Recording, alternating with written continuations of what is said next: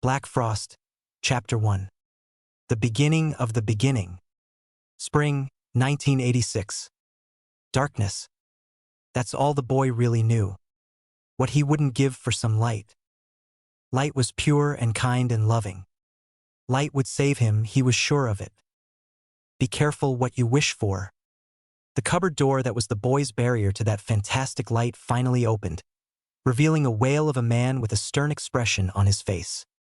"Now, I don't want any more funny business from you, boy. You got that?" the portly man yelled. All the poor boy could do was nod his head, as he had been starved for 5 days, only given water at night by his aunt as she did not want him to die in their house. Most people would think that she was trying to help, but she only did it for herself, as it would be improper for her to have a dead child in her home.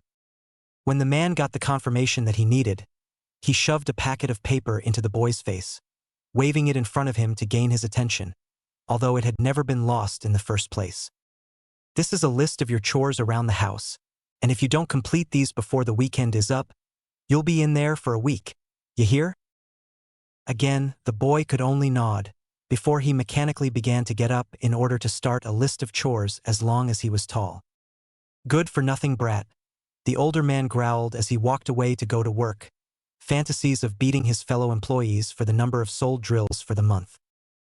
A shadow of a boy, no older than 5, crawled out of a cupboard under the stairs to begin his duties, already trained and conditioned to follow orders or suffer the consequences.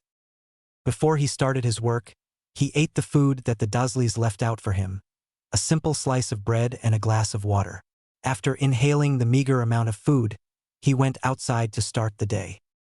His first duty was to pull the weeds in the garden by hand because the Dursleys apparently did not trust him enough to handle any tool to ease the burden of his task. Getting on his hands and knees, the young boy droned through his work, trying not to think about the fact that this treatment was torture, or the reasoning behind the torture in the first place. He tried not to think about the reason for why his own family did not love him as he scrubbed the already spotless stove once again. He tried not to think about the beatings that he would get at night from a drunken Vernon as he organized the already perfect living room. He tried not to think about that night when Vernon got really drunk and, almost as if a dam had burst, tears began to fall from the young boy's eyes, soaking the ground as he painted the already clean white fence white again. "Why do they do this to me? Why?" XXXXXXXX. Late April 1986. Why does he do this to me? The young boy once again found himself running for his life and away from his overweight cousin and his pack of goons as they chased him throughout the schoolyard. They were currently playing Harry hunting, a game that they came up with where they would chase Harry around, and once they caught him, beat him up and insult him. Needless to say, Harry hated Harry hunting. "I have to hide, I have to hide, I have to hide," he repeated, looking around frantically for an escape from this hell. Turning around the corner of the large school building, the boy suddenly felt a surge of power inside of him before feeling as if he were being squeezed through a small tube. After a moment of the uncomfortable sensation and a loud crack, Harry found himself sitting on top of the school roof, many yards away from his demented cousin and his friends. "No. Freaking way!" he gasped aloud, fearful for a moment that he was going crazy. "I am in so much trouble. XXXXXXXX. The day after 1986. After his debacle the day before, Harry went straight to the one place that he could call his refuge, the library. Scanning through all of the numerous books in the familiar building, he finally stumbled upon the one that he had been searching for, Teleportation, Is It Possible? By Peter Wayne. Flipping through the book, he found a list of theories, some dating as far back as the time of the Egyptians. For once in Harry's life, the dull and robotic look that normally accompanied his face was gone, replacing it with a vibrant smile and a merry gleam in his eyes. "This is it," he thought, "this is my ticket out of here. With some practice and a couple of years, I'll be out of this hellhole." XXXXXXX. And so, the boy spent weeks practicing, trying desperately to recreate the circumstances that allowed him to teleport before, but to no avail. Harry intentionally put himself by Dudley's gang, hoping for them to chase him again, and they did, but it still didn't work. Dudley still found him and beat him, and he was no closer to achieving his goal. After trying for the billionth time, the boy let out an irritated sigh, falling to the ground in exhaustion. Why? Tears began to stain the ground as Harry wept once again for his cursed life. Am I ever going to get a break? He asked himself, before looking up to see Dudley and his gang grinning at him from a couple meters away. Harry sighed again and picked himself up, giving the boys a hate-filled glare that seemed to scare the more weak-willed ones. I guess not. Without warning, he turned and ran away from the other children, determined not to get caught by them. Anger and hate filled up within him, and when the boy finally turned around the exact same corner that he had before, he once again felt the uncomfortable squeezing and heard the loud crack, before being deposited across the street and landing in some bushes. Panting and feeling extremely exhausted, Harry's body sagged to the ground as he was unable to move on. Even so, he still found that he could smile, for he had finally done it. I guess now I know what fuels it. Emotion. XXXXXXXX. After practicing for months on end and at any time that he could away from prying eyes, Harry had finally managed to learn how to travel short distances on a whim, with the only thing announcing his arrival being a soft pop, instead of a loud cracking noise. Although he knew that he would not be able to get any more silent at this stage, it still infuriated him to no end. However, he was still content with his new ability because he could freaking teleport. How cool was that? Now, every time that the rotten Dursleys locked him in that foul cupboard, he just popped away at night to enjoy the fresh air and the feeling of freedom. With the combination of Vernon and Dudley's snores, he was certain that no one could hear him exit and enter back into the house, but in order to be safe, he only did this at around 4 a.m. so that he could be even more certain that he wouldn't be detected. One night during winter break, the young boy decided to see if he could push his powers even further and go a larger distance. Sitting cross-legged on his poor excuse for a mattress, Harry closed his eyes and concentrated on the one place that he would always want to go to, his sanctuary. Peeking his eyes open, he found that he was still in his room, but also saw that his toy soldiers that he always played with began to magically float. I think I'll store that one for later. Closing his eyes again, he tried his old method when he was first starting out, focusing on all of the anger and hate that he felt for the Dursleys and this cruel world, and how the only place that would save him would be his sanctuary. What he found this time, however, would be another one. Instead of teleporting to the library, or even going halfway, the young boy found himself in another place entirely.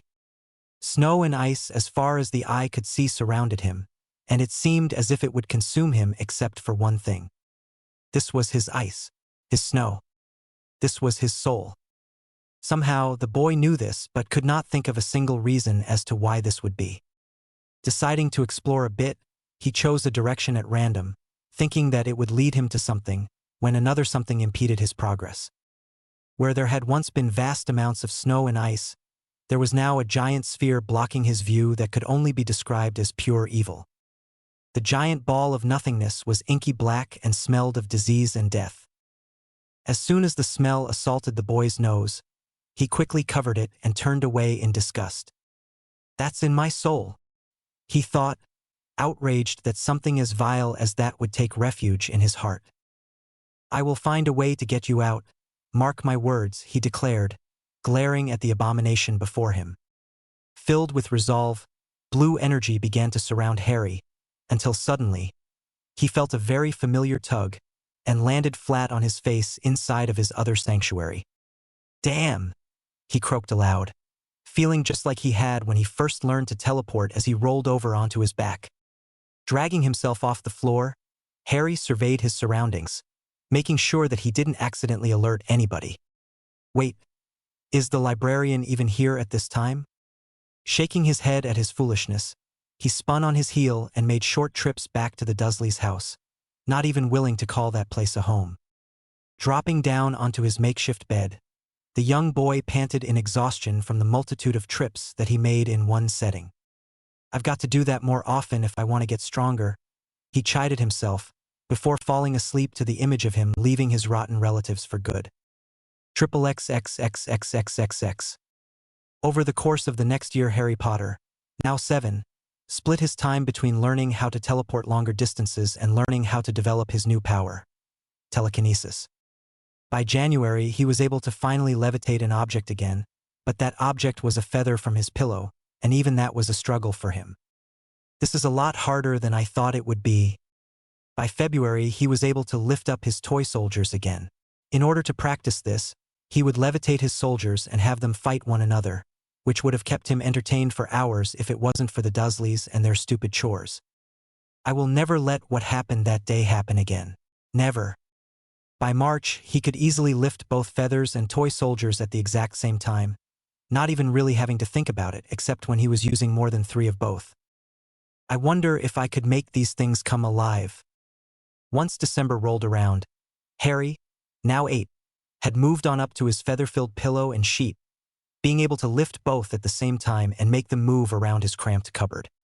One day during winter break, Dudley had tried to sabotage Harry when he was making eggs, as he had not been able to pick on him at school any longer.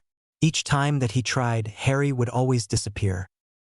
As the wail of a boy walked by the stove, he accidentally crashed into Harry, making the boy lose his grip on the pan and have it fall to the ground.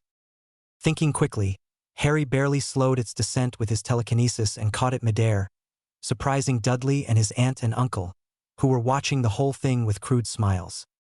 "What was that freakishness, boy?" Vernon roared, already getting up and preparing to whip him until he screamed for mercy. "I just have good reflexes," the scrawny boy mumbled, already setting the eggs on the breakfast plates to serve to his horrid relatives. Vernon stared at the boy, and Harry found himself staring right back. This lasted for several tense seconds before Vernon felt a weird pressure in the back of his head, while Harry began to hear a loud shouting voice that resembled Vernon's but sounded sickly and, dare he say it, even more horrible. "Good-for-nothing nasty little brat. I should kill him. I should—" Harry quickly looked away, not willing to know what his slob of an uncle thought of him.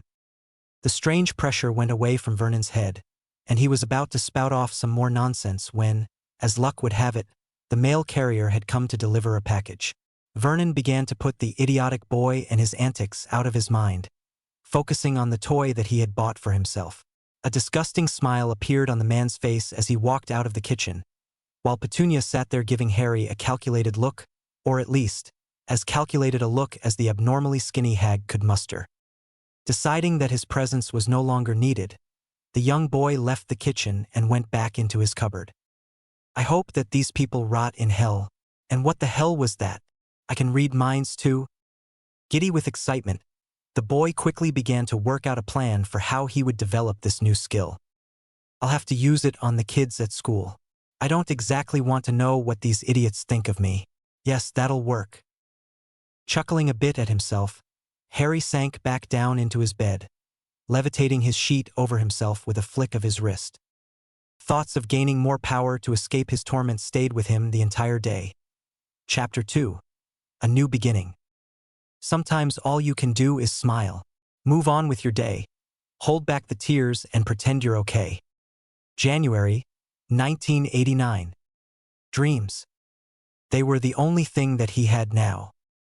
After discovering his latest ability, Harry Potter was actually excited to be going back to school, something that his abusive relatives quickly began to notice. As soon as Vernon was able to, he yanked the boy aside with his meaty hands and hissed, "I don't know what has gotten into you, boy, but I sure as hell better not hear of any freakishness from your school. You got that?" All Harry could do was weakly nod his head, as he internally cursed himself for showing emotion around his rotten wardens of the prison that they called a home. After shoving the young boy towards the front door, Vernon walked away with a cruel smile on his face, glad that he was still able to intimidate the little brat. Harry rubbed his tender shoulders, absently noting the slight bruises shaped like hands where the fat slob grabbed him. His eyes darkened as he stared at the retreating back of his uncle. "If I can find a way to support myself, I am going to kill him, very, very slowly." Satisfied with his line of thinking, he headed to school with Whale Jr., fully intent on practicing his new ability on his fellow classmates, not even feeling the slightest remorse for going through their private thoughts. "They're 8 anyways," he chuckled. "What do they really even have to hide? XXXXXXXX." After a day filled with the many different disturbing thoughts of a classroom packed with 8-year-olds, Harry had finally found a way to read the surface thoughts of his other classmate. Unfortunately, it also caused said classmates to get major headaches, with some of them even having to go home because it was too much for them. Nothing could possibly be traced back to Harry, of course, and that is exactly how he liked it. It would not do well to have his demented uncle find out that he might be a cause for the other children's headaches. Otherwise, he would get a serious beating when he got back to that place. In other news, Dudley had once again tried to catch Harry off guard. But if Harry was ever anything, it was always on guard. So, the little pig couldn't find his younger cousin anywhere, and never would if Harry had anything to say about it. Overall, the young boy found today to be one of his best, and in his mind, they could only get better. XXXXXXXX. March, 1989.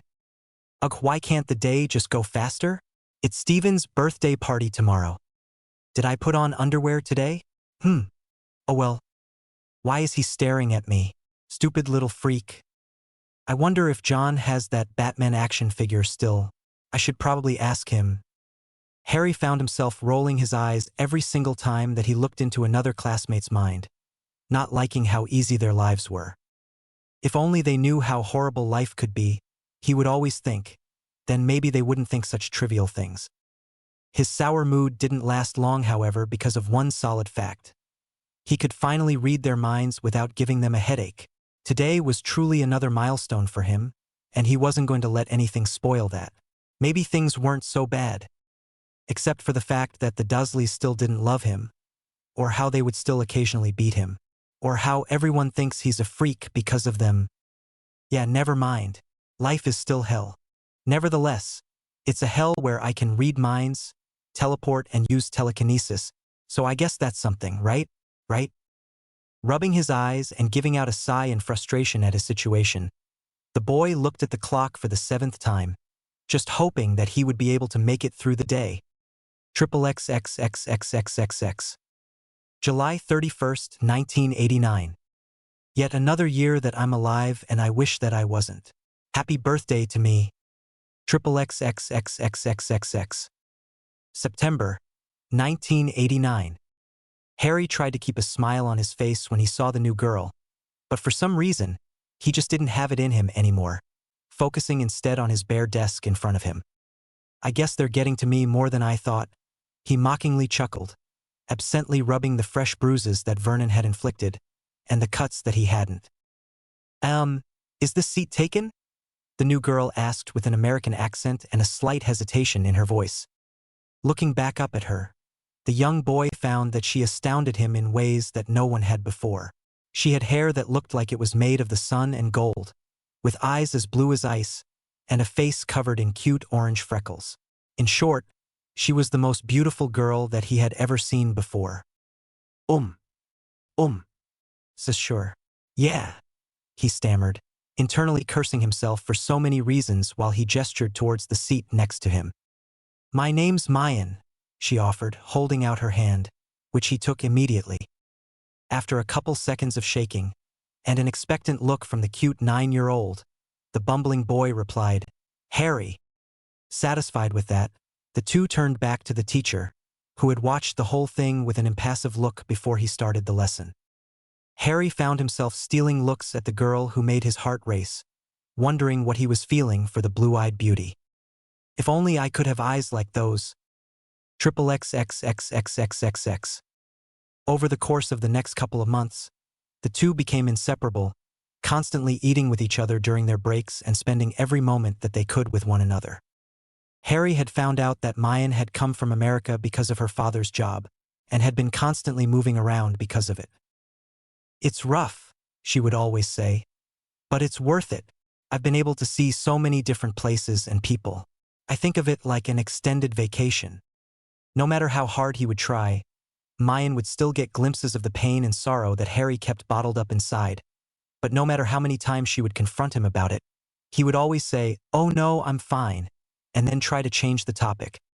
Eventually, no matter how many times Dudley would pick on him or the Dursleys would warn him to stay away from her, the little boy who slept under the stairs had finally found an actual friend, and dare he admit it, a crush.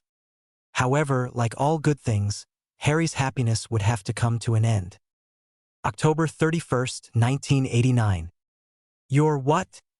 the almost frightened boy mumbled. "I'm leaving," the blue-eyed girl repeated. December 1989. The last day before break. It was raining. Not the typical showering that accompanied so many places in Britain, nor a light sprinkle that could be easily forgotten.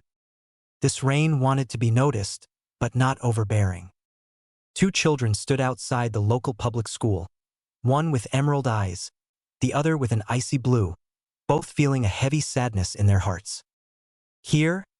the blue-eyed girl offered with a smile, holding a box that was wrapped in a color almost exactly like that of her eyes. "Merry Christmas."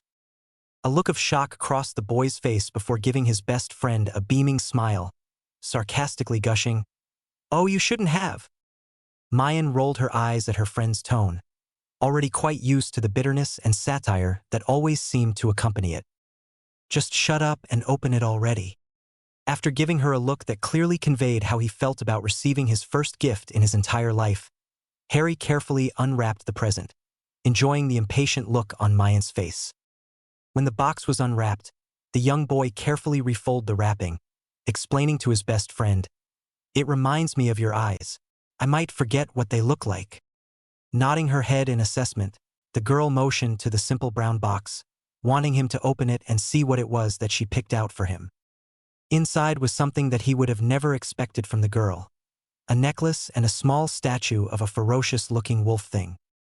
After several tense seconds of silence, the girl giggled, "Sue, how do you like it?" expecting him to be completely confused. "Ah," Harry lamely replied, not knowing what to make of the present. After another bout of giggles, the young girl finally took pity on the boy, telling him, "It's an amarok." Seeing that he still looked confused, she continued, "It's a mythical beast, a sort of wolf beast that would hunt the hunters. I thought that it suited you perfectly." Harry gave his best friend a look of disbelief, asking, "Why would you think that? And don't wolves hunt in packs? With you leaving, I'm all alone again." Mayan let out a sigh in defeat, hoping that the present would cheer her friend up, but to no avail. "It may not seem like it now, but it will make perfect sense. I'm sure of it. When I saw it in the store, it just screamed you. Trust me," she assured him, giving the boy one of those smiles that he always loved to see. "And besides, they don't have a pack." "And the necklace?" he inquired, holding up a black stone cut into a teardrop with a sharp edge and had what looked to be a question mark with a star for the dot decorated on it. A simple thick piece of yarn looped through the top of the stone, with a knot and a loop at the end for tying the necklace. "Well, that just looked cool," she answered, giving him a playful smirk. Harry sighed and shook his head, but still put the necklace on and pocketed the amarok statue. "Thank you." The two went back to sitting in silence, watching the last rainfall that they would ever see together again. Nothing else needed to be said. XXXXXXXX. Christmas, 1989. 4 Uhr nachts. As the household of number 4 Privet Drive slept in their comfortable beds, not caring for the freak that slept under their stairs, 3 angry and slightly drunk men staggered up to the place they called home, knocking his front door wide open with a well-placed shotgun blast. Quickly climbing up the stairs before their target could call the police, they soon found themselves standing in front of an enraged, half-dressed Vernon Dursley with a shotgun of his own, wife and son behind him cowering in fear. "What the hell is this? Get out of my house at on dash." Another blast rung through the air as Vernon Dursley, husband, father, and abusive uncle, was killed right in front of his family, done in by a scorned employee. Screams filled the home as both wife and child tried to run away from the crazed men, but were both instantly felled by another round of bullets. With their work done, the men lit the house on fire, destroying any evidence that could be traced back to them. The whole time, a young boy with emerald eyes watched on in disgust before spitting on the grass that he had put so many years of work into. Shouldn't have been that painless. They should have suffered more. Still, Harry couldn't help but be happy with how the day had turned out. This might just be the best Christmas that I've ever had. Walking away from the now burning home, the young boy didn't notice the red dome flicker and faded over the house, nor did he see that some of the broken pieces made their way into him. It wouldn't matter either way. He wouldn't understand it until much later anyways. XXXXXXXX. After walking through the snow for who knows how long, Harry decided to sit down and figure out a plan. He didn't have any money, but he could steal it. He didn't have a home, but he never had one anyways. Whatever, I know I'll figure it out. Laying back into the snow, he couldn't help but notice how he didn't feel the chill of the wind or the bite of the white powder beneath him. Has it ever bothered me? He wondered. Giving the snow an inquisitive look, Harry tried to levitate it with a flick of his wrist, finding that as soon as the thought occurred to him, the snow did his bidding. Huh. Interesting, he thought, not noticing his eyes flash a familiar icy blue for a split second. Interesting indeed. Chapter 3, Change. Your life does not get better by chance. It gets better by change. January 1st, 1990. Discovery. While all of the adults were spending their time raising their glasses in celebration of coming out of yet another year in life, a lone boy of 9 walked the cold and deserted streets of London. The boy, one Harry Potter, was fiddling with a new addition to his look that appeared the moment that the clock struck midnight. A single streak of pure white hair going horizontally across the right side of his head. The beginning of a new year. Suits this just perfectly, I suppose, he thought as he stroked the streak for the 7th time that night. What brought it on, though? Does it have something to do with my powers? Is something else going to change? Thoughts of changing into a strong and respected man accompanied the boy as he teleported from the desolate streets and to his worn-down one-bedroom apartment. It technically wasn't his, but as long as the landlord never heard him come in, which he never would due to the fact that the 9-year-old could now silently teleport longer distances, he was safe. Crashing onto his queen-sized bed, Harry began to think about his future and what it would entail now that those cretins were out of his life, absently fondling the necklace that Mayan had given him. I absolutely have to learn how to defend myself. I know that I shouldn't broadcast my powers. I don't want to be locked up in another prison. But what should I learn first? Rolling over to face a small window, he looked outside to see the white and powdery snow fall slowly down towards the trash-filled streets. If there is anything more beautiful than those eyes, it's that right there, he thought as he drifted off to sleep, dreaming of a world covered in ice and snow. January 2nd, 1990. After wandering about for a couple of hours, Harry had finally found a suitable establishment that would provide him with the needs to protect himself. A mixed martial arts studio. Stepping inside the small building housed between a grocer's and a laundromat, Harry instantly liked who he assumed to be the instructor, if the way that he didn't give Harry a second glance was any indication. Making sure to take off his shoes, the young boy found himself amazed at the level of mastery that the sensei had over his art, weaving and dodging between the blows of his students before taking each of them down with a few well-placed strikes. After watching the group practice for 30 minutes, the sensei called for a break in mid-strike, causing the others in the group to give him a look of confusion before they saw the young boy standing inside their dojo. The master made his way over to Harry with an impassive look on his face before asking, "Why are you here?" Harry felt as though the question was more loaded than most people would think, so instead of answering immediately, he took his time to think. I can't tell him that I'm all alone, but I can't exactly lie to him either. Something tells me he'd see right through it. I guess I'll go with a half-truth. I need to learn how to defend myself in the best way possible, he carefully answered. The sensei's eyes narrowed, giving the young boy a critical look that would probably make others squirm, but simply made Harry give him a defiant frown right back. After folding his arms and rubbing the bridge of his nose, the older man let out a sigh and explained, "You will begin tomorrow. 6 Uhr morgens. We will build you up first. Be prepared." "I will be." The sensei gave a snort in disbelief before going back to his students, any thoughts of Harry gone as he concentrated fully on the task ahead of him. Harry simply backed out of the dojo, not seeing any other reason to be in there anymore.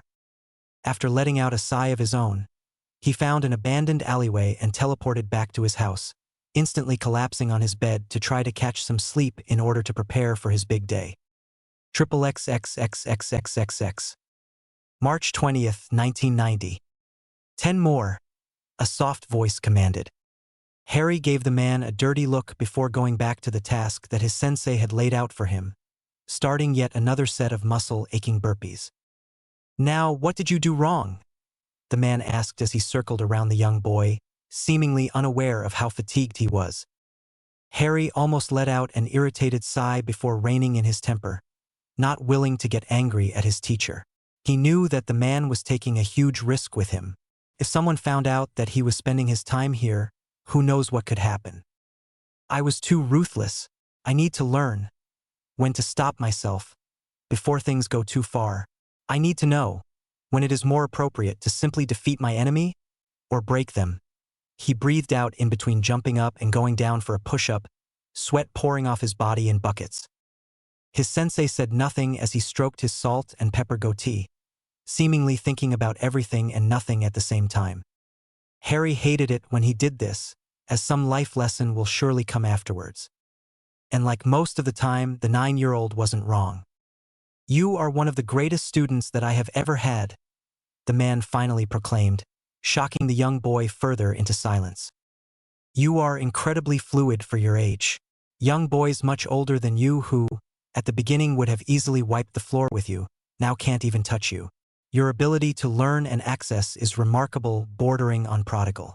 But I know that you have a darkness within you. I can see it every time that you work with others.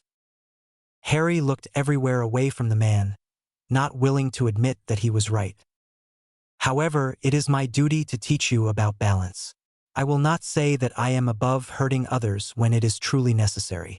But senseless violence is exactly that. Senseless. I want you to remember that.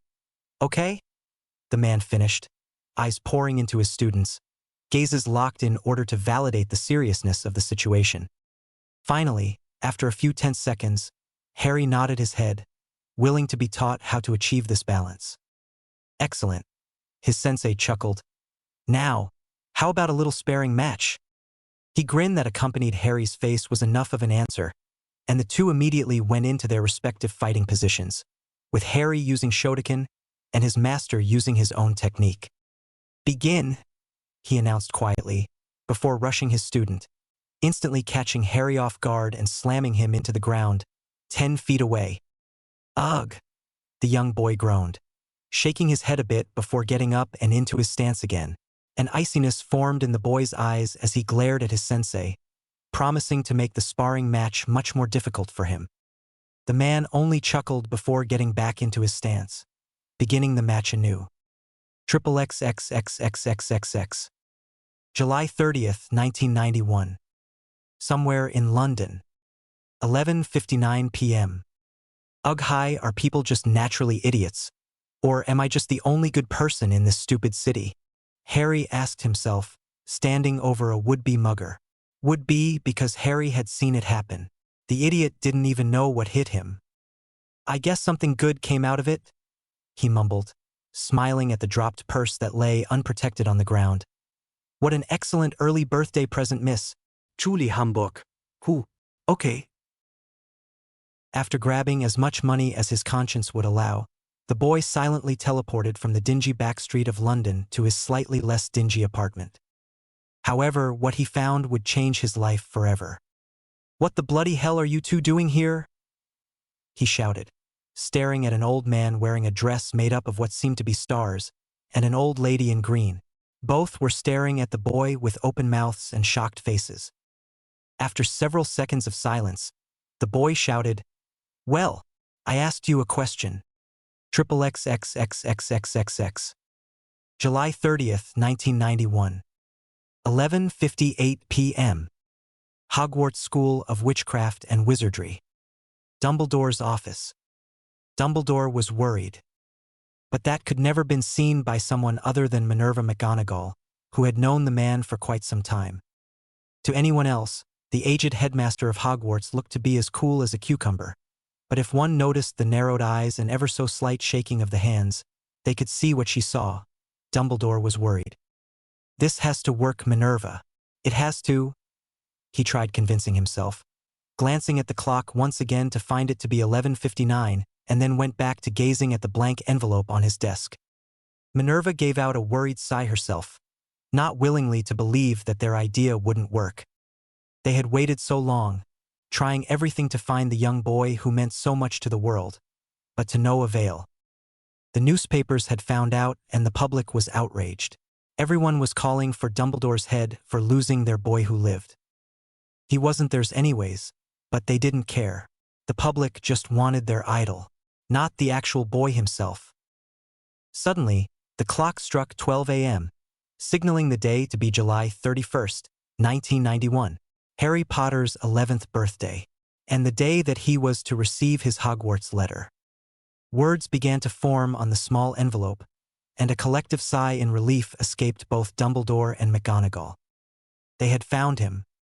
As soon as the address was finished, the two apparat to the scene, finding themselves in a dingy, backwater apartment in the middle of Muggle London.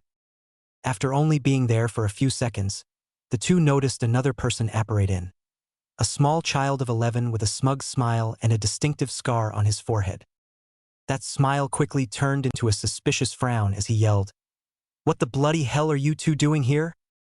The two adults were shocked into silence at the boy's level of magic, not expecting any of the events tonight to have happened at all. Finally, the boy got fed up with it and yelled, "Well, I asked you a question."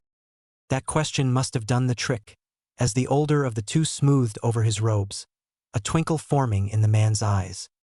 "My name is Albus Dumbledore. I am the headmaster at Hogwarts School for Witchcraft and Wizardry. You are Harry Potter, I presume." Harry gave the man a critical look, already sensing that he meant no harm, but finding that when he stared into the man's eyes, he couldn't read his surface thoughts. In fact, he couldn't see anything. It was as if nothing was there. The twinkle in Dumbledore's eyes grew brighter as he announced, "I'm afraid, young man, that I am much more adept at hiding my mind from other people than you are at reading it. Although I must say, a child such as yourself learning legilimency on your own, and to be at this level is astounding." The young boy's eyes widened in shock for a split second before calming himself, cursing on the inside for letting his emotions show to a stranger. McGonagall was off on the side, staring between the boy who she knew to be Harry and her oldest friend, shocked into disbelief at what the headmaster was saying. "Albus, that is impossible," she exclaimed, not believing that a boy with no magical instruction could do such a thing. Harry gave the old woman a cold glare that chilled her to the very bones before he spat back.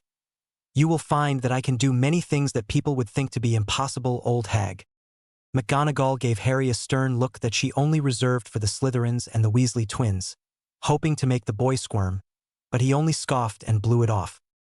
Dumbledore began to chuckle at the play-by-play between the two, finding it to be an immense relief to the tense situation that he had found himself in. Unbelievable, the nerve of the little brat. Harry's nostrils flared at the insult, reading the McGonagall's mind as she had lowered her occlumency shields in a fit of rage, and gave her a murderous look that promised pain. McGonagall gave an involuntary shudder from the cruel expression from such a young boy. "I don't think that it would be wise to attack your future teacher, Mr. Potter," Dumbledore chided, no longer chuckling.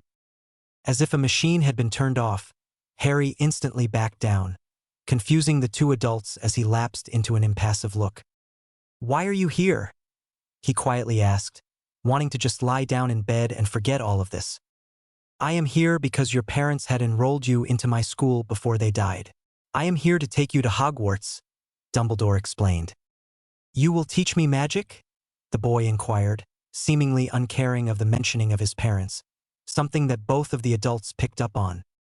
"Yes, Hogwarts is the finest magical school in all of Britain, and one of the best in the world. You will learn everything that we know about magic."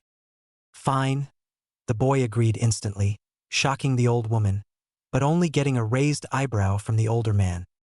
"What? I want to learn magic. You can teach it to me. I'll go with you to your silly school. But if I have to share a room with someone, all hell is going to break loose," he informed, giving the two a look that clearly expressed that he meant business. "We'll see what we can do for you," Dumbledore instantly agreed, already wanting to take the boy and right the wrongs that he had committed against him. With a wave of his hand, The young boy summoned all of his necessary belongings to him, and just to show off, made them all spin and twirl in the air, much to the enjoyment of the man and displeasure of the woman. "We may need to adjust your curriculum, though," Dumbledore chuckled, truly impressed with the boy's level of control of magic. "He's a prodigy. Maybe I'll mentor him myself when he's older. He's a nightmare. His father wasn't even that bad. These two have no idea what they're dragging into their school." And just like that, the three apparat back to the grounds of Hogwarts, giving the young boy his first look at the wondrous castle. Welcome to Hogwarts. August 2, 1991. Destinations. After spending all of his first day at Hogwarts wandering the castle, Harry decided that today he would finally ask Dumbledore one of the most important questions that he had at the moment. Where the hell was the library? As he strolled up to the headmaster's office, Harry still couldn't help himself from gawking at the beautiful castle before him. It was truly something to behold. The place reminded him of something out of the fairy tales that he had read behind the Dursleys' back, with towers that seemed to reach towards the heavens and staircases shooting off in every kind of direction. If Harry had to take a guess, he'd have to say that it was built during the time of the knights of old, and the castle would be his new home, something that he couldn't even call his old apartment. As he walked up to the gargoyle statue that guarded the headmaster's office, he absently mumbled, "Ice mice," allowing him entrance to the old man's sanctum. Harry quickly climbed the spiral staircase that led to a simple, yet eloquent wooden door with a golden knocker, a bit miffed that he had already wasted so much valuable time. "I need a quicker way around this place." Before the young boy could even knock, a voice shouted, "Enter." Harry narrowed his eyes and checked his surroundings, trying to find where the cameras were that allowed Dumbledore to spy on his visitors, but after finding none, cautiously entered the man's office. Inside were knickknacks and doobobs of every shape and size, some whirling at a fast pace, and others moving as slow as a snail. However, instead of looking around like most people, the young boy simply strode in with a purpose, intent on simply asking his question and then leaving. Unfortunately, nobody was home. At least it seemed that way. Standing tall and proud on a perch made of gold was a majestic bird of fire and sun, a phoenix. The bird's small beady black eyes followed every single move that the boy made, seemingly giving him a disapproving look. The moment that Harry noticed the bird, he instantly hated it, finding the ruddy chicken to radiate light, with not 1 ounce of darkness in it. "Ew," he stated simply, turning his nose up at the noble specimen. Fawkes let out a squawk of indignation, not finding the boy to be funny in the least. Outside of both their views was an old man chuckling at the display, finding the two to be highly amusing. Harry's ears suddenly twitched, and the boy turned to where Dumbledore would be if he wasn't invisible. The older man stopped chuckling as Harry slowly moved towards him, eyes full of suspicion and curiosity. "He is a lot more like his mother than I thought he would be," Dumbledore absently noted, although he looks like a carbon copy of his father, except for the eyes. Again, just like lilies with a bit of blue. Interesting. And that white streak. Dumbledore's eyes narrowed at the strip of frosty white that went across the right side of Harry's head, trying to analyze it before the boy reached him. "What is that?" Harry suddenly reached out, grabbing the older man's beard and giving it a tug, causing actual laughter to escape from Dumbledore's lips as he cancelled the disillusion spell. Well done indeed. I am surprised at your level of perception. It seems as though you have an immense amount of potential. Almost as much as me, in fact. Tell me, how did you do it?" The old man inquired, truly curious about the boy's ability. The younger boy's eyes widened ever so slightly at the appearance of the headmaster, but nodded his head as his theory was proven right. "Something about the area around you seemed off, like something should have been there but wasn't. I don't know how else to describe it," he tried explaining. Dumbledore stroked his long white beard in thought. "Interesting indeed." "Well, I'm sure that you didn't come here to play with my beard," he chuckled. "So what is it that I can do for you today, Mr. Potter?" "I want to know where the library is," the boy instantly replied, fully aware at how eager he sounded. Maybe he'll like me better this way, eager and ready to listen to his wisdom. "Oh, well, of course. You will want to try and get as much information as possible about this new world that you have landed yourself into. and you might have trouble moving around the castle. Would you like a map of the school? I know how daunting a task it can be to navigate the halls, Dumbledore offered, hoping to get the boy on his good side. Sure, that would be perfect. Harry outwardly grinned, face carefree and grateful, although the automatic response from the old man gave him a reason to suspect that not everything was what it seemed. Dumbledore quickly took out a piece of parchment, silently casting a spell on it with his wand, something that Harry noticed, causing the brown and slightly worn paper to emit a shudder.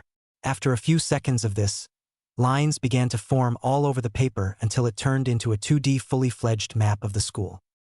Now, when school starts, I'm going to have to ask you to refrain from using this in front of the other students, as some of them would use it for less than honorable purposes. The older man began to explain, knowing that he had the full attention of the boy. Your position on the map is the black dot, and your destination is the red one. All you have to do is speak to it in order for it to work, and just pocket it to turn it off. Harry nodded his head in assessment before mumbling a thank you, and quickly walking off to find the library. Dumbledore stared at the receding back at the boy, wondering how he would go about asking him about where he had been for the past 2 years, and how he had managed to stay hidden from every single tracing spell that they had used. This will not be easy. XXXXXXXX. As soon as Harry reached the library, he immediately went to the librarian, a 40-something woman named Madame Pants, and asked, "Excuse me, madam, could you please direct me to the right area to find these? You see, I've never been in a magical household and know absolutely nothing about magic, so I was wondering if I could check these out in order to get ahead." The woman was startled to hear such a young boy be so polite, as she was used to the rudeness of the younger generation. Because of this, Harry found himself carrying a pile of books that were on the list and told to come back when he was done with those in order to get the rest of them. Well, that was easy, the boy chuckled, whistling as he made his way back to his room. Because school had not started yet, Dumbledore thought it fitting to give Harry a single room on the second floor. That way he wouldn't have to be in an empty dormitory. After opening the door and shutting it with his foot, the boy quickly made his way to his desk, setting down the 3 books with a thump. Okay, the Standard Book of Spells, Grade 1 Foot by Miranda Goshawk. I am going to read you in. The boy flipped through the book, sizing it up in his hands. For days. Let's do this. XXXXXXXX. The month that ensued saw a little boy of 11 go through books like they were simple booklets. After finishing the first-year material in 2 weeks, Harry went back through the entire set of books and took extensive notes on them.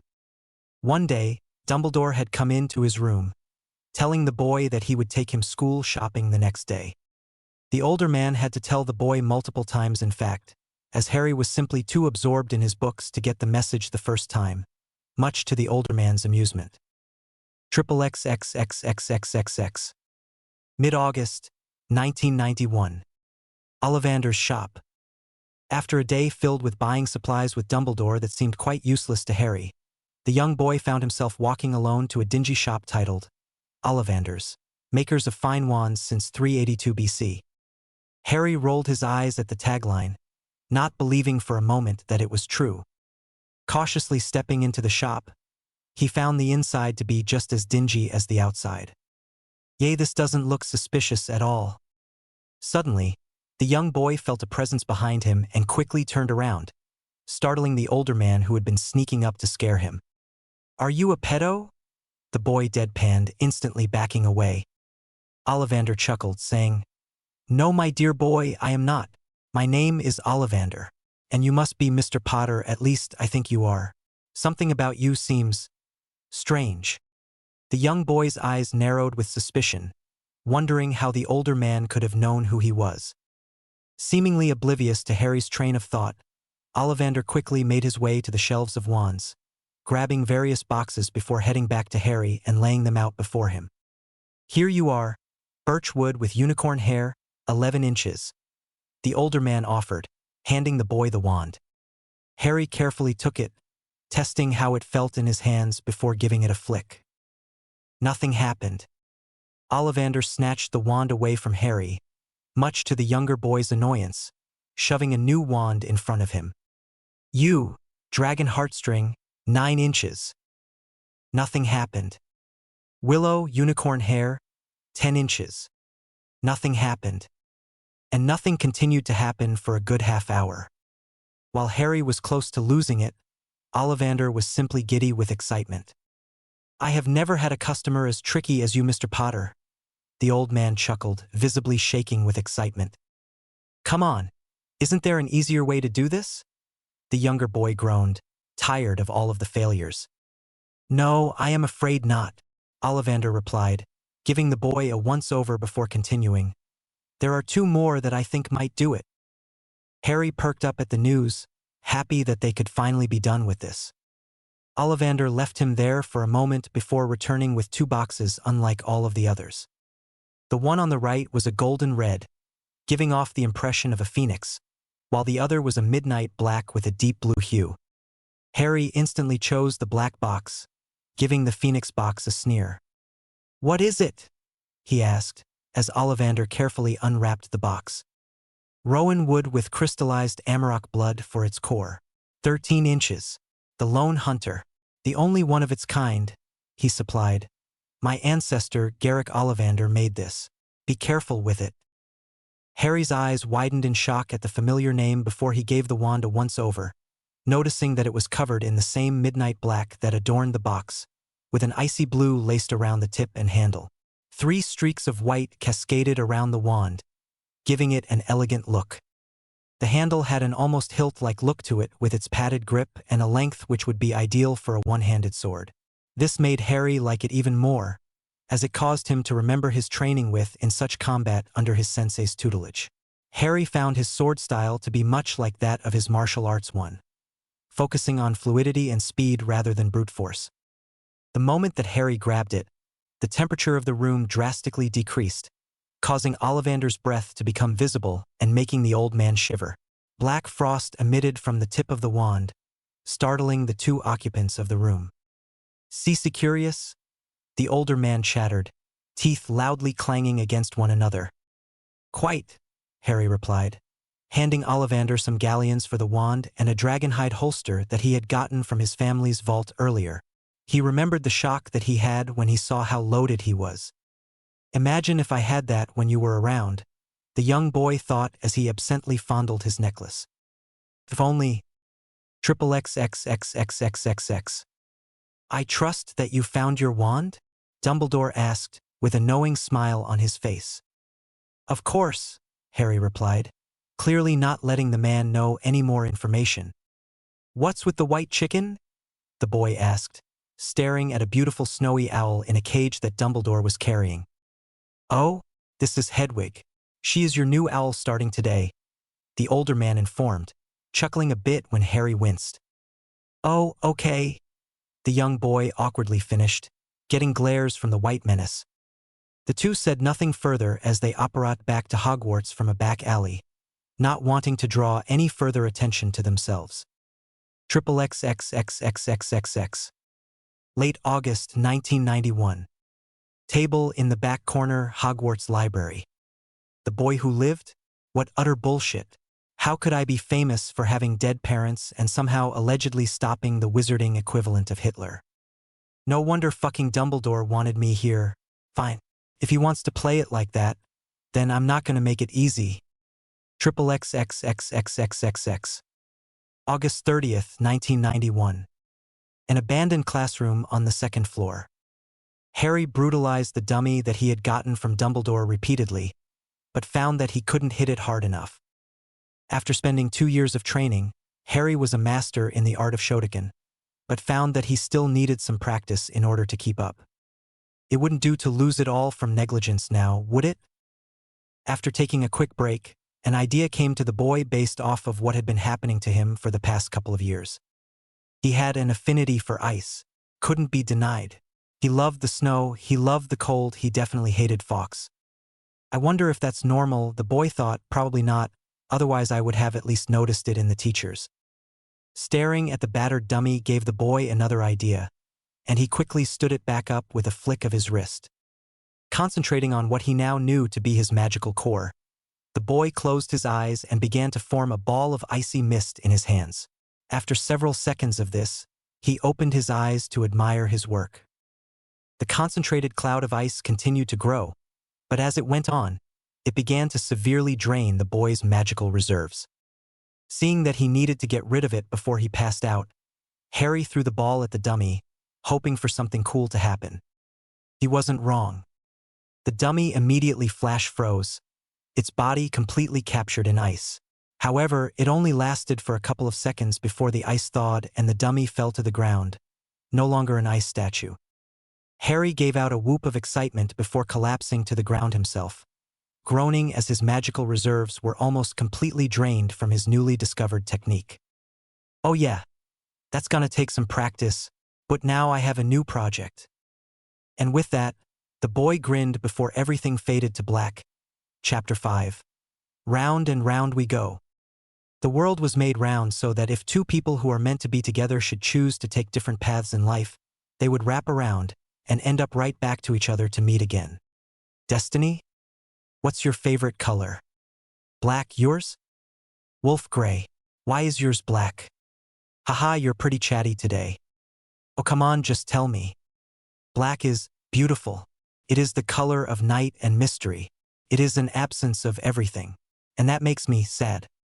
Sad? But isn't that a bad thing? No, not necessarily. September 1st, 1991. For the first time in a long time, Harry woke up with a smile. He was actually going to meet other kids today. Normally, he wouldn't be this excited, as he hated other children his age, but after spending a whole month with these horrid adults who lived in the Dark Ages, it would be good to finally have some entertainment. Last night Dumbledore had told him all about how he was famous for having dead parents, something that he had already found out in the library a few days beforehand. The old man then went on to tell him that he allowed him to get used to this new life, but it was now time for him to talk about his old one. The two would apparently have conferences starting the next day, something that Harry wasn't too happy about. Honestly, why did he wait until the day before to tell me something that huge? I would have been screwed if I hadn't found out sooner, and he waits until now to ask me about my past? What was he doing the whole time? Quickly grabbing his signature outfit, a black t-shirt with black pants and boots, layered with a black cloak that went past his knees. The cloak had a hood that would cover the boy's face entirely, with crystalline cord locks hanging from the front of it. The fabric opened up in the front, allowing the wearer versatility while moving. He obviously loved black. To top it all off, he put on fingerless leather black gloves, his stone necklace, which he always wore, and the Amarok statue, which fit securely in a secret pocket within the cloak. Overall, with his midnight black hair and slightly pale face, he looked like a modern-day Grim Reaper. With the addition of the white streak in his hair, he looked like the kind of kid who mothers would hide their children from and fathers who warned their daughters about. And that is exactly how he liked it. Let them look like fools for fearing what they can't understand. He would always think, "You always liked it when I wore black. I don't care what anybody else thinks." After checking himself in the mirror to make sure that he looked presentable, the young boy made his way down to the Great Hall for breakfast, not even bothered by the scar on his forehead. It was never a problem before, and it won't be now. I'll just go off on the idiots if they get too close. Smiling at the thought of scaring his fellow first-years, Harry didn't even notice that he had already made it to his destination until the smell of waffles and treacle tart became too much for him. I am gonna be eating good today. As soon as he walked into the hall, many of the conversations between the teachers stopped as everyone stared at the boy cloaked in black. Seeing that no one else would say anything, McGonagall decided that it was her duty to impart judgment on the child who had given her so many headaches. "Mr. Potter, why are you not dressed in your school robes? Today is the beginning of term, and although you will be riding the train with other students, don't you think that it would be prudent to get into them now, without the hassle of putting them on later?" Harry gave the woman a sweet smile, which to the trained eye, namely Dumbledore and Snape, was actually the signal for trouble. "This should be interesting," the headmaster chuckled. "I'm so sorry, Professor McGonagall, what was I thinking?" the boy gushed, with a look of pure ignorance on his face. Harry then went back to loading waffles on his plate, silently chuckling to himself as he ignored the glares that his least favorite professor were sending his way. "Well?" the older woman asked impatiently. Well, what, Professor? Harry questioned. Aren't you going to go and change? McGonagall inquired, irritation evident in her voice. Oh, you meant now? Yes, I meant now, she snapped, actually being angered by the boy's stupidity. Well, I would, if I wanted to actually wear those ghastly things you call robes. Harry's words were met with silence as all of the teachers had now focused on the conversation, dropping any pretense of eavesdropping. Excuse me? McGonagall shouted, outraged at the sheer nerve of the boy. I sighed that you will never catch me wearing those disgusting things that you call robes, Professor. The boy retorted with a sickly sweet emphasis on the word. Cloaks are much more suitable to move around in. Plus, I don't remember seeing in any of the Hogwarts rules and regulations that the students must wear robes. They are just highly recommended. As McGonagall was going red with rage, Dumbledore and the rest of the teachers were off to the side chuckling at the antics of the two, already quite used to them butting heads after only a month of the boy's presence. He isn't wrong, Minerva, Dumbledore supplied, much to the woman's shock and the boy's slight discomfort. Seeing that he had won his argument, Harry went back to his breakfast, savoring the taste of his delicious treacle tart. If 1 month was like this, the next 7 years are going to be catastrophic. XXXXXXXX. Platform 9 3/4. Maybe this was a mistake, Harry wondered, slightly irritated at the sight of all of the different families crying and hugging their children goodbye. The boy wasn't jealous per se, just annoyed at seeing something that he could never have. I mean, I kind of felt that way about Sensei, but seeing as how I never learned his name in the 2 years that I've known him, maybe not. Sulking a bit, the boy pulled the hood of his cloak up, easily becoming invisible to the crowd as he boarded the train. He headed to the very back, taking the last compartment for himself and pulling out a second-year defense against the dark arts book on theory. Over the month that he had been at Hogwarts, he had created a very healthy relationship with Madame Pants, almost going as far as to call her a special acquaintance in some weird way that made no sense to him. I only have one friend, and she's not even here right now. Any further thoughts on the depressing subject were ground to a halt as the compartment door opened. Inside the archway was a boy with red hair, faded clothes, and a large nose with what seemed to be dirt on the side. In short, an awkward 11-year-old first year, the complete opposite of Harry. May I sit? He began to ask. No, Harry interrupted. But everywhere else is foo dash. I said no, the young elemental insisted, giving the boy a cold glare underneath his hood. Fine then, be a prat, the redhead mumbled, scurrying away from the murderous look on Harry's face from the insult. After several seconds of tense silence in which Harry tried to make sure that the boy was really gone, Harry let out a reluctant sigh, saying to himself, "Why do I do this to people?" The door opened again to a platinum blonde boy with a smug smile on his face and 2 goons behind him. The boy looked to come from a rich family, father probably a political figure in that mess that they called a Wisengamot, probably pampered his whole life and expected everything to come to him on a silver platter. Harry instantly hated him. "Get out, you freak," the boy taunted, commenting on the abnormal amount of black that the mysterious boy seemed to be wearing.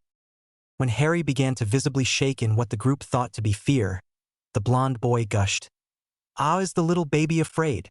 Maybe we should send the freak back to his mommy and daddy. Only real wizards should go to Hogwarts." The 2 gorilla-like boys behind him laughed in agreement, not knowing what was actually happening. By this point, a couple of compartment doors had opened as their fellow first years watched on with glee at the potential drama unfolding before them. Eventually, Harry couldn't take it anymore and burst out laughing. However, it wasn't a laugh filled with joy, but instead one filled with satire and bitterness. "Oh, shut up, you insignificant worm. I bet I could make you go screaming home to Daddy and have you shitting your pants at the mere mention of my name," Harry mocked in between laughs, not scared in the slightest at the rich boy's show of power. The boy's words had the intended effect, causing the trio, and most of the other students, to gawk at him in shock. Realizing that he was just standing there like an idiot in front of most of his fellow first years, the blonde boy began to walk inside, face purple with rage and with fake confidence. How dare you? I am Draco Lucius Malfoy, heir to the House of Malfoy and son of highly respected Wizengamot member Lucius Malfoy. Don't ever even speak to me like that, you insignificant mudbull dash. Unfortunately, the boy could say no more as he doubled over in pain from a quick strike to his abdomen. Harry stood up and grabbed the boy's hair, yanking it back as he gave the boy a full view of his face, right down to the lightning bolt-shaped scar. You listen to me? Harry began in a tone of voice that dropped the very temperature of the room. I don't take shit from anyone, and definitely not some poofter daddy's boy whose only friends are two gorillas and who's had a silver spoon in his mouth his entire life. You don't know me, so back the fuck off before I bring you back home in a matchbox, you worthless sack of horse shit. If the boy's earlier words had caused everyone to gasp in shock, these words caused everyone's jaws to drop down to the floor. And with that, Harry had had enough, as he used a smokescreen spell to hide his eventual apparition away from the obnoxious bunch and to the outside of Hogwarts wards. Yeah, that's why I hate kids. XXXXXXXX. Harry made sure to stay out of sight from the teachers for the remainder of the afternoon, only going back to his room in order to drop off his book that he had taken with him. The students were to arrive at 6, and so at 5:55, the young boy decided to play a small joke on everyone, seeing as how once the students arrived, the cat would be out of the bag. Setting up shop by the steps that the first years were supposed to wait at, Harry kicked back and relaxed on the railing, acting as if it were completely natural to be using it as his resting place. As soon as he had gotten comfortable, Harry got to enjoy the sight of McGonagall dealing with frantic first years telling stories about a disappearing boy in black. None of them mentioned the actual altercation with Malfoy. It seemed as though the blonde ponce didn't want word to spread about his public embarrassment. Smart move. For both of us, Harry thought with a smile. As soon as the other first years caught sight of him, they all gasped as one, shouting at McGonagall and pointing fervently at the young elemental. Harry simply smiled and waved back. When McGonagall turned around to view the boy, her face morphed into a disapproving frown, something that made most of the other students cringe, not wanting to be on the other side of that. Mr. Potter, what's this I hear about you disappearing in a fit of smoke on the train? You know that you were supposed to stay on the train at all times. On Professor Dumbledore's orders no less. The witch shouted in outrage. Everyone once again gasped at the reveal of Harry's name, not truly believing Malfoy's tale on the train. Oh, come on, Professor. You know that you can't prove that I wasn't on the train. And how could I have gotten off? It's not like I can apparate. That's illegal, Harry retorted, knowing full well that he had already won the argument.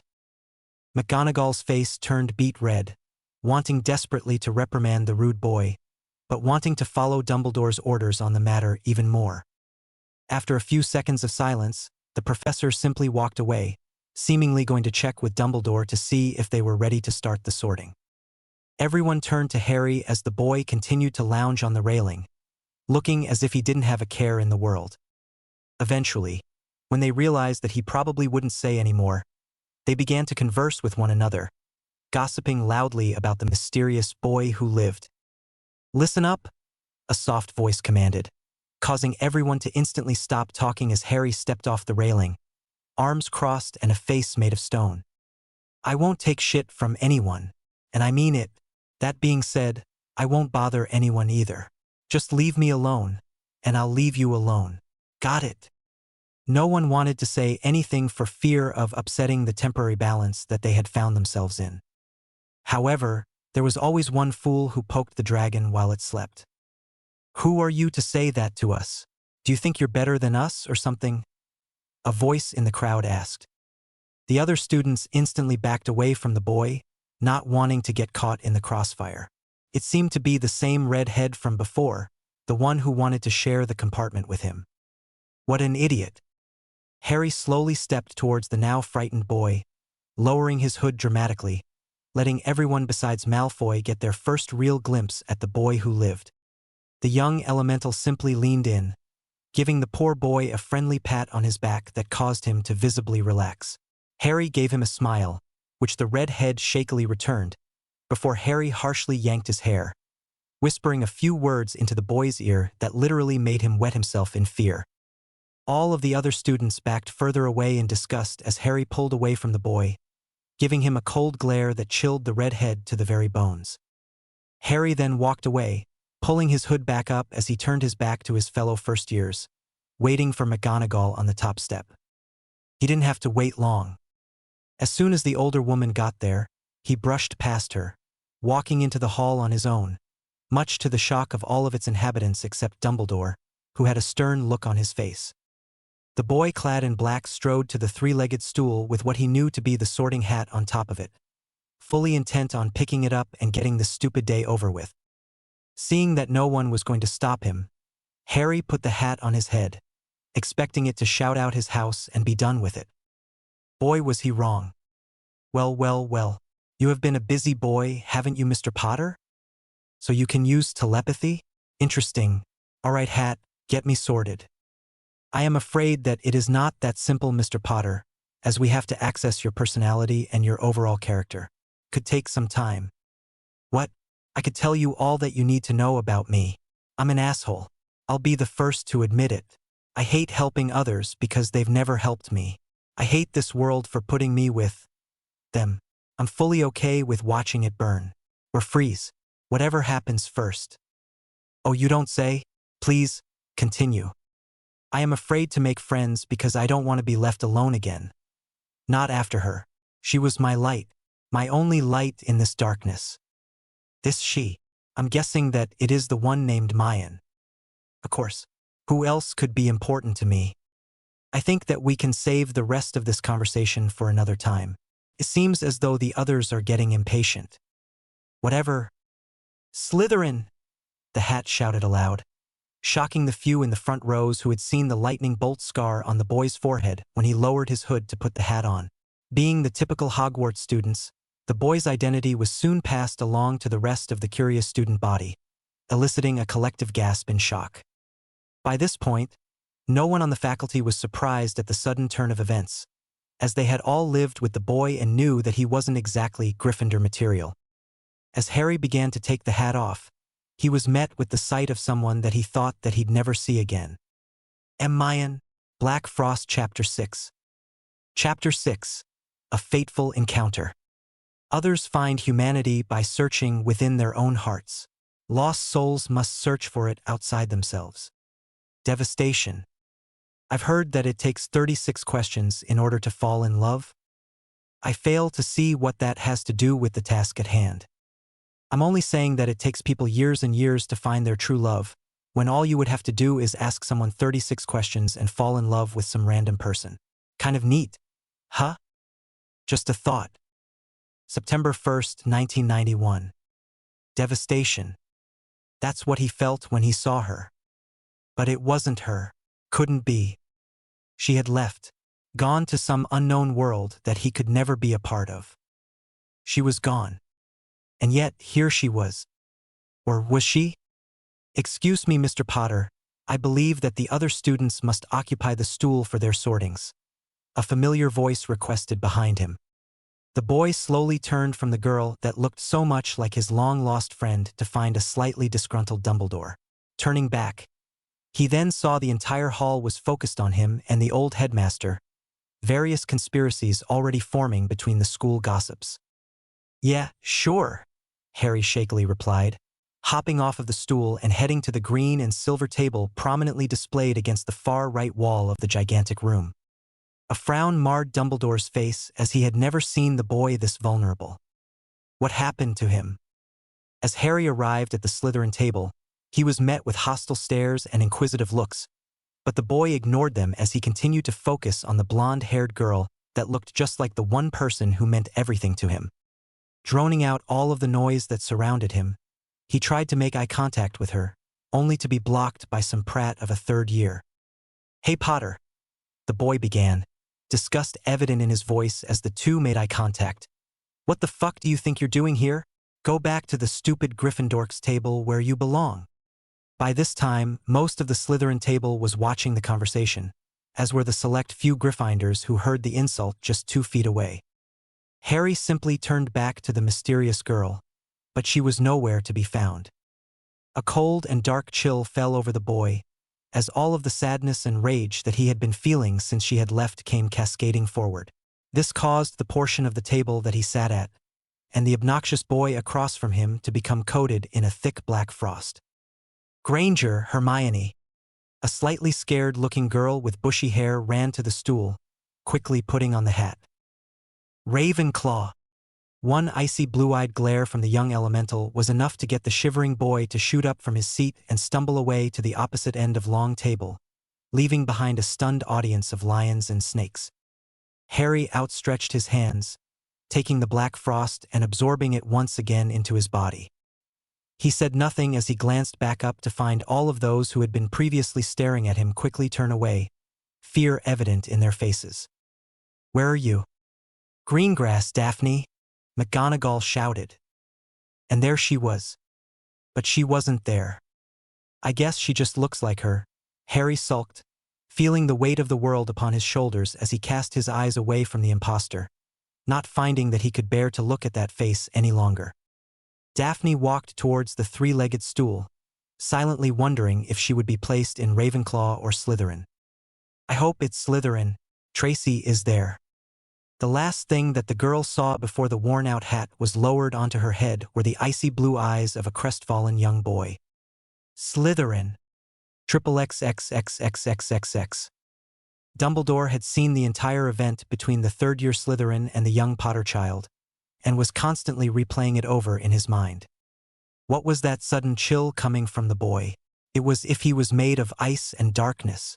But I know for a fact that his soul isn't stained by it. What are you, Mr. Potter? And more importantly, do you belong to the light or the dark? XXXXXXXX. Slytherin Common Room.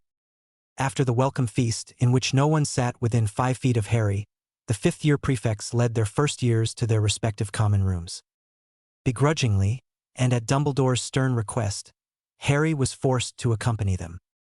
As the group of 11 Slytherins, including Harry, ventured to the cold and damp dungeons, the 8 other first years went out of their way to keep a wide berth away from the young elemental.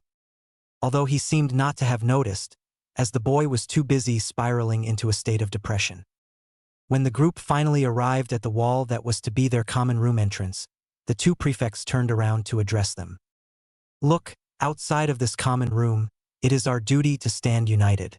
The other houses don't give a shit about us, and frankly, I don't think that the teachers do either. Everyone sees Slytherin House as the nest for dirty, rotten snakes," the fifth-year girl explained.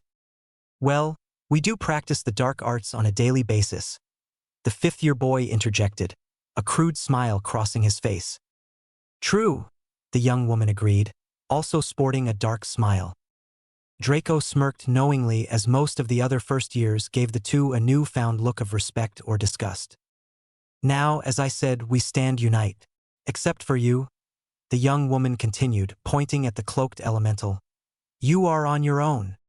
"Fine by me," Harry whispered back, not caring in the slightest for these people. After nodding her head in agreement, the 2 turned back to the wall, opening the secret passageway with a simple whispering of pure blood. The stone wall slid to the ground, revealing a grand room sporting green, black, and silver. Chairs, couches, and desks of all sizes littered the room, as magnificent tapestries of Slytherins past decorated the walls. All of the snakes in the world embroidered this room. How fucking ridiculous, Harry thought as the group stepped into the sickening room, his distaste of it hidden behind the darkness of his cloak's hood. "This will be your new home for the next 7 years," a voice behind them announced, startling those who did not sense the man's presence, which is to say everyone except for Harry. "Always the dramatic one, aren't you, Severus? I will not have any of my Slytherins get caught doing something that they are not to be doing. If you are, the punishment will be severe," the oily professor explained. A shiver ran through the crowd of first years as they imagined what would happen if they did. Now, as I am sure you know, the rest of the school has a particular distrust of those in Slytherin. Teachers will hardly offer you points, and the student body will often try to upset you. I have tried my best to counteract these measures, but every year it seems as though it is not enough. Here the man gave a reluctant sigh. "It is your job to do whatever possible to earn as many points as possible and stay out of trouble. Is that clear?" All of the first years quickly shook their heads, not wanting to get on their head of house's bad side. After getting the confirmation that he needed, Snape simply turned and walked away, silently signaling Harry to follow him. The boy knew that things would only get worse if he did not go, so he followed the greasy man. Harry remained at the doorway as Snape walked into an office filled to the brim with hundreds of different potions books. "You've burned a lot of bridges today, Mr. Potter. Some more important than others," Snape began. The young elemental chose to remain silent, allowing the professor to continue. "All I want to know is, why?" "Because I don't need friends," Harry softly explained. "I don't need allies or any type of relationship with you people. I lived on my own for 2 years just fine before you all came and dragged me here. And with the stuff that I know now, I could leave right now and be absolutely fine by myself." Snape's eyebrow quirked as he studied the boy's words, finding them to be the ones of a survivor, a lone wolf. The boy didn't see anyone in the castle as a worthwhile reason to continue being here. But then, "Why stay?"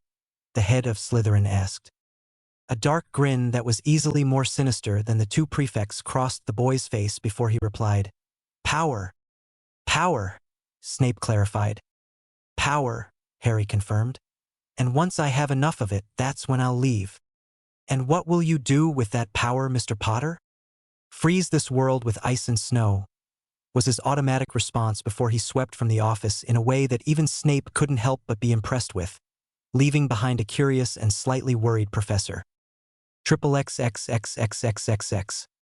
The Slytherin dorms were actually medium-sized, single-person rooms stretching across the entire bottom of the lake. As one continued to spend their time at Hogwarts, their room would get closer to the common room, meaning that Harry now had to walk a good 30 doors down to reach his room. As luck would have it, the other Slytherin boys thought that it would be fitting to leave Harry the farthest room down, which normally wouldn't have bothered the elemental so much if it wasn't for the craptastic day that he was having. "If I kill them in their sleep, they only have themselves to blame," he absently promised as he stepped into his living quarters for the next 10 months. The room was decorated in a similar fashion to the common room, with green and silver being prominently displayed. A queen-sized, 4-poster bed stood in the middle, with a desk on the right side and a wardrobe right across from the bed. Overall, it was just a room to Harry. Hogwarts no longer felt like the home that it once was. Not after having his heart ripped out again. "But I have to stay. I need to get stronger." Thoughts of taking his revenge on the world accompanied the boy as he readied himself for bed, and before he finally closed his eyes and drifted to sleep, he thought, "At least I got to see her again, even if it only lasted for a little while." XXXXXXXX. In another part of the castle, an old and weary man found himself once again replaying the events of the day over in his head. The boy obviously knew Ms. Greengrass, that is for certain. But how? He was alone the whole time, wasn't he?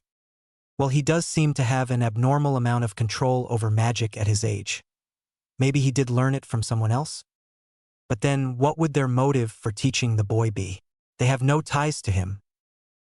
Dumbledore gave an irritated sigh before pouring himself another drink.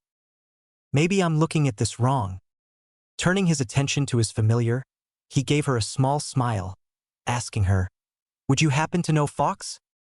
The Phoenix said nothing, instead choosing to lift her beak up in a show of pride, not willing to talk about the ice cretin that had walked through their doors. Dumbledore reluctantly chuckled at his Phoenix's behavior, finding the failed introduction between his familiar and Harry to be both amusing and disturbing. "The only creatures that I know of to dislike Phoenixes are those who delve into the dark arts. But Harry couldn't have. He may be a bit harsh and unforgiving, and bitter, and too sarcastic for his own good. But I couldn't see him hurting innocents, could I?" Another sigh escaped the tired man before he mumbled, "I'm getting too old for this shit." Fawkes gave a squawk in indignation, not ever remembering a time when her master used such foul language so loosely. The man gave his familiar an embarrassed smile, thinking, "Maybe he's getting to me more than I thought." Chapter 7. Will I ever? The past cannot be changed, forgotten, edited, or erased. It can only be accepted. Distant. If you could change one thing about yourself, what would it be? Come on, Just tell me. I don't feel like talking today. Is it because of them? Why don't you ever tell me these things? I'm your best friend. I want to help you. Fine, be that way. Just know that I'll always be there whenever you need me. Thanks. Monday, September 2nd, 1991. 6 Uhr morgens. Harry was not happy to wake up this morning, especially this early. In fact, one could say that the boy was extremely irritated at best, homicidal at worst. Why does Dumbledore have to make everything so difficult? After giving out several groans of protest at nothing in particular, the young elemental dragged himself out of bed, quickly grabbing a towel and his toiletries before heading off to where he knew the bathrooms to be. Under the hot spray of the shower, he continued to think about what today would bring him. I have to try to give him as little relevant information as possible, while still making it seem like I'm giving him all the information that he wants. But what does that entail? Do I tell him about Sensei? No, he hasn't seen my moves yet. He knows where I lived so that I can talk about, and how I got on by throughout the years. So no Sensei and definitely nothing about Mayan. Everything else about the past 2 years I'll space out between the meetings if necessary.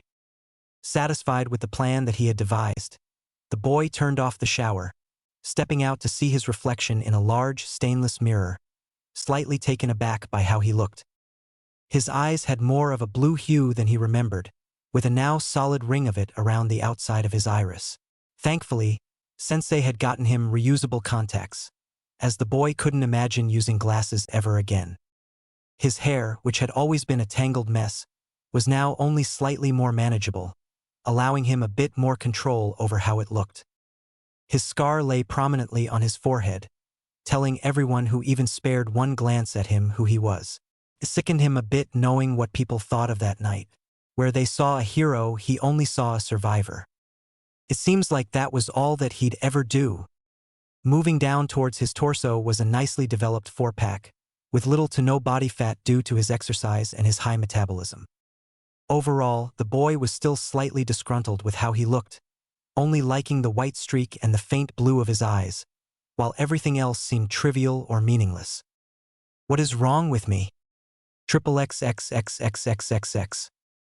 After finishing his daily routine, the boy donned his cloak and made his way to the headmaster's office, staying to the shadows to avoid any early risers.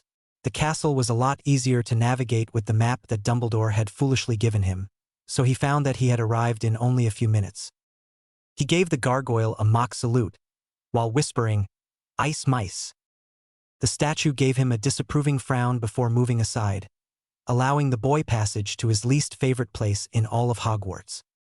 After climbing the spiral staircase, the boy simply barged into the office, not even bothering to knock. "Hello!" he obnoxiously yelled as he burst through the door, slightly startling the ruddy chicken who had no idea of the boy's arrival. Harry gave the irritated bird a smirk before his eyes drifted to the old man sitting in a golden high-back chair behind an old oak desk. He noted that the man's face was slightly more sunken than usual today, but the young elemental couldn't find it in himself to care. "Good morning, Mr. Potter," the man greeted, gesturing towards the chair in front of him. Harry gave the headmaster a blank stare before looking back and forth between the chair and the old man.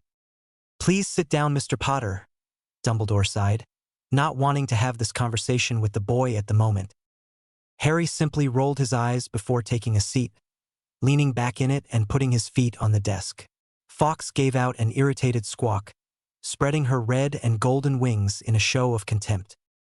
"Calm down, you stupid bird," Harry chided, putting his feet back on the ground.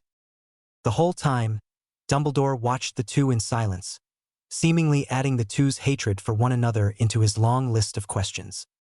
"I think that I would like to get this underway before breakfast is over, as I'm sure that you would like to spend your first one with your housemates," Dumbledore started. Harry gave a snort, clearly conveying how he felt about that idea. "The first question that I would like to ask is what happened on the night of the Dursleys' murder?" This instantly quieted the boy, as he only expected the man to ask him questions about the past 2 years, not about them. Dumbledore noticed the boy's silence, seeing that this was unlike the usual feign of ignorance that always accompanied the boy. What could this mean? Several minutes of silence passed between the two, with Harry unwilling to answer the question and Dumbledore unwilling to move on from it. After a while, the silence began to upset the boy even further, so in order to placate the man, he answered, "The fat son of a bitch that they called their patriarch made enemies with the wrong type of people. It got him killed." Dumbledore stared at the boy in shock for a moment, as he had grown used to the silence before he asked, "Why do you refer to him in such a way? He was your family?" The moment that the words escaped his lips, he knew that he had made a grave mistake. Black frost sprouted from the boy, coating the entire floor and desk, while dropping the temperature in the room to below zero. Raging winds roared as black, white, and an icy blue energy emitted from Harry, whipping around the boy in a strange tornado-like way.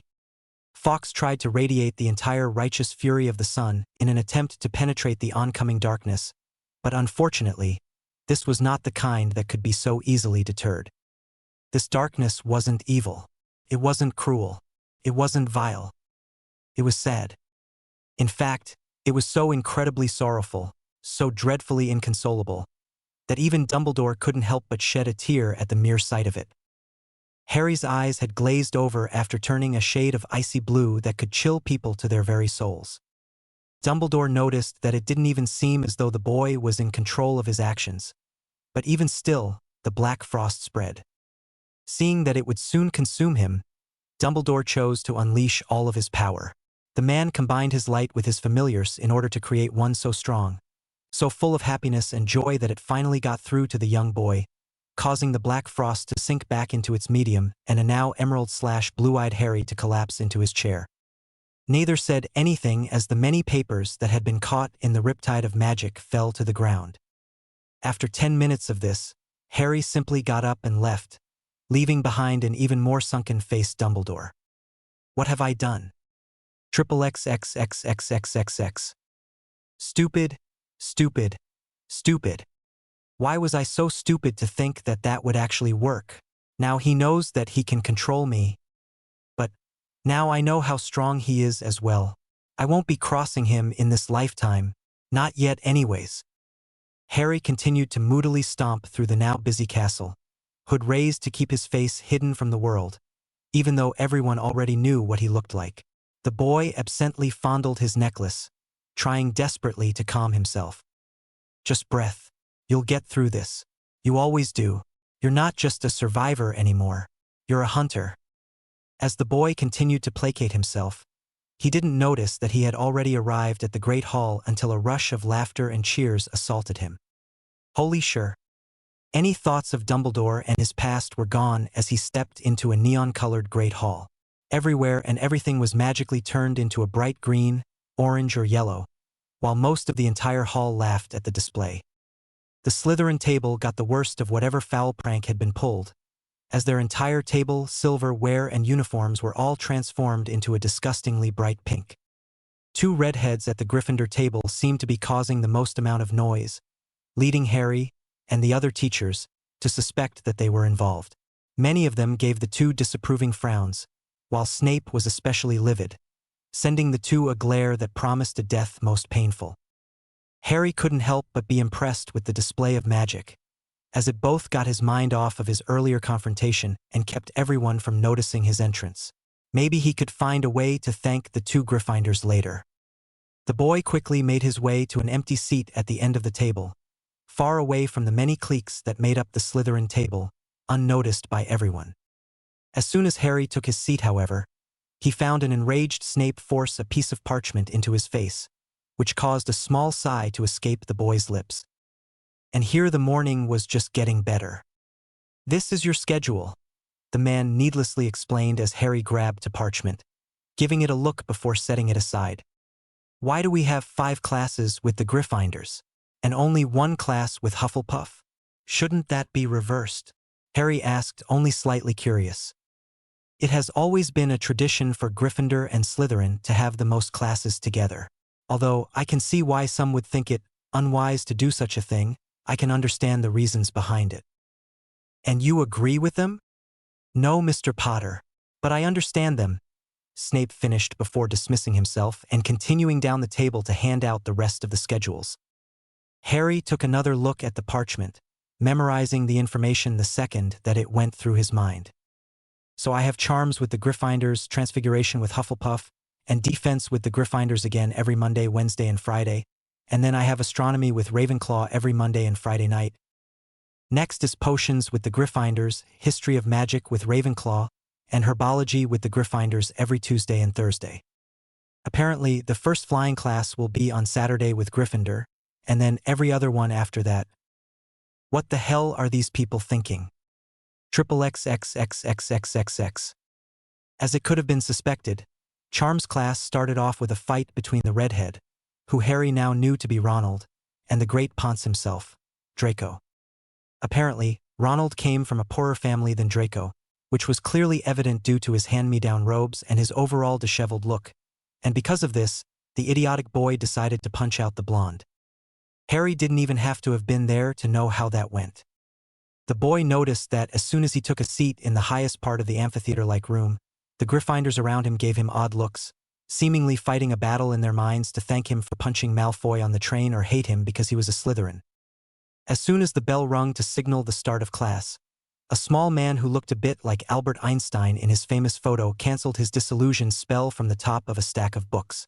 All of the students gasped in shock, except for Harry, who had already sensed the crazy-looking man there. "Hello, class, and good morning. My name is Professor Flitwick," the old man announced in a squeaky voice, "and I am your charms teacher for the next 7 years." "Good morning, Professor," was the automatic chorus from the students. Harry had already grown bored and took out his second-year charms book on theory, instantly blocking out most of the noise from the small teacher, who was going on about what the next year would be like. Just as Harry was about to finish a paragraph on the disarming charm, he noticed that the class went completely silent. Out of curiosity, the young boy set his book down and looked up to find everyone staring at him through his hood. The boy stared at the professor for only a moment before he went back to his book, already guessing what they were looking at him for. "Mr. Potter, I asked you a question," Flitwick supplied, not hurt in the slightest at the cold attitude of the boy. "Could you repeat it?" he lazily replied, wanting to go back to his book, but curious as to why the professor had such a calm look on his face. "I asked what the incantation and wand movement to the levitation charm was, as you seem to not want to pay attention in my class," the charms teacher repeated, already knowing that the boy knew the charm like the back of his hand. Harry gave a sigh and stayed silent for several seconds, which led many of the bigoted Gryffindors and Slytherins to start to chuckle, as they thought that he didn't know the answer. The boy simply smirked under his hood before pointing his wand at the teacher and whispering, "Wingardium Leviosa." Everyone gasped in shock as the tiny teacher was lifted 2 feet into the air, perfectly suspended without any inconsistencies that normally accompanied first-year spell work. "Well done, Mr. Potter. Well done. 20 points to Slytherin for a perfectly executed levitation charm," the professor squeaked, much to the irritation of Draco and Ron, who were the first to start laughing at him. Harry simply went back to his book, finishing the paragraph on the disarming charm and silently promising to himself to learn and perfect it in the next week before he moved on to the next spell. Class ended on a high note when Draco tried to levitate Ronald like Harry had Flitwick, only for the idiotic boy to lose control and send himself into the back wall, breaking one of his ribs in the process. The impact caused Draco to cry out in pain, and to continue crying until his fellow Slytherins led him to the hospital wing.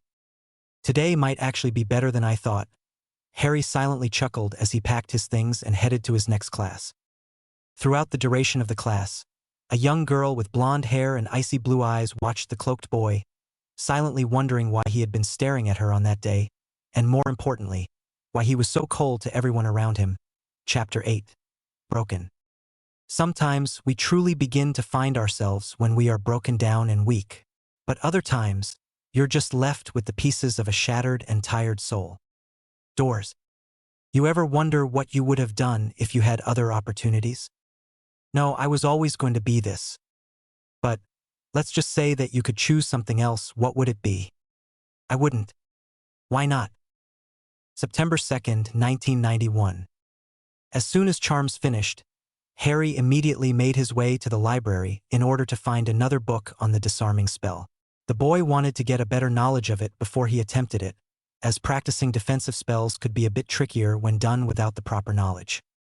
Luckily for him, Madame Pants wasn't busy at the moment, so he decided to ask the woman directly instead of searching for it on his own. "Excuse me, Madame Pants. I was wondering if you had time to show me where a certain book was located." The 40-something woman gave the hooded boy a sweet smile that made him cringe a bit, before replying, "Why, of course I do, dear. What book would you be looking for today?" "A book on the disarming charm," Harry informed, eager to find where the book was located before heading to his next class. "Oh, why would you need that? You have the Standard Book of Spells, Year 2, don't you?" the woman questioned. "Yes, but I would just like more information about the spell before I attempted it. I don't want to cause an accident because of faulty spell work." "Oh, all too right, Harry," the woman agreed, her use of his first name surprising him a bit. "It's right over here." The woman walked over to a shelf not too far away from them before picking out a slightly worn, green book titled Defensive Spells and How to Use Them by Quintus Potter. "Oh, it seems as though this was written by an ancestor of yours. How intriguing." The woman noticed, a smile crossing her face as she had already known who had written the book. Harry gave her a blank expression that she could hardly see under the hood before giving her a mumbled, "Thank you," and walking out of the library, leaving a perplexed librarian behind. XXXXXXXX. The walk to Transfiguration was a quick one, giving Harry no time to try to think about the change in Madame Pants. As soon as Harry arrived in the large classroom, he took a seat in the farthest possible location away from McGonagall's desk, not knowing or caring whom he was sitting next to. His reasoning for sitting in the back of this class was simple. Unlike Flitwick, who the boy had a slight respect for, he hated the hag. When he walked in, he noticed a black cat sitting on the wooden upholstery, but for some reason, its glare felt familiar. Since all of the chairs faced forward on the ground instead of an amphitheater, Harry felt as though it would be easier to study his text, as the person in front of him would block McGonagall's view of the book. The bell rang not much later than Harry had arrived, with the only thing in the class being the rowdy and talkative students and the strange cat that lay watching him and him only. "What is up with that cat? It reminds me of that stupid OL." Before he could finish his thought, the cat jumped into the air, quickly transforming into the old woman that he loathed with a passion. A shocked gasp rippled through the class, as they had never before seen such magic in their life. Harry simply rolled his eyes at the display, but found that he was truly impressed with the Transfiguration teacher, for once. As soon as he turned his gaze away from the woman and towards the girl next to him, he froze. There she was again. The imposter. The young elemental grit his teeth, eyes stinging a bit as he thought about the girl who had given him hope, only to rip it away again. "No, don't cry. You're a hunter. You're a hunter." Harry's hands instantly went to his necklace and his statue, gripping the token so hard that his knuckles turned white. He constantly repeated his line until after 5 minutes, he had gained some semblance of control. During this whole time, the imposter girl had noticed the boy look at her before quickly turning away to grip his necklace and something inside of his coat. What is he doing? And why does it look like he's in pain? Unfortunately for the two, McGonagall had been paying attention the entire time, and in order to try and trump the young boy who irritated her on a regular basis called, "Ms. Greengrass, could you tell me what the 5 principal exceptions of Gopp's Law of Elemental Transfiguration are?" Daphne gave the woman a confused and slightly embarrassed look before replying, "I don't know, Prof. 1. You can't conjure food out of thin air. 2. You can't turn an animal into a human. 3. You can't create gold out of simple metal or create money out of thin air. 4. Some curses are simply irreversible. 5. You can't bring the dead back to life," Harry explained, surprising everyone and himself at his sudden defense of the blue-eyed blonde. The class was silent for several minutes as they tried to assess this new bit of information, while Harry simply went back to his book, unwilling to answer any further questions from McGonagall or the imposter. XXXXXXXX. As soon as the bell rang for lunch, Harry immediately went down to the Great Hall, wanting to simply eat his food and then go to the library. Unfortunately, a certain duo would not let that happen. "Hey, wait!"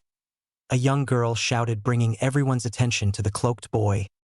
A girl with short brown hair and soft blue eyes raced towards Harry with the imposter in hand, seemingly trying to stop him for a chat.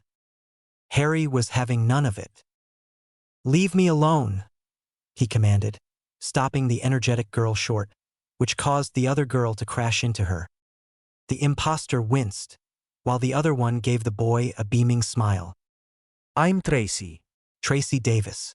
And this is Daphne Greengrass," the girl introduced, eyes full of genuine happiness as she gestured to the imposter. "I know who you are," Harry deadpanned. "Oh, well, we were just wondering if you wanted to sit by us. We know how lonely it can be, and you did help save Daph," Tracy explained, slightly unnerved by her inability to see the boy's face. "Trust me, it's not much to look at," Harry replied, leaving the girl gobsmacked. "I just wanted to thank you for helping me today.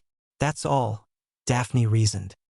Harry gave the girl a long look, wanting so desperately to know why she looked like her, but found that he couldn't read her mind. Or rather, he wouldn't. So instead, he chose to fondle his necklace, taking strength from it. "She may not be her, but that would be dishonorable of me to do." The group had been standing there for several minutes, and had attracted a rather large crowd, as everyone wanted to know more gossip about their mysterious savior. "Maybe some other time," Harry reluctantly sighed, before leaving the two to eat his lunch. While the rest of the crowd was shocked to hear an almost positive answer from the boy, Tracy playfully smacked Daphne, while she gushed, "See, I told you he likes you. XXXXXXXX." Lunch was thankfully a less exciting affair, with Harry once again sitting on his own. This time, however, he noticed that he'd gotten strange looks from a few of the Gryffindors and 2 familiar Slytherins. "I just had to open my big fat mouth," the boy thought, cursing himself for his stupidity. "And it was only the second day. Maybe it's because she looks so much like her." Any further thoughts were irrelevant, as the bell had rung in order to start the class that he knew would be the most uncomfortable. Dada. Unlike McGonagall, who Harry could easily handle, and actually found it quite funny to mess with, Quirrell was a wild card. The boy had gotten a weird feeling from the man since day one, and Harry had a sinking suspicion that there was something else going on with the man. If living on the streets of London for 2 years had given him anything, it was a proper judge of character, and Quirrell just did not sit right with him. So, when class started, the boy immediately took a seat in the darkest corner of the already dark classroom. This class is exactly like McGonagall's in that all of the desks face towards the teacher, but it would be much easier to study his second-year work, as Quirrell seemed like the type of teacher to not really care if his students paid attention. Unfortunately for him, 2 other girls decided to sit beside him, albeit a bit reluctantly. "Why do you always have a book out for class? Don't you want to take down notes?" Tracy asked. Harry gave the girl a chilling gaze before going back to his book, not willing to deal with her or her question. Tracy noticed this and poked Daphne, trying to get the girl to ask him in order to see if he would answer. "Why don't you just leave me alone?" Harry whispered, slightly startling the two. "Well, you seem like you need friends," the girl lamely replied. "I don't need anybody, certainly not some airhead and an imposter," the boy harshly spat back. Daphne gave the boy a cold look that she only reserved for the harshest of boys before she retorted, "Imposter? What are you on about?" Harry, however, completely ignored the question, silently chastising himself for his slip. So freaking stupid. The rest of the class passed in silence as the 2 girls had finally given up on the boy. For now. XXXXXXXX. As soon as the bell rang, Harry hightailed it to his secret spot, wanting to beat the living crap out of something at the moment. Arriving in less than a few minutes, the boy quickly threw his book bag to the floor and summoned the dummy with a flick of his wrist. He immediately went after it with all that he had, brutally striking all of Person's vital spots, trying desperately to keep the tears from flowing. Stupid, stupid, stupid, stupid, stupid, stupid. The boy began to imagine faces, seeing the many people who had wronged him his entire life. He punched Dumbledore in the face, hating the man for bringing up his worst memories. He ripped through Vernon's chest, hating the monster for giving him such a demented childhood. He slammed Petunia into the ground, hating the bitch for not being a proper aunt and protecting him from the horrors of her husband. He broke Dudley's arm, hating the slob for all of the times that he went Harry hunting. He tore off Voldemort's head, hating him for killing his parents and being part of the reason as to why his life was so fucked up. He ripped off his father's legs, hating him for being weak. He ripped off his mother's arms, hating her for failing him in the most crucial of ways. And lastly, the ripped out Mayant's heart, hating the most important girl in the world for doing the same to him. With each blow, he took all of his sadness and grief, transforming it into something positive for himself. Or at least he tried to. Once he was finished, he sank to the floor, next to a shredded and broken dummy, chuckling bitterly at the irony of the situation. I wonder who people would think is more damaged, the boy thought before he cried himself to sleep, clutching his necklace so hard that blood poured from his hands. Chapter 9. The Fall. Happiness often sneaks through a door you didn't know you left open. Disconnected. Why are you always so broody all of the time? I mean, it's cute sometimes, but other times, what is there to be happy about? Oh, he speaks. Life. Smell the roses, man. Feel the light and just enjoy being alive. That's what my dad always says. And if that doesn't work, if I don't find joy in that light, then use me. I'll be your light. September 3rd, 1991. An abandoned classroom. Harry woke up with a headache and a kink in his back, still feeling the irony of the situation last night. I guess I really am broken. The boy slowly moved onto his feet, noticing that the window was giving off a dim light, not that of the sun, but that of the moon. Good, I can still make it back to the dorms without Dumbledore on my arse. Just thinking about the old coot was enough to make his blood freeze. So instead, Harry chose to focus on making it back to his room without Filch noticing. Shouldn't be too hard. The stupid squib is probably making love to his cat or something. As Harry began to make his way down to the dungeons, he sensed that someone was around him, so he ducked into an alcove and out of sight. A man, who Harry assumed to be Professor Quirrell based on his turban, moved past his hiding spot in a suspicious manner, almost as if he didn't want to get caught doing something. Interesting, I'll save that for later. The rest of his trip went without incident, allowing Harry to make it to the common room before sunrise. Unfortunately, when Harry made it in, a familiar greasy man awaited him in one of the many chairs within the Slytherin common room. "I trust that you had an eventful evening, Mr. Potter?" Snape asked, no sign of anger or curiosity in his voice. "Of course, Professor," Harry replied, not willing to give the man any information about his whereabouts. "Well, just don't make it a habit," Snape retorted before getting up and brushing himself off. The two gave each other a curt nod before going in opposite directions, with Harry going to meditate for an hour or so, and Snape doing whatever Snape does. Why is he the only one who doesn't give me shit? And I don't even like the oily git. XXXXXXXX. A wasteland covered in ice and snow surrounded the boy as roaring winds whipped at his clothes and hair. Some flecks of snow were black, while others were an icy blue, and others still were a pure white. "I do love coming to this place," Harry thought as he did a 360 to take in the beautiful landscape before him. The beauty stopped, however, at a glowing ball of darkness that was somehow attached to this place. Except for that. I fucking hate that. Harry had tried many times to get rid of the ball, but every time that he got close to it, he was assaulted by feelings of rage and the smell of death and decay. What is that thing? Deciding that he should try again, Harry began to take a step forward, but stopped in his tracks when a face flowed through the ball. Did I just see a face? Holy shit, I just saw a face. Is that someone else? The boy quickly backpedaled away from the orb, not willing to take any more chances with getting close to the abomination. I'm out of my league here. After spending several minutes thinking, the boy had come up with a plan that he definitely did not like. But I have to do it. This time. XXXXXXXX. Dumbledore's office. 7 Uhr morgens. "What can I do for you today, Mr. Potter?" the headmaster asked in a polite and formal tone, much different than that of the last time that they were in this situation.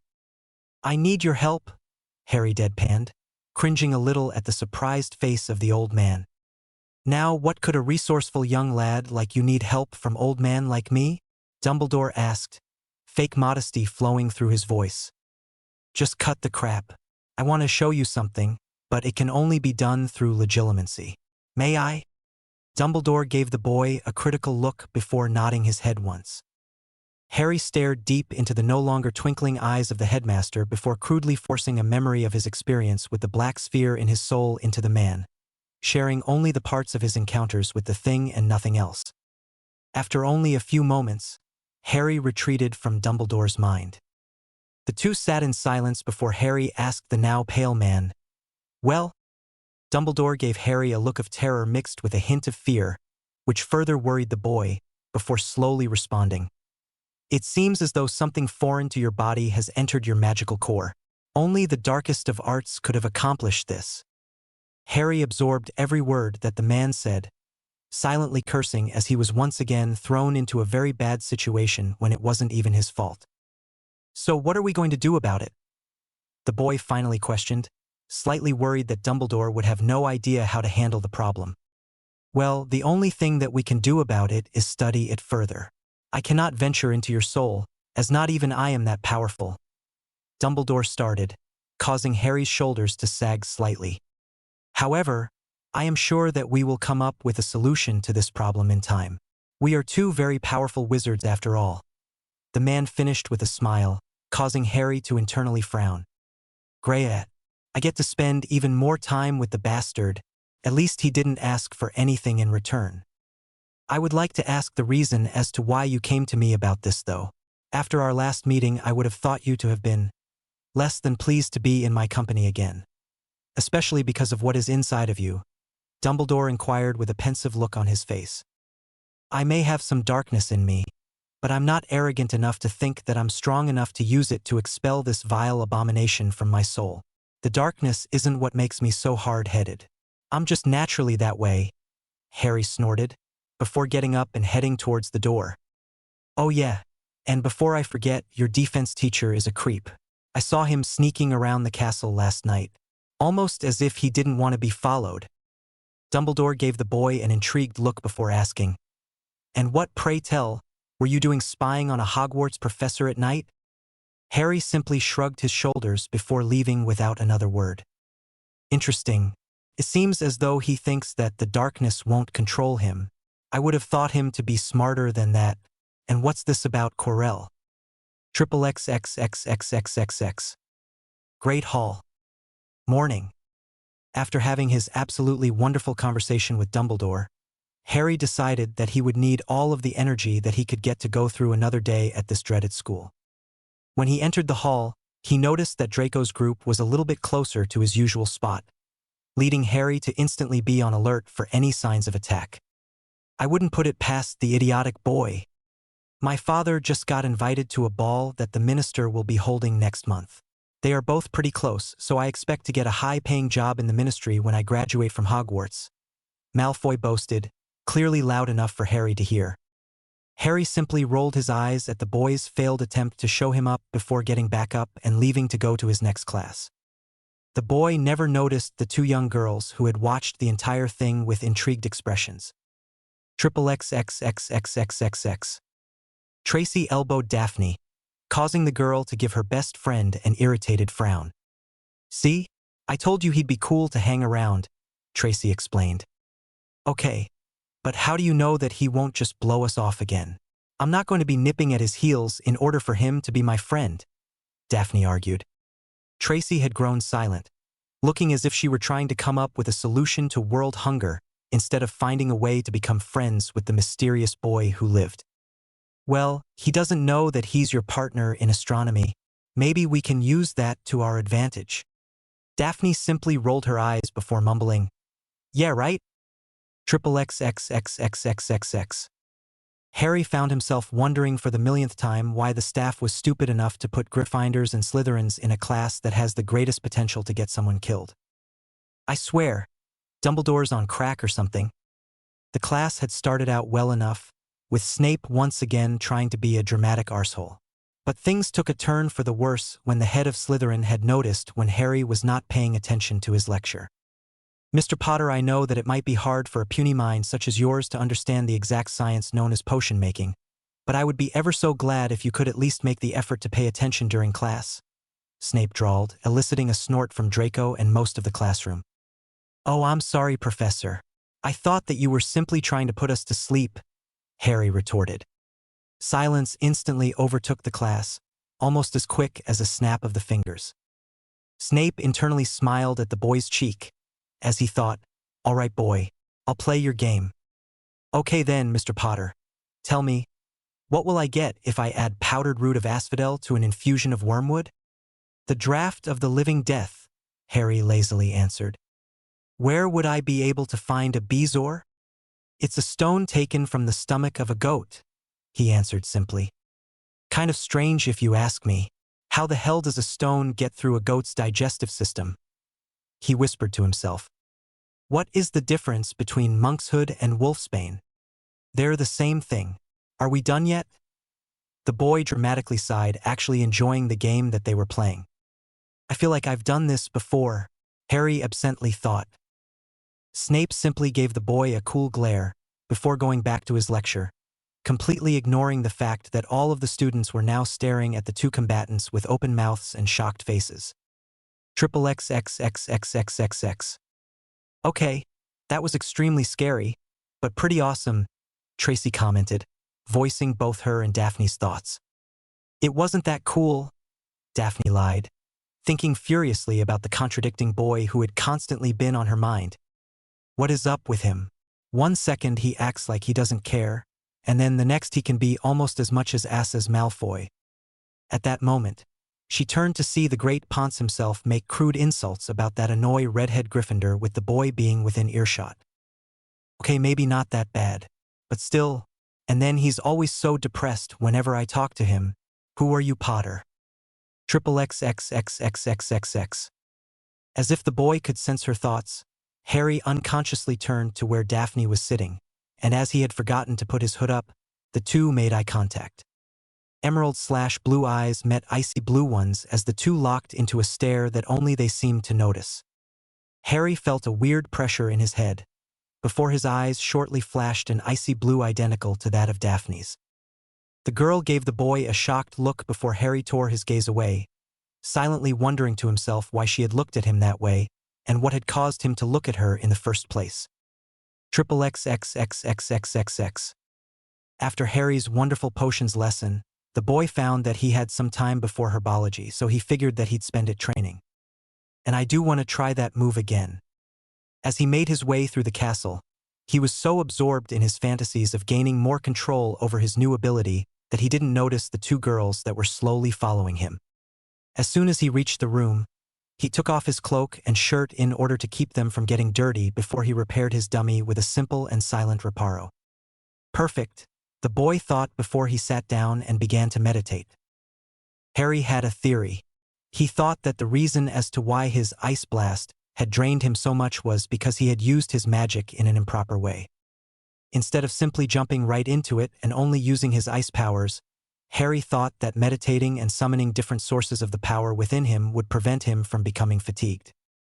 So, Harry now found himself digging deep within himself, summoning his darkness, his own magical power, and his unknown ice ability.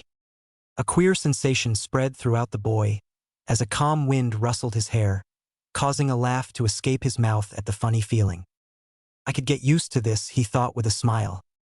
Slowly, the boy opened his eyes to find himself cloaked in darkness, while icy blue and white tendrils slowly swam around him at a calm and relaxing pace.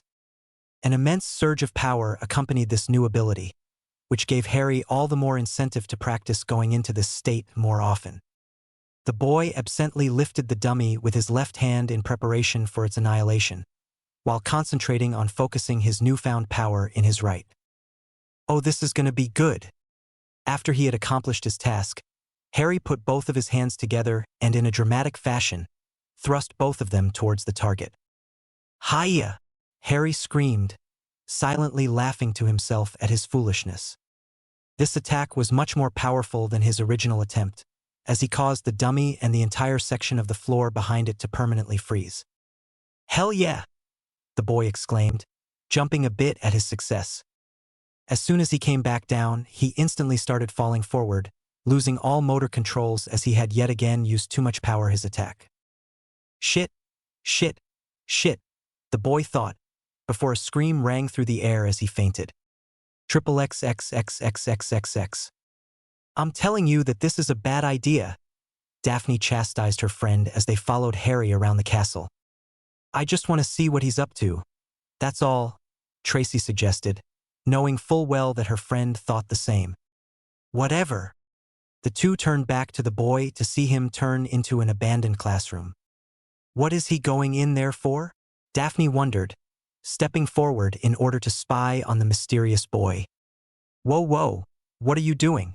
Tracy nervously asked, now fearful of getting caught by Harry. "It was your idea," Daphne reminded. "Besides, now I'm really curious." The two cracked open the door to see the boy take off his shirt, causing the two girls to blush feverishly. Maybe this wasn't a good idea," Daphne began, before being interrupted by a cold feeling of sorrow and grief. "What the?" The two looked through the door to find Harry smiling as he was cloaked in darkness and some strange whirling energy. "He's dark," Daphne thought, crestfallen at the idea. As they continued to watch, they saw the boy's effortless use of wandless magic, and how he was condensing his energy into his center of his right palm. What is he doing?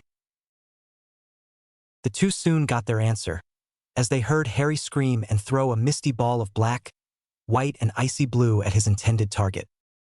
Holy shit, the two thought in unison, as the dummy, and most of the floor behind it, flash froze. Any thoughts of the boy being dark escaped their minds as Daphne gave Tracy a look of wonderment and shock, which the girl returned in kind.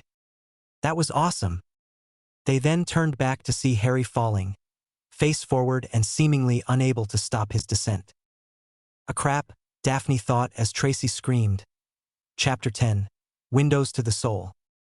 Scars on your soul. Scars on your skin. Some on the outside. Some are within. Some have a story. Some are unwritten. Some you can see. But most are quite hidden. Defect. And then I said, are you okay? YY. What's wrong with your arm? And nothing. Go away. Hey, no, let me see. No, get back. Ashari? September 5th, 1991. Hospital wing. Harry awoke with a groan, feeling a heavy weight on his chest and a constant pounding in his head. What the? As soon as the boy tried to open his eyes, he instantly regretted it. Light flooded Harry's senses, causing the boy to immediately close them as another round of pain coursed through his head. A crap. Harry slowly opened his eyes once again, and after a few minutes of looking at the ceiling, found that they had finally adjusted.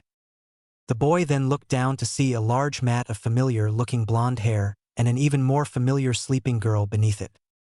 Harry sighed, thinking, she's cute when she sleeps. The young elemental moved Daphne into a seated position on her chair, careful to not wake her. His attempt had failed. "Well, what?" Daphne groaned, not realizing who she was with or what type of situation she was in. "I didn't know that you cared," Harry drawled, smiling in order to make light of the situation. Daphne was instantly on alert, blushing profusely at the mocking tone of the boy. "Now, if I may ask, how did you find me?" Harry suddenly questioned, face set in ice. "We heard a yell when we were walking through the hall, and when we followed it to see what was happening, we saw you passed out on the ground." Daphne easily lied, expression completely neutral while glancing towards his arm. "Bullshit. She's so lucky I can't read her mind." "Oh, well, if that's the case, I am forever in your gratitude," Harry sarcastically replied, with a look that clearly conveyed how little he believed her story. "Ah, Mr. Potter, it is nice to see that you are awake," a voice announced. Harry turned to Dumbledore and gave the man a passive look before a white missile headed straight for the boy. Ms. Greengrass, Madame Pomfrey shrieked. Why was I not notified at once of Mr. Potter's condition? I allowed you to stay with him the night in order to monitor him. Daphne once again found her cheeks to become beet red, while Harry silently chuckled to himself. Dumbledore watched the whole scene with a twinkle in his eyes. And you? The woman roared as she turned to Harry. How could you think of doing something so irresponsible? Listen, madam, I don't have time to sit here and listen to this shit, Harry interrupted, causing the woman to give the boy a stern look which he ignored. What day is it? He then asked Dumbledore. Thursday, Mr. Potter, the man chuckled. And I have given you a pass from classes today in order for you to re-dash. Perfect, the boy interrupted, before jumping out of bed and summoning his clothes to him. I'm leaving. You can't stop me. I'm fine. Bye, Harry stated, before walking out of the room with his cloak in hand. Madame Pomfrey stared at the boy's retreating back, dumbfounded at his attitude. After a few moments, the woman regained her composure and yelled, "Get back here this instant!" before chasing after Harry. The boy simply gave the woman a devilish smile that caught all of those within the room off guard before ducking behind a corner and running away. Well, that was certainly weird, Daphne wondered aloud, voicing the two remaining occupants' thoughts. Yes, I do not think that I've really seen Mr. Potter smile before, Dumbledore wistfully replied, before the old man left the hospital wing for his office. Daphne simply sighed, packed her belongings, and left. XXXXXXXX. Albus! Albus, wait! A voice shouted, causing the older man to stop and wait for the exhausted nurse. Yes, Poppy? Dumbledore asked, slightly amused at the woman's antics. I feel as though we should discuss what we found out about Mr. Potter. It could be imper-dash. No, Dumbledore softly commanded, instantly silencing the woman. Whatever had happened is his business. It would not do well to press him for information in the foreseeable future. Trust me, Poppy. It is for the greater good. The woman's shoulders visibly sagged as she bit her lip and gave the man a nod in confirmation. She would listen to him. He was Dumbledore after all. XXXXXXXX. Nurse! Nurse! A young girl shouted as she ran into the hospital wing. Madame Pomfrey was instantly on alert, rushing over to the girl and asking, What happened, my dear? Is someone hurt? It's Harry. Harry Potter. He just collapsed. We didn't know what to do, the young girl hurriedly explained. The older woman quickly summoned some emergency supplies with a swish of her wand before having Tracy direct her towards the boy. As soon as the pair reached the room, Pomfrey immediately went to Harry's side, clutching his head as she cast a diagnostic spell over him. He'll live. He just has magical exhaustion. I'll take him to the hospital wing, and he should be good as new in a couple of days, the woman explained, earning a sigh of relief from both of the troubled girls. Thank you, Daphne said, as she and Tracy followed the woman to the hospital wing. No problem, dear. When the three reached their destination, the nurse cast another spell on Harry before further examining the boy's body for any other signs of trauma. Multiple bruises lined the boy's body from untreated injuries, with some dating as far back as 7 years ago. When she got to his wrists, she gasped in shock before quickly casting a Patronus message for Dumbledore. What is it? What's wrong?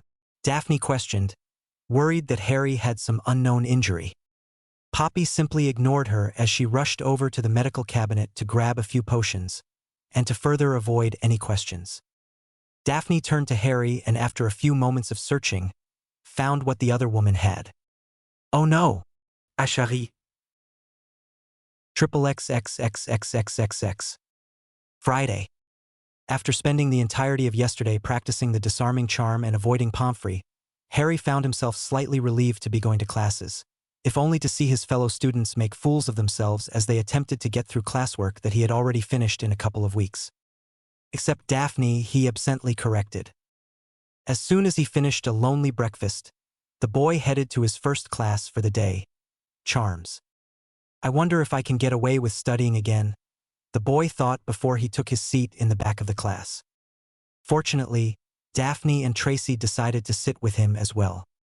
Wait, why is that a good thing? Hey, Tracy greeted, giving the boy a slightly worried look. Are you okay? I'm fine, Harry sighed, not exactly feeling like reprimanding the two for talking to him. Are you sure? Daphne asked, with an even more worried look on her face. Harry turned to glare at the girl, finding that he once again wished that she didn't look like her so that he could read her mind. Why are you so concerned about my well-being? The boy questioned, giving Daphne a critical look. It's nothing, the girl lied, sweating slightly at Harry's intense gaze. After a couple of moments of a staring contest between the two, Harry simply shrugged it off before turning back to the book that he borrowed from Madame Pants. Daphne breathed out a small sigh in relief before she took out some parchment and began to take notes. She never noticed the inquisitive look that Harry later gave her. What is she so nervous about? Did she see the fuck? A deep frown marred the boy's face before he whispered, I don't know what you think you saw, but just forget about it. I don't want your pity. Daphne's eyes widened in shock until after a few moments, she gave a nod in confirmation. Neither said anything for the rest of the period. XXXXXXXX. After class, Harry quickly walked to Transfiguration, not giving the annoying duo enough time to catch up with him. I swear it's like they live to annoy me. But what have they actually done to annoy you? A small voice in his head asked. Well, they're just annoying. How very mature of you, the voice drawled. Just give them a chance. Why? My only friend is her. Bullshit. You knew her for a couple of months. Get over it already. Shut up. Harry growled aloud, startling those around him as black frost crept from his body. No. Control. You can control this. The boy thought, closing his eyes and concentrating. The black frost continued to spread, covering those unaware in a thin layer of ice. Shit. Harry! A voice screamed as a hand slipped into his own. As soon as their hands came together, the black frost immediately stopped, allowing Harry to open his eyes. Two identical pairs of icy blue eyes met as the ice, which was close to consuming 3 people, slowly receded back into the troubled boy. Are you okay? Daphne asked. Harry gave the girl a weak smile, which caused said girl to react in kind. Thanks, he mumbled, before letting go of her hand and walking away, leaving behind an incredibly confused girl and a hall covered in ice. XXXXXXXX. Harry spent the rest of the day in a haze, constantly replaying what had happened earlier in the afternoon repeatedly in his head. Why does she have that effect on me? Is it really because she looks like her? Or is it something else? Harry was so lost in thought that he didn't realize that it was dinner until he found himself sitting down in the great hall. Shit, I'm spacing out too much. The boy began to pack a light meal, with turkey slices and treacle tart being the only things prominently displayed on his plate. Why do you like that stuff? It's so bad, a voice questioned, causing Harry to give the offending girl a raised eyebrow. My friend always liked it, the boy absently replied, not even realizing what he said until it was too late. You? Have a friend? Really? Daphne joked as she sat down across from him, slightly glad to hear the news, but not knowing why she was. Harry remained silent, leading the girl to give out an exasperated sigh. I'm sorry. Don't be, Harry automatically replied, silently cursing himself for his eagerness. Oh, okay, Daphne lamely responded, not expecting the boy to actually speak again. Harry went back to eating in silence, which led Daphne and Tracy to respond in kind. Daphne gave her friend a confused look, which Tracy only returned back, as they once again both found themselves thinking, what is up with him? XXXXXXXX. Because Harry had missed his astronomy class on Monday, he had no idea who his partner was, or what they would be doing, and frankly, he didn't care. As the boy walked into the class atop a large tower, he thought, just as long as I don't get someone overly stupid, I think I'll be fine. I'd even be okay with the airhead. Just not he dash. Fuck. As soon as the boy entered the class, he immediately noticed that all of the seats were taken by every telescope. all except one. Right by Daphne. The young elemental gave an irritated sigh before he glided over to the irritatingly confusing girl, not happy in the slightest to be partnered with her. Maybe just a little happy, the voice in his head chuckled, causing Harry to give a growl to no one in particular. Moonlight flowed through the open classroom and reflected off Daphne's blonde hair, causing Harry to think that the girl looked even more attractive than she already was. Wait, attractive? Of course, she is pretty cute, the voice agreed, much to Harry's chagrin. Hey, Daphne smiled, causing the boy's heart to skip a beat. What is wrong with me? Hello? The boy simply replied, sitting down and grabbing a blank star chart. What are we doing today? He asked. We're studying Orion.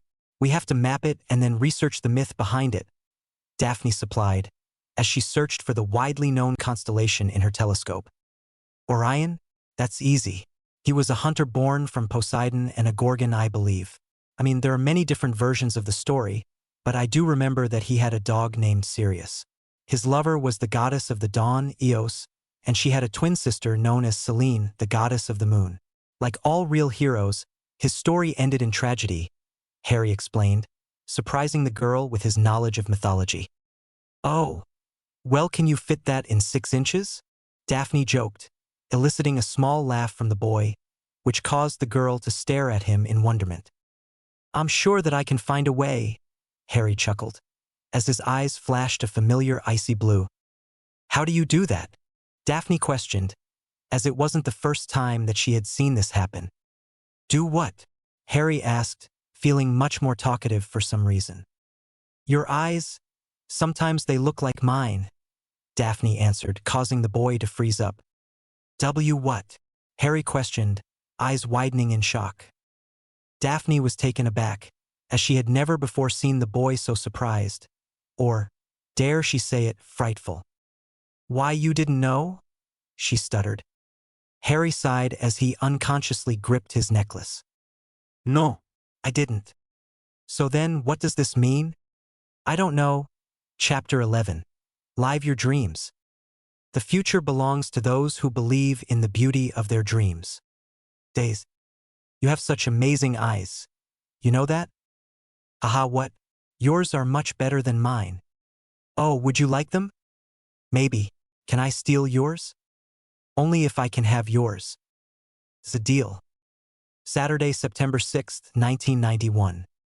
For the first time since the boy had been at Hogwarts, Harry had awoken to the suggestive thoughts of a familiar blonde girl with blue eyes. Which blonde girl, the boy didn't know. What is happening to me? After thinking about it for several moments, but finding no answer, the boy slipped out of bed to get ready for the day. When he got to the mirror, he stopped short, shocked by what he saw. A new streak of white hair was beginning to form under his first one, with a faint line of it spread an inch apart from the original. What the? The boy's skin was becoming paler as well, and for the first time since it had been brought to his attention, Harry's eyes flashed a familiar icy blue. Holy fuck. She was right. XXXXXXXX. Dumbledore's office. Is everyone here? The old man asked. Professor Quirrell is late, McGonagall supplied. Interesting. Oh, speak of the devil, Dumbledore chimed, announcing the shady professor's entrance. Essa so sorry, Headmaster. I was busy grading some papers, Quirrell informed, eyes downcast from the older man. Quite all right, Quirinus. Now, I would like to begin this year's staff meeting a bit differently than normal. Most of you have a unique addition to your classrooms. Harry Potter, Dumbledore started. While Professor Flitwick's eyes brightened at the name of his favorite student, many of the other teachers winced in unison, namely Professor McGonagall. An excellent student, Headmaster, the short man squeaked. He's the top of my class and even performed a perfect levitation charm on the first day. I knew he was good, but not that good. As Dumbledore looked around, several of the professors had a look of irritation on their faces. And this time, McGonagall actually looked as if she were to hex off Fawkes with the intense glare that she was absently giving the bird. Is something the matter, Minerva? The older man asked, smirking as he already knew what she was about to say. That brat has been a disruption to my class since the first day, and he wasn't even there the entire week. He doesn't pay attention because he's reading a book the whole time, and when I ask him a question, he answers it perfectly. It's making me furious, Albus, the woman shrieked, startling those unaware of her mood. Now, Minerva, I'm sure that he isn't that bad, Dumbledore assured. It's true, Albus, Professor Sprout objected. I don't think that I've even seen him in my class. The rest of the meeting went on like this as various teachers discussed their experience with the young Potter child. As Dumbledore studied a certain turban-wearing professor, the older man noticed that he was completely silent for the entire duration of the meeting. Upon closer inspection, Quirrell seemed to be clenching his fists in rage every time Harry's name was mentioned. Interesting indeed. XXXXXXXX. Ugh, do I have to do this? The boy questioned. Of course, the girl sighed. All first years have to take flying lessons. But I don't want to, Harry half-heartedly whined, surprising the girl with his tone. I prefer to stay on the ground, thank you very much. As the two continued to walk down the hallway from breakfast together, shocking many of those who stumbled upon the pair, an idea came to Daphne's mind. Harry, Daphne began, are you afraid of heights? Said boy instantly stopped walking, causing the girl to believe that she was right, only for her to see the boy laughing. Laughing? He seems to be doing that more often, Daphne absently noted. Afraid? Me? Why would I be afraid of anything? Harry chuckled, stopping short as they reached the grassy area for their lesson. Upon seeing the large group of people by 2 rows of brooms, the boy instantly pulled his hood up, leaving his companion to wonder about this strange habit of his. I don't know. It just seemed like it. The girl soon shrugged, not wanting to think on it for too long. The boy simply rolled his eyes, something that the girl could strangely see, before stepping beside a broom by the end of the right row, farthest away from Madame Hooch. You're ridiculous, Harry whispered, before he mockingly stood at attention. Good afternoon, class, Madame Hooch greeted. Good afternoon, Madame Hooch, the class excitedly replied. Now I know that you are all excited to start today's lesson, the woman began. Yeah, right, Harry softly interjected, earning an elbow to his ribs from Daphne that no one else seemed to notice. So I suppose that we'll get right into it, she continued before pointing at their brooms. We are going to start off with a simple exercise today. You'll first command your brooms to your dominant hand with a simple up, and then I'll show you the proper way to handle them. The young elemental in attendance rolled his eyes, thinking, I am already bored. Up, he yawned, as the broom zoomed to his hand in an instant. Harry instantly gained a feeling of warmth that started from his hand and then began to spread out across his entire body. I could get used to this. Apparently, what Madame Hooch forgot to mention was that brooms attach themselves to their rider's magic, allowing them better control of the wooden object. While the cloaked boy was giving his broom a critical look, everyone else was staring at him in shock, as Madame Hooch had yet to instruct them to begin. Well done, Mr. Potter, the woman encouraged. However, please do wait until I actually give the signal next time, okay? Harry simply waved the woman off, causing her and Daphne to frown at him. Yes, well, the rest of you, call your brooms forth. A collective shout of up filled the air, with only 2 other people's brooms coming to their hands, Daphne and Draco. Not so special now, are you, Potter? The Malfoy heir spat, trying to get a rise out of the boy. Huh? What were you saying? I couldn't hear you over the sound of how awesome I am, Harry mocked, eliciting a hearty chuckle from his classmates. Draco huffed in irritation, looking as if he was going to say something else, but then stopped short with one look from Madame Hooch. Now then, this is how you handle a broom, the woman instructed, straddling the broomstick effortlessly before she hovered in the air a bit. The class clapped in amazement while Harry made a show of yawning loudly, clearly indicating that he was not impressed. Madame Hooch simply gave the boy a smirk before announcing, It seems as though Mr. Potter has volunteered to go first. If you would please be so kind, could you demonstrate your amazing flying skills to the class? A few of the obnoxious students began to laugh at the boy, which he only returned with a blank expression. "Of course, Madame Pooch," Harry jested, before he straddled the broom slowly and with much less finesse than the woman. Draco and Ronald began to laugh louder, as they both thought that they had finally found something that the annoying cloaked boy couldn't do. They were both instantly silenced, however, when Harry rocketed off the ground, flying effortlessly into the sky. The boy climbed higher and higher until he was just a dot in the sky before he plummeted back down to the earth at breakneck speeds, causing his hood to be pulled back by the winds. Harry's classmates screamed as the boy got closer and closer to the ground, not breaking out of his fall. Harry simply smirked at their foolishness before he pulled out of his dive at the last second, feet mere millimeters from the ground. "So, Madame Pooch, are my skills amazing enough for you?" The boy chuckled to the gaping crowd before him. When he failed to receive an answer from the woman, his smile turned to a nasty frown before he spat on the ground and growled, "Good, don't ever insult my abilities again." The boy then walked away, leaving everyone except Daphne standing in awe at Harry's amazing flying skills. Said girl simply shook her head at her friend's attitude, silently wondering what went through that head of his.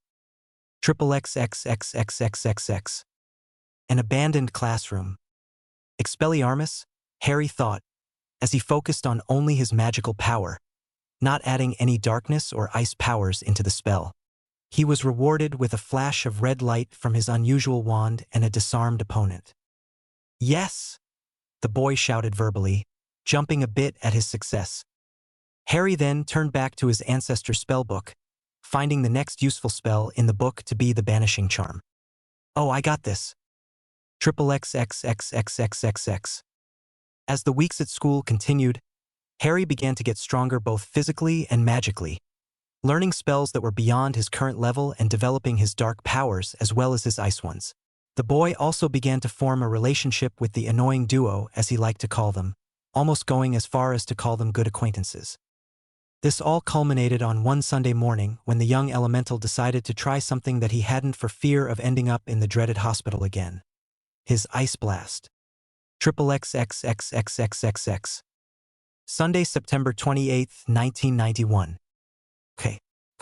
You've got this. Come on. You can do it. You can do it. The boy began to once again channel his inner powers, easily calling them forth as he was shrouded in the familiar cloak of darkness. The pure white and icy blue tendrils flowed around him in a slow and slightly mesmerizing pace. Perfect. Now for the hard part. Harry then focused on the area between his palms, pushing some of the surrounding energy into it, but not all of it. He was rewarded with a ball of icy blue, midnight black and pure white that radiated power. "Okay, and now, HAA," the boy shouted, finding that it helped to relieve the built-up tension that he felt. Once again, he froze his target and most of the back wall, but this time the technique was only enough to make him drop to one knee in exhaustion, not hospitalize him. Harry began to laugh, truly laugh at his success, before he sank to the ground, laying on his back to stare at the ceiling. "I'm doing it, and it's all because of you. Thank you," the boy thought, before falling asleep on the cold, stone floor with a smile on his face. XXXXXXX. Dumbledore's office. Why can this never be easy? Dumbledore poured himself another drink, feeling particularly thirsty this evening. Why can this never be easy? The man repeated, frustrated at his lack of progress. The boy was no closer to connecting with him than he had been at the beginning of August. In fact, Dumbledore would go as far as to say that their relationship had gone backwards instead of forwards. Where did I go wrong? Fawkes sang a song full of peace and hope to calm her master, which only served to make him smile for a moment before it wore off. Thank you, Fawkes, but I fear that even your melodious tunes cannot put this weary heart to rest. The boy will not respond to any attempts at friendship. And with Voldemort's soul within him, who knows what he could do if he's angered by my presence? No, it's better if I stay away for now. I've already done the boy enough harm as is. The man's familiar gave a soft trill of sadness, not for the boy, but for her master. She could care less about the dark ice cretin. Dumbledore continued to drink his sorrows away as he had sensed his plans falling apart at the seams. Maybe it's for the best. He is dark after all. XXXXXXXX. As the young girl lay in bed for the night, she couldn't help but think of the boy that had been on her mind since her first day at Hogwarts. Why is he so intriguing, mysterious? Guy? A voice in her head suggested. He is not cute. He's a little cute. Ok, fine. He's a little cute. But I'm 11. So, we're not going to be the boy's girlfriend. It's just like window shopping. You admire it from afar but never buy it. You are so weird. Well, I am you. Sue? Daphne gave an irritated sigh to an empty room, finding herself to be both glad to be the boy's friend, but frustrated at her lack of knowledge of his past. All I actually know of him is everything since the beginning of this year. Why does he have to be so secretive? A soft wind brushed against Daphne's skin, instantly calming the girl and forcing her to fall asleep. Daphne never questioned the fact that she was underground with no venting system, and therefore it was impossible for that wind to have even existed. No, Daphne simply dozed off to sleep, her last thoughts being of a familiar black-haired boy with emerald blue eyes.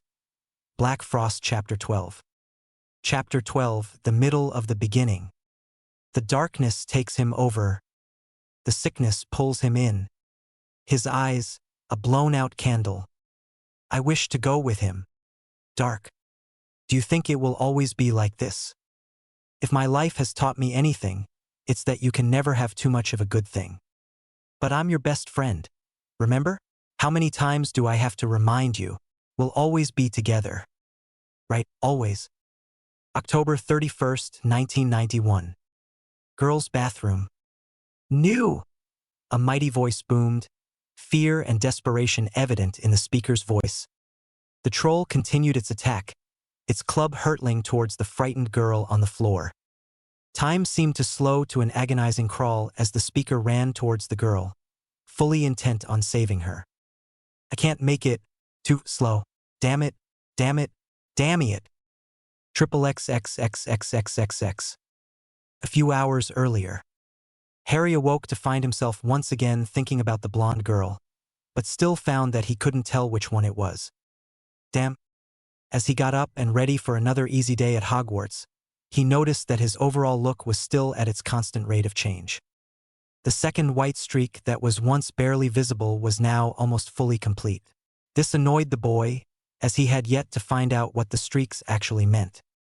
Were they symbols of my ice abilities, or were they something that actually helped me? Harry gave out an irritated sigh before he dropped his line of thinking, not willing to go down that road for a while. After finishing his daily routine, the boy stepped out of his dorm to find the Slytherin common room decorated to look like a haunted house, with real cobwebs and skeletons. He didn't want to know how they got those, among other things being displayed. Interesting. I didn't think that they would be the type to decorate and celebrate. The boy looked into the eyes of a second-year Slytherin and expertly began to read his surface thoughts for information. Get to take out some Gryffindors. Won't know what hit him. I love Halloween. That would explain that, Harry chuckled, before he noticed a group of third-years huddled up in a corner, seemingly planning something. Maybe I can use this to my advantage. Harry gazed into the eyes of one of the weaker-willed ones, a girl with black hair and a round face, slipping past her occlumency shields with ease. Weasley twins. During breakfast, food. Oh, this is perfect. Ever since he had first met the Weasley twins, he had wanted to use them for leverage. They were always good for a distraction or two out of a sticky situation. Who knows what the boy could use them for? The possibilities are endless. As soon as Harry headed out of the common room and away from prying eyes, he pulled out his magic map of the school, instantly locating the twins on the 7th floor by the Gryffindor common room. Excellent, the boy thought with a grin. XXXXXXXX. On the 7th floor in a secret room filled to the brim with different potion ingredients, two red-headed troublemakers hunched over a cauldron, carefully mixing and stirring a wild concoction. As one of the twins added an unknown herb, the solution changed from a fluorescent pink to a blood red. Nice forge, Gred exclaimed. Always Gred, the other twin smirked, before he bottled the potion. Well, well, well, what are two Gryffindors such as yourselves doing up here on a fine day such as this? A voice mocked. Shit, the two thought in unison, as they slowly turned around to see. Nothing? Wait, what? Forge questioned, looking at his twin in puzzlement. I always wondered if you two were incredibly stupid or actually geniuses. I guess it was the latter, Harry drawled behind the two, startling Forge enough to cause him to drop the blood-red potion. Shit! The two yelled in unison, before Harry expertly caught it. Damn! Hold on to your shit, man! The boy chicked, chuckling internally at their foolishness. What the bloody hell is a snake doing here? Forge shouted. I don't know Forge, but he sure as hell isn't going to be here much longer, Gred supplied, before they both reached for their wands, to find that they weren't there. Huh? The two said in unison. Harry gave the two a sarcastic smile before holding the redhead's wands in mid-air, twirling them a bit to show off. Excuse me, gentlemen, I have some very sticky fingers, Harry joked, further startling the two. The two twins gave the boy an impressed yet weary look, as they knew that they couldn't defend themselves without their wands, but found the boy's pickpocketing skills to be impressive. I'm only here to talk, Harry placated, before throwing the two their wands and the blood-red potion. About? Gred inquired, curiosity evident in his voice. Some people want to do something at some time to some other people, Harry slowly explained, purposefully leaving out any actual information. Both twins looked toward one another, silently discussing amongst themselves. After 2 minutes of this with a slightly defeated Forge and victorious-looking Gred, the twins asked, What do you want for this information? Just 3 favors, Harry smiled, startling the two once again, but this time as it was due to his friendly nature. Just 3 favors? Forge questioned, his voice layered with suspicion and doubt. Yoop, so deal. The two went back to their earlier silent conversation, which slightly irritated the young elemental as he was left out of the loop. We'll listen, then we'll decide, Gred finally answered. Harry simply rolled his eyes before mumbling, Idiots! The third-year Slytherins are planning to get you back for that stunt on the first day. It has something to do with your food. I recommend a switching spell. That way, they'll taste whatever it is they plan to give you. And why would you tell us this? Forge asked, still suspicious of the boy. Harry gave out an irritated sigh before he repeated, 3 favors. Deal, Gred smirked, happy to get out of any embarrassing situation from a stupid snake, and the boy did seem trustworthy. He did punch out Malfoy on the train. Good, Harry simply stated, before he turned on his heels and walked out of the room, leaving the two troublemakers behind. XXXXXXXX. Great Hall. After his meeting with the Weasley twins, Harry headed down to the Great Hall for breakfast, and was quickly accompanied by the annoying duo. Where have you been? Tracy questioned the boy, as the 3 of them sat down at the end of the Slytherin table. Nowhere. Everywhere, Harry dodged, chuckling a bit at the irritation displayed in the young girl's face. Daphne simply rolled her eyes at the two, not particularly enjoying her friend's banter with Harry. Gilalis, the voice in her head, teased. Not even. I'm 11, remember? Window shopping, remember? You'll have time for that later. The girl gave out an irritated sigh, something that both of her companions noticed. Are you okay? Tracy asked the blonde. Fine, she snapped. Whoa, Missy, testy much? Harry drawled, smirking at the irritated girl's face. Shut up, the girl mumbled, before she shrieked and shot up in the air from a sharp pinch to her nether regions. In doing so, the girl accidentally cut her thumb with her knife.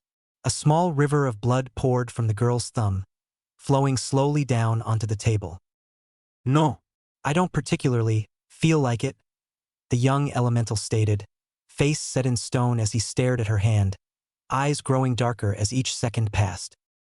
Harry, that hurt, Daphne rounded, about to smack him before he roughly grabbed her hand out of the air in self-defense. Harry instantly let go of her hand, as his mind was flooded with a vision. Triple XXXXXXX. Rain. Rain fell all around him at a slow and relaxing pace. This wasn't the type of rain that would cause massive alerts or warnings, nor was it the type of rain that simply drizzled and was only a slight discomfort to most people. No, this rain wanted to be noticed.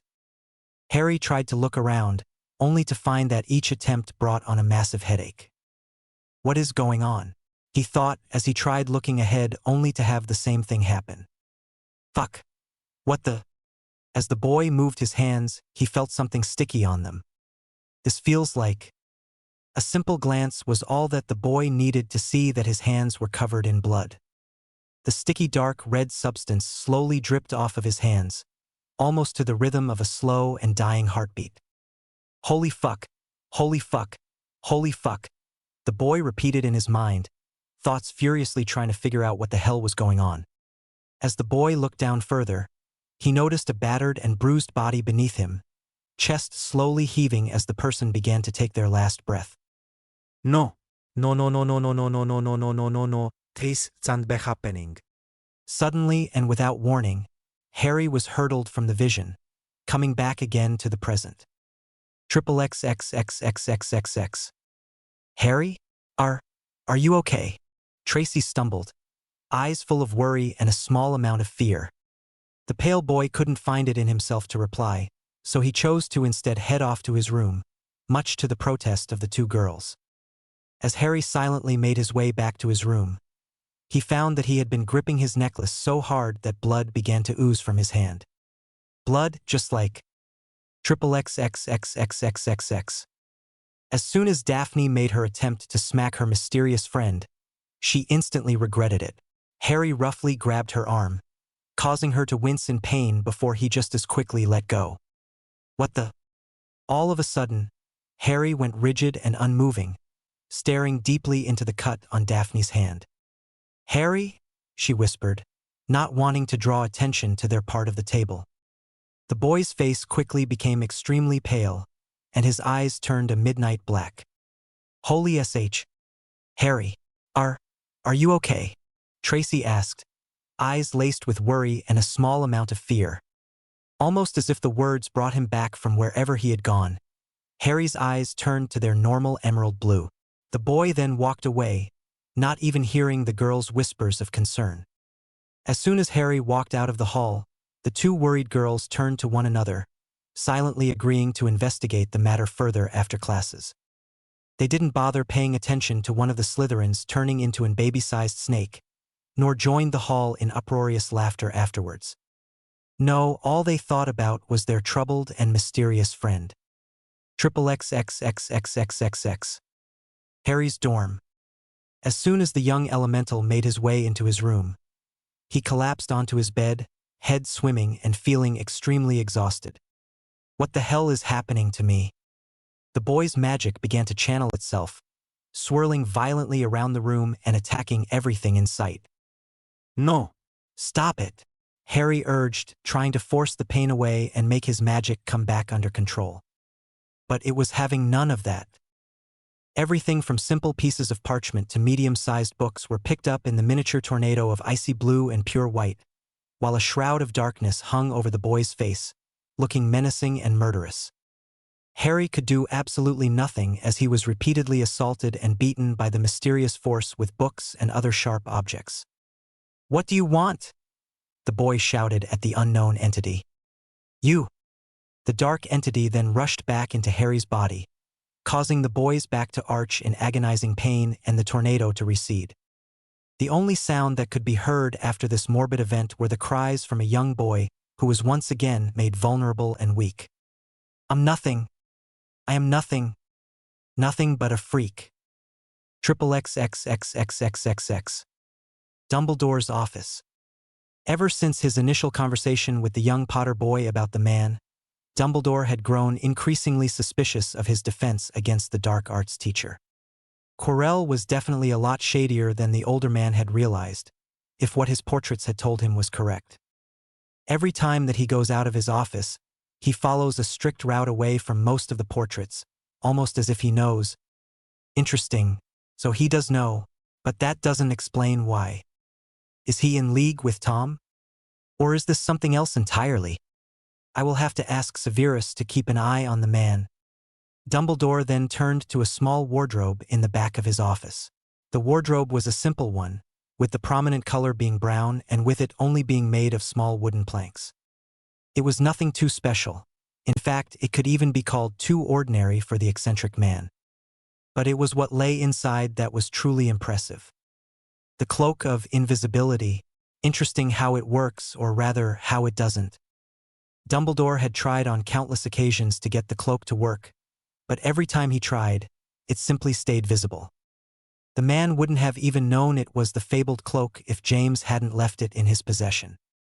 James, I'm sorry for what I did. I was a fool. The terrible weight that had been on Dumbledore's shoulders ever since that night returned with a vengeance, causing the man to once again reach for a bottle. Ha! If I keep this up, I'll become one of those alcoholics. The older man burst out into a bitter laugh before he mumbled, "The leader of the light. Really just a simple drunkard. How ridiculous." It wasn't even 10 a.m. before Dumbledore had drunk enough to cause himself to pass out. The man wouldn't wake up from his guilt-filled slumber for a long time. Sometimes I see a flicker, a light that shone from them. I hold him to me tightly. Before he's gone again. Despair. So, why do you do this again? It is what I was meant to do. No, don't give me that bullshit. Nobody is meant to do anything. What are you hiding? What are you? October 31st, 1991. After Harry's episode in the morning, Daphne and Tracy had spent all of the rest of the day coming up with theories about what caused it. You think he was just sick? Daphne reiterated, doubting her friend's logic. Well, we don't really know too much about him. Could have been anything. But if people ask, he's sick, Tracy confirmed. Daphne simply rolled her eyes at her friend. That's the oldest trick in the book. As the two continued to walk to their next class, they noticed a strange occurrence on the third floor. Apparently, someone had went down the forbidden third-floor corridor and left the door unlocked and slightly ajar. Who would do such a thing? Wouldn't they be smart enough to close it? Daphne wondered. Tracy began to reach for the door, her face filled with curiosity, before Daphne snatched her arm away. You idiot! Have you never heard the phrase, "Curiosity killed the cat"? I mean, it's a Muggle saying for crying out loud, the blonde scolded. But what if it's Tracy started? No. I won't let us end up like those stupid chicks in those horror movies that you showed me when we were 9. We are leaving now.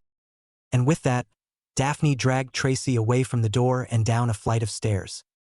Neither noticed the irritated growl that replaced the silence when they left, nor their shady dada professor behind the door.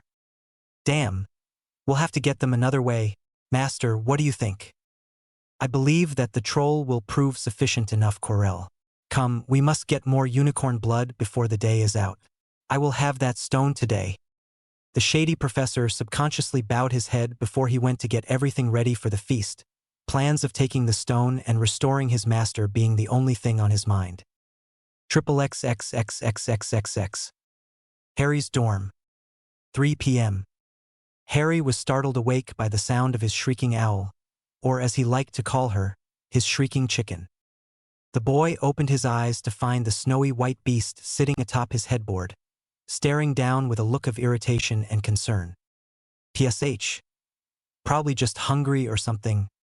Harry made a quick move to grab for the white nuisance, but found that his movements were sluggish at best and straight up drunken at worst. A shit. Is this what a hangover feels like? The boy slowly moved into a sitting position, finding that once he finally made it, he was covered in sweat and breathing far too heavily for such a simple task. Maybe I'm a bit worse off than I realized. His thoughts were confirmed by the now smug expression on the beast's face, one which he oh so desperately wanted to smack off of her. Stupid chicken. Hedwig hopped closer to the boy's head, before she unceremoniously dropped the black letter that she had been holding in her beak onto his lap. And what's this? I never get mail, and the only person that can even really use you is me, Harry wondered, giving the bird an inquisitive look. Hedwig simply gave the boy a blank stare, while the cogs in his foggy mind slowly began to turn. Wait, I sent this to myself? The boy questioned aloud, receiving a nod of confirmation from the bird before it took flight and left. Wait, how did you even get down here? Harry got his answer when the white owl slowly but surely turned the handle with a combination of her claws and her wings, surprising the boy at the creature's ingenuity. Maybe she's not as dumb as I thought. The boy then turned his attention back to the black envelope, deciding to inspect every inch of it before he opened it. How could I send myself something, but then not remember that I sent it? After finding no problems with the exterior, Harry slowly opened the mysterious envelope, finding only his necklace and a standard piece of white parchment inside. What the? After the boy quickly put his necklace back on, he began to read the 7 words that seemed to be written in blood on the parchment. I know what you did to her. Harry instantly ripped the offending message without a second thought, before he ran to his waste bin and heaved into it. This cannot be happening. XXXXXXXX. Dinner. Halloween was always one of Daphne's favorite holidays. But she had to pee. The lights, the decoration, the dressing up, she loved them all. But she had to pee. The food looked excellent. Everyone seemed to be having a good time. Even the Slytherins were laughing and joking. I mean, the Slytherins. But she had to pee. I'm gonna go to the loo, she told Tracy, earning a simple nod in return as the girl was too busy stuffing her face with candy. Daphne simply rolled her eyes before she left to go to the bathroom, not even noticing the disillusioned Quirrell watching her every move. As soon as the girl was out of sight, the man canceled the spell before giving himself a disheveled look with a simple spell. When he was satisfied, he rushed through the great hall shouting, "Troll! Troll in the dungeons! XXXXXXXX." Emerald/blue eyes opened wide, as the young boy whispered, "Daphne! XXXXXXXX." Daphne stepped out of the stall before she went over to the sink to wash her hands. I wonder how much candy Tracy has eaten by now? That girl has such a sweet tooth." Just before she was finished, she heard a deep rumbling noise that seemed to cause the very ground beneath her to tremble. What the OFSK? The girl turned to see a 10-foot-tall mountain troll standing within the entryway to the bathroom, looking fearsome in its stature, but she could still see confusion in its face. That confusion was gone, however, as soon as the two made eye contact, and it was soon replaced with a misguided and deep-seated hatred. "I'm going to die. Fuck my life," Daphne internally cried, before she slowly backed away from the creature, face set in stone. The troll lumbered after her, each step causing a miniature earthquake that in turn caused the glass mirrors in the room to break all around Daphne. A piece of glass caught her in the leg, giving the girl a moderate-sized cut that caused her to drop to the ground. Luckily, the troll decided to swing its club at that moment, and the girl harrowingly missed being decapitated by the blubbering creature. The sinks, however, weren't so lucky. Water began to rush freely from the destroyed appliances, soaking the entire floor and the frightened girl. Damn it! Daphne could only stare at the troll with wide eyes as she slowly became within arm's reach of it. All spells and common sense fled her mind as pure terror filled it. Her pursuer slowly began to raise its arm for its final attack, and in that instant she saw a face appear in the entryway. His face. "No, he can't die with me." "No!" A mighty voice boomed, fear and desperation evident in Harry's voice. The troll continued its attack, its club hurtling towards a fearful Daphne.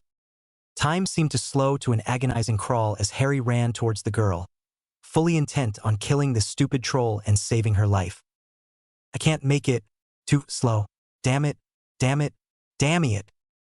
As Harry got closer, he noticed the crimson-red blood slowly seeping from Daphne, and almost as if a switch had been flipped, the boy stopped running. All within a split second, Harry dissolved into the water beneath him and quickly reappeared from the blood that had flowed from Daphne. Right before the troll would have hit the boy, an invisible force blocked the blow, sending the troll's club sailing in the opposite direction, and the troll itself to get knocked on its arse. Harry slowly turned towards the frightened girl, face set in ice and eyes slowly growing darker. "Are you okay?" Harry asked, with a voice that was deep, rich, and so very cold. Daphne could only nod her head, as she was shocked into silence by the new development. "Look out!" she yelled out in warning, as the troll tried to punch the young boy with all its might. Another force field blocked the blow, this time sending the troll careening into the back wall from the recoil. Harry simply turned away from the girl, before he began to channel his powers with such ease. It was almost as simple as breathing. As the boy took his first step towards the beast, his eyes grew to be a midnight black. As he took his second, a pure white began to spread from the two streaks until his hair had completely changed color. As he took his third, his wand appeared in his hand without him having to summon it. As he took his fourth, he placed his open left hand over the tip of it, before he slowly slid it over open space, creating a one-handed long sword out of black frost. And as he took his fifth, he simply disappeared. Several seconds went on in silence before suddenly, the troll screeched out in pain as 3 deep cuts went across its chest, 2 going diagonally over it while the last went through the center. Harry then reappeared, giving the beast a glare so impassive and cruel that it whimpered in fright. Daphne could only sit there drowning in horror as a familiar black cloak of darkness fell over the boy, covering him completely and obscuring her vision of him. "No, you're not supposed to use it," she sobbed, "only study it." Another scream emitted from the troll, shocking the girl out of her state as she saw the most gruesome thing that she would ever see in her life. Harry slowly and meticulously cut off each and every one of the troll's extremities, starting from its toes and then moving towards its heels. He hacked and hacked with that same blank and cruel expression on his face, not taking any pleasure in the task, but finding it to be cathartic in a way. The entire time, the troll could only stare at the boy, as it was unable to move from the mere pressure of Harry's deadly magic. Once he got to the torso, Harry began to move to the fingers, deciding that he wanted to save that part for last. At that point, Dumbledore had appeared in the entryway, alone and sickened by what he saw. The man took in the situation in an instant, and was about to make his way over to help the Greengrass child, when he realized 2 things. He had only been alerted to the disturbance due to the headmaster's ability to sense any form of dark magic within the castle, but when he had arrived, he was not able to actually hear what was sure to be a horrifying experience for Daphne. Except for the Slytherin common room, of course. Salazar must have cast some very powerful magic for that. He could not actually enter the bathroom, which puzzled the man greatly, as he did not sense any wards that he had known around the area. Strange. So all the man could do was sit and watch as a blood-soaked Harry slowly cut the troll to pieces, before finally cutting off its silent screams with a well-placed strike to its head. This may be more of a problem that I bargained for. As soon as Harry was finished, the silencing ward and barrier were dropped, allowing the older man to quickly go to Daphne's side. "Ms. Greengrass, are you all right?" Dumbledore quickly asked the girl. Unfortunately, he received no response, as all of her focus was on the somehow magically blood-free Harry. "How could you do that?" she whispered, cutting through the newfound silence. "I will always protect you," the rich voice replied using Harry's mouth. "That wasn't protecting me," she harshly bit back, anger coursing within her veins. "You used the darkness. We don't do that. You're only supposed to study it. Never use it." Harry simply stood there, taking the girl's abuse. "Are you finished?" he asked, not batting an eye at her heartbroken expression. When he was met with silence, he simply blinked before everything in the room went back to the way that it was before the attack, from the broken sinks to the blood-splattered wall. Even the troll's body parts were vanished, much to the shock of the other 2 individuals. Everything was back to normal. But nothing would ever be normal again. "Good," he finally said before he turned to Dumbledore. "I don't know how a troll could have gotten into this school under your watch, but I have an idea about who could have done it." "You don't, Maya Dash," the older man began in protest. "Yes, I do," Harry interrupted, before he went back to Daphne. His black eyes scanned over the girl's body, and after finding nothing else wrong with it, he healed the cut on her leg with another blink of his eyes. Daphne's gaze didn't waver from the boys, causing the two to find themselves in a strange staring competition. I think that it would be best if we continue this discussion in my office before the other teachers arrive. Dumbledore slowly interrupted, finding himself truly frightened for the first time in his life by the mere presence of the boy. That will not be necessary, Dumbledore. You don't understand this just as much as the boy does, Harry informed. The boy? So you are not Harry Potter? The older man asked, thoughts going at 1,000,000 miles a minute. I am, but I am not. The boy dodged, earning a small laugh to escape the two's lips. This was the usual behavior that they associated with the boy that had grown on them, despite the nervous tension that had filled the air. Is Harry still in there? Daphne fearfully asked, horror-stricken at the thought of losing her friend. Somehow, the situation became less and less scary as their conversation continued. A calming charm? Interesting, Dumbledore thought, as he had picked up on the subtle but necessary display of magic from the boy. Of course he is. He thinks that what happened was extremely badass, but he fears that you will not want to be around him anymore for fear of these abilities, Harry explained, earning another small chuckle from the girl. Yeah, that sounds like him, she sighed, before getting up and brushing herself off. Harry simply nodded his head before he slowly began to revert back to his usual self. Thank you for saving me, she whispered, before she gave him a quick hug. Once the change was complete, Harry gave the two a rare smile that seemed to cut through the remains of the tension in the air. That smile soon turned to a grimace before he quickly said, "Take me to the hospital wing quick dash." Harry then cut himself off as he fell face first to the floor, passing out in less than a few seconds. His last thought before everything went dark was, why the fuck do I always fall on my face? We can never obtain peace in the outer world until we make peace with ourselves. Decisions. Did you ever have a family? Well, a wife, 2 children. Where are they? November 1st, 1991. Dumbledore's office. Are you stupid? Harry sighed, irritated at the old man for even thinking about this. No. I feel as though it is our best course of action. We must wait and see if he makes another move before we apprehend him, Dumbledore explained, hoping to get the boy to see his side of things. And if a student gets hurt because of this huge mistake that you're making, it will not come to that. I believe that he will not try anything until the end of the school year. If it really is him, this is mere speculation after all. Harry gave the man a look that clearly said, "Are you fucking stupid?" before he walked out of the room, slamming the door with extreme force on his way out. He knew that Dumbledore would never see reason, but he had to try anyways.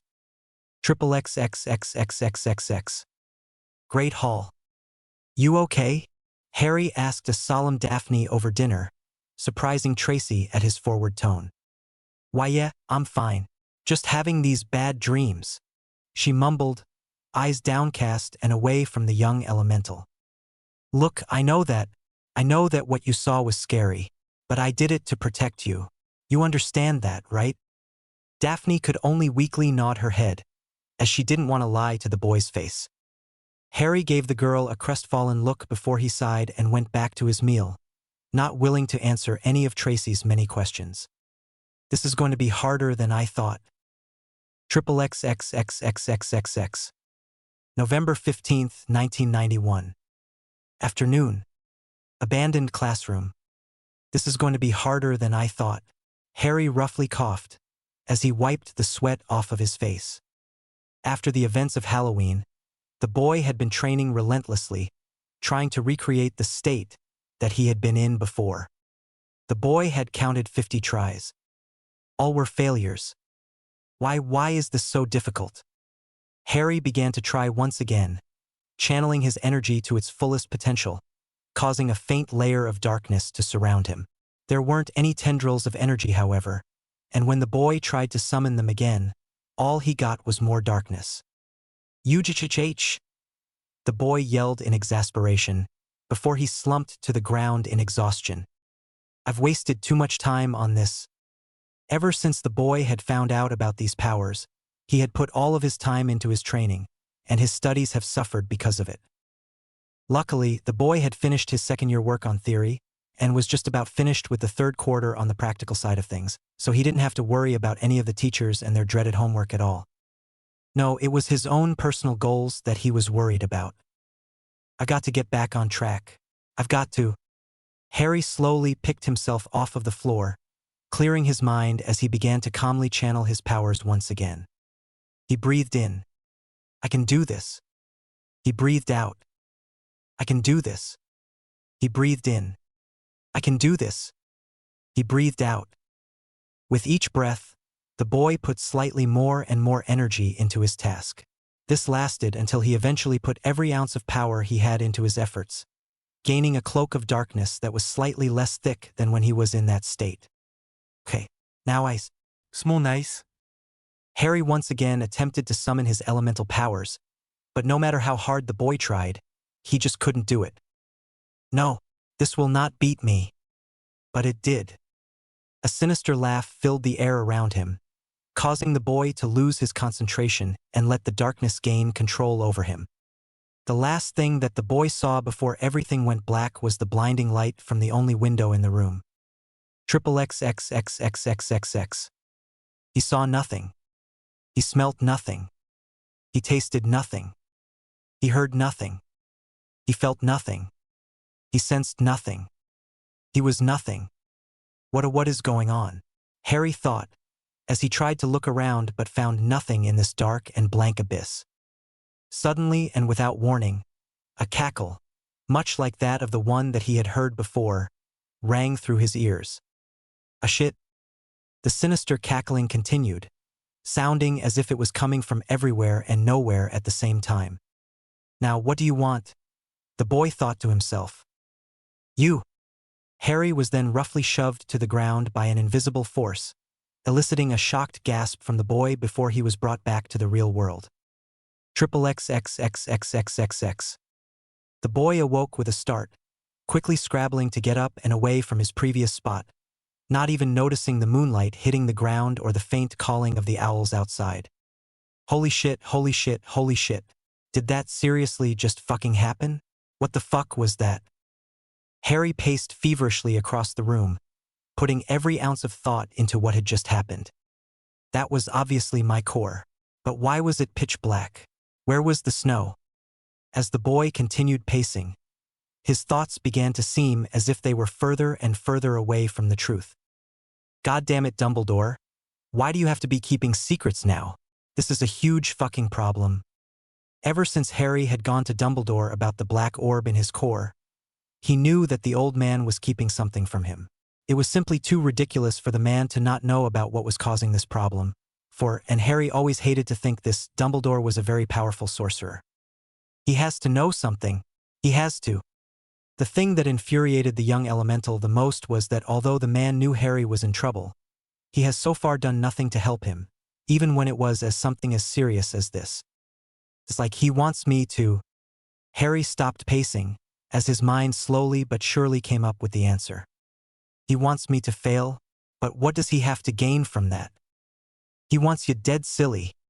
The young elemental's eyes grew twice as big with shock, as he had never before heard that voice in his head. What do you mean he wants me dead? Oops. Maybe that was the other one? Oh well. Bye. Wait, who are you? What are you? Damn. Harry began to pace again as he grabbed his necklace for comfort. One thing's for sure, ever since that day with the vision, everything has been going to shit.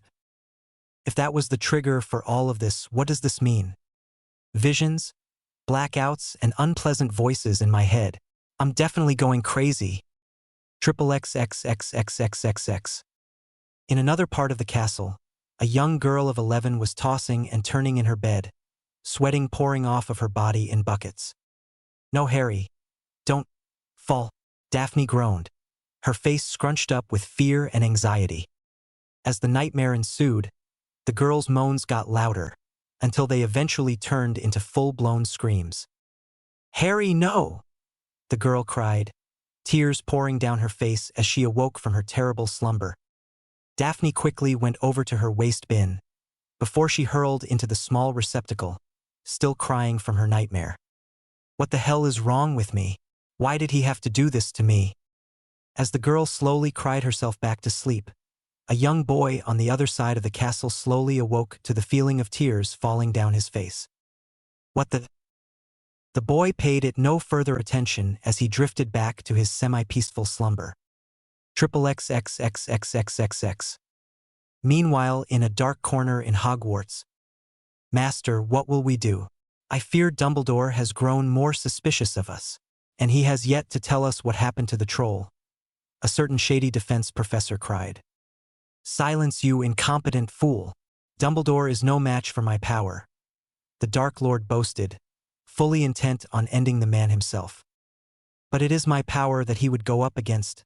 Please, Master, let us flee before we are discovered, Quirrell pleaded, not willing to die over Potter. No, we have yet to kill the boy. I will have my revenge. Then we can leave. The stone has proven to be too elusive even to my standards. I believe Dumbledore expected us to come and find it. He may be a wretched old fool, but he is still a very powerful sorcerer, Voldemort commanded, recognizing the other wizard's power for what it was. Not as strong as I am, though, he later added. So then what shall we do, Master? We shall lure the boy into a trap, and then kill him. But you will allow me full control over your body at that moment. I must be the one to end Harry Potter. But won't my body be ruined after the process? That is of little consequence to me. Voldemort rounded on the man, anger coursing through his silent words. Be thankful that I will not inhabit you long enough to kill you. Of course, Master. And when shall we go after the boy? Over the Yule holidays. There will be less students and with it, a better chance of making our escape without being noticed. We shall use our usual route out of the castle that our dearly departed Wormtail had told us about. At least the rat was good for something. Perfect, Master. You really are brilliant. Voldemort let the insignificant oaf praise him for a bit longer before he hissed. That is enough. Let us rest. We have some preparations to take care of. XXXXXXXX. Dumbledore's office. And here we are once again, Dumbledore thought, as he poured yet another round of scotch into his glass. Why does he have to be so difficult? The boy had been a nuisance ever since he had arrived at Hogwarts. Dumbledore realized that, but he had never been evil or cruel to people who didn't deserve it. But he is still dark. How is that so? How has he yet to have succumbed to it? After rewatching his memory of the boy's slaughter of the troll for the 50th time, the look in the boy's eye was still enough to frighten the man to his very core. Those eyes, they're like staring into the deepest, darkest abyss. And yet, he did not harm the Greengrass child when he had the chance. Nor did he harm me, and I have wronged the boy just as much as Tom has. Mr. Potter was indeed a conundrum that Dumbledore had no idea how to solve. It was really only partially the man's fault. He was just too stubborn in his ways, and would hardly change his outlook on what he had believed his entire life to be true. However, because he had thousands of wizards who would gladly believe in what the old man believed in, it was his fault for creating such a stigma against the dark. There were hardly any gray wizards left in the world because of this outlook on magic, as these sheeple now had the belief that any magic that was against the light was naturally dark. But it's for the greater good, isn't it? For the first time in Dumbledore's life, he just wasn't sure if that was true anymore. XXXXXXXX. December 24th, 1991. Hogwarts Castle. Harry's dorm. Today's the day. A certain blue/emerald-eyed boy sighed, happy that the day had come once again, but anxious for what it might bring him this year. XXXXXXXX. Greengrass Manor. Today's the day. A certain icy blue-eyed girl cheered, simply elated that the day had come once again, no anxiety present in her wonderful mood. XXXXXXXX. Hogwarts Castle. Dada office. As soon as a certain pale blue-eyed Dada professor awoke, his eyes slowly turned to a blood red. The professor's body twitched and gyrated, truly looking like a man possessed, before all was still again. A frightening cackle rung through the air, the voice sounding much raspier and harsher than the professor's. "Today SSSS the day," Lord Voldemort hissed with glee. Chapter 15, Death. "There's a battle within that I'll never win, because it's me that I'm up against. It's my heart versus common sense. This death will help me recompense." Death. Harry, what are you doing? No, stop it. Get away from me. Harry. Sto. December 24th, 1991. "Today's the day," Harry sighed, as he slowly crawled out of bed. The boy had been nervous for this day ever since she had had that talk with him, which seemed ridiculous because the boy hardly ever got nervous. "It's all her fault," he grumbled, as he carefully pulled on a different outfit for the day. Instead of wearing his familiar and lovable cloak that marked his signature look, Harry had decided that he should wear something different for the occasion. The boy's style of choice for today was a pair of form-fitting slacks, a tucked-in button-down wolf gray shirt, and a pearly white tie. To top it all off, he wore a black jacket with the sleeves rolled up. As a practical joke to play on his friend, Harry decided to charm a pair of cufflinks to look like small, icy blue earrings. The earrings wouldn't permanently pierce his ears. However, they would look like the real deal. Overall, Harry chose this look for Daphne, and not himself, something that surprised the boy even more. "I guess that's another thing about this new relationship that I have with her." Ever since their talk in November, Daphne had slowly, but surely warmed back up to the boy again. She no longer had any nightmares, and she even asked him if he wanted to go to her birthday ball. Her birthday ball.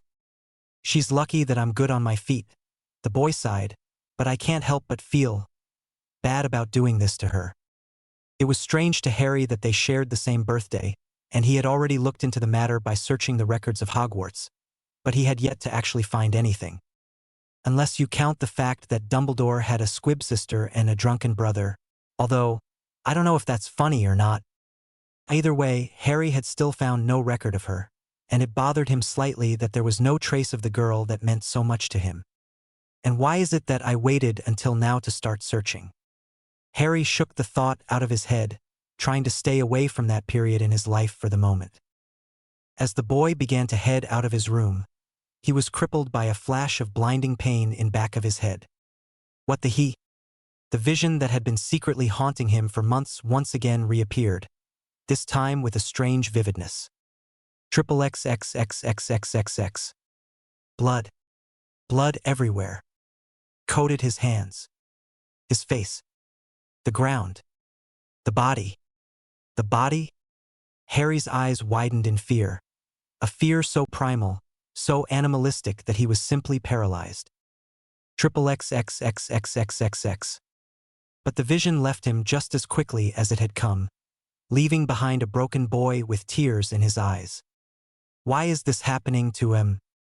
Unfortunately, Harry's thoughts were interrupted with a loud bang and the feeling of an immense weight on his chest.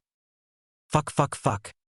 Harry quickly scrambled for his wand under his now unhinged door, but found that it had flown out of his hand due to the explosion. "Time to die, Potter!"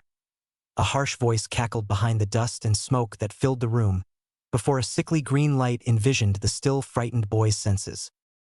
The spell connected, and Harry James Potter was dead. The boy had died just as he had lived. Fast, unexpected, and without warning. XXXXXXX. Nowhere? In a place between the living and the dead and time and space, two figures stood around a small child of 11. Nothing surrounded them, and yet everything did. Suddenly, the three were enveloped by a vast land filled with ice and snow, while in the distance, the two figures could see a disappearing black orb. Roaring winds whipped up the two figures' hair, but they paid no mind as they stared at the young boy. As soon as the young child began to stir, the shorter of the two leant down and kicked the boy where it hurts, but he received no reaction from the child. "Man, you really are a handful, aren't you?"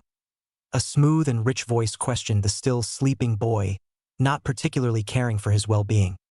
Harry lay unmoving and silent, waiting for his opponent to make his next move. As soon as the smaller figure crouched closer to the boy, the young elemental began to charge his powers, but found that none of them worked properly. Tisk tisk. Come on, man. Did you really think that that would work?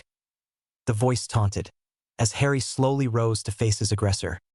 What he saw, however, would forever rock his world. The young elemental found himself looking at an exact copy of himself, with the only differences being the boy's slightly paler skin, red eyes, and completely white hair. "Hey, buddy," Death greeted, the albino boy sporting a wide grin that would look purely innocent to most people if it wasn't for the malicious intent hidden within those red orbs. Harry was shocked into silence, as he was unable to comprehend the situation that he currently found himself in. Love, might it be more prudent to explain to the boy the situation before you attack him? You will have plenty of time for that later. The figure behind the strange-looking copy of himself sighed, while a warm smile graced her lips. The young elemental slowly split his focus from his doppelganger to the woman, finding her voice to be strangely familiar. She had on a simple ensemble similar to that of the other boys, a black t-shirt with black pants and black shoes. The woman stood at average height, and to Harry, looked as though to be nothing special. Almost as if she had read the boy's thoughts word for word, the woman began to smile at him. "Where have I? Wait, no, fucking, wait.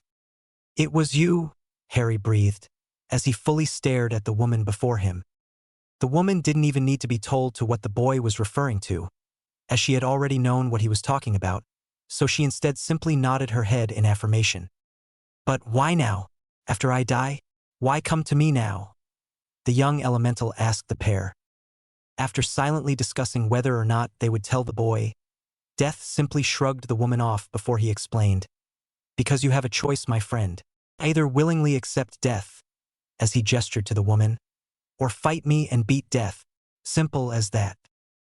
Harry gave the two a critical look, one that simply made Death return it with a crooked smile, before the elemental rushed the scrawnier boy, giving him a roundhouse kick to his collarbone. The noise of bone breaking filled the air as Death crumpled to the floor from the force of the blow.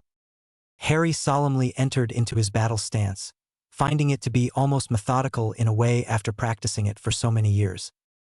"I guess it's a fight then," Death chuckled, as he reset his collarbone with a half-smile upon his face.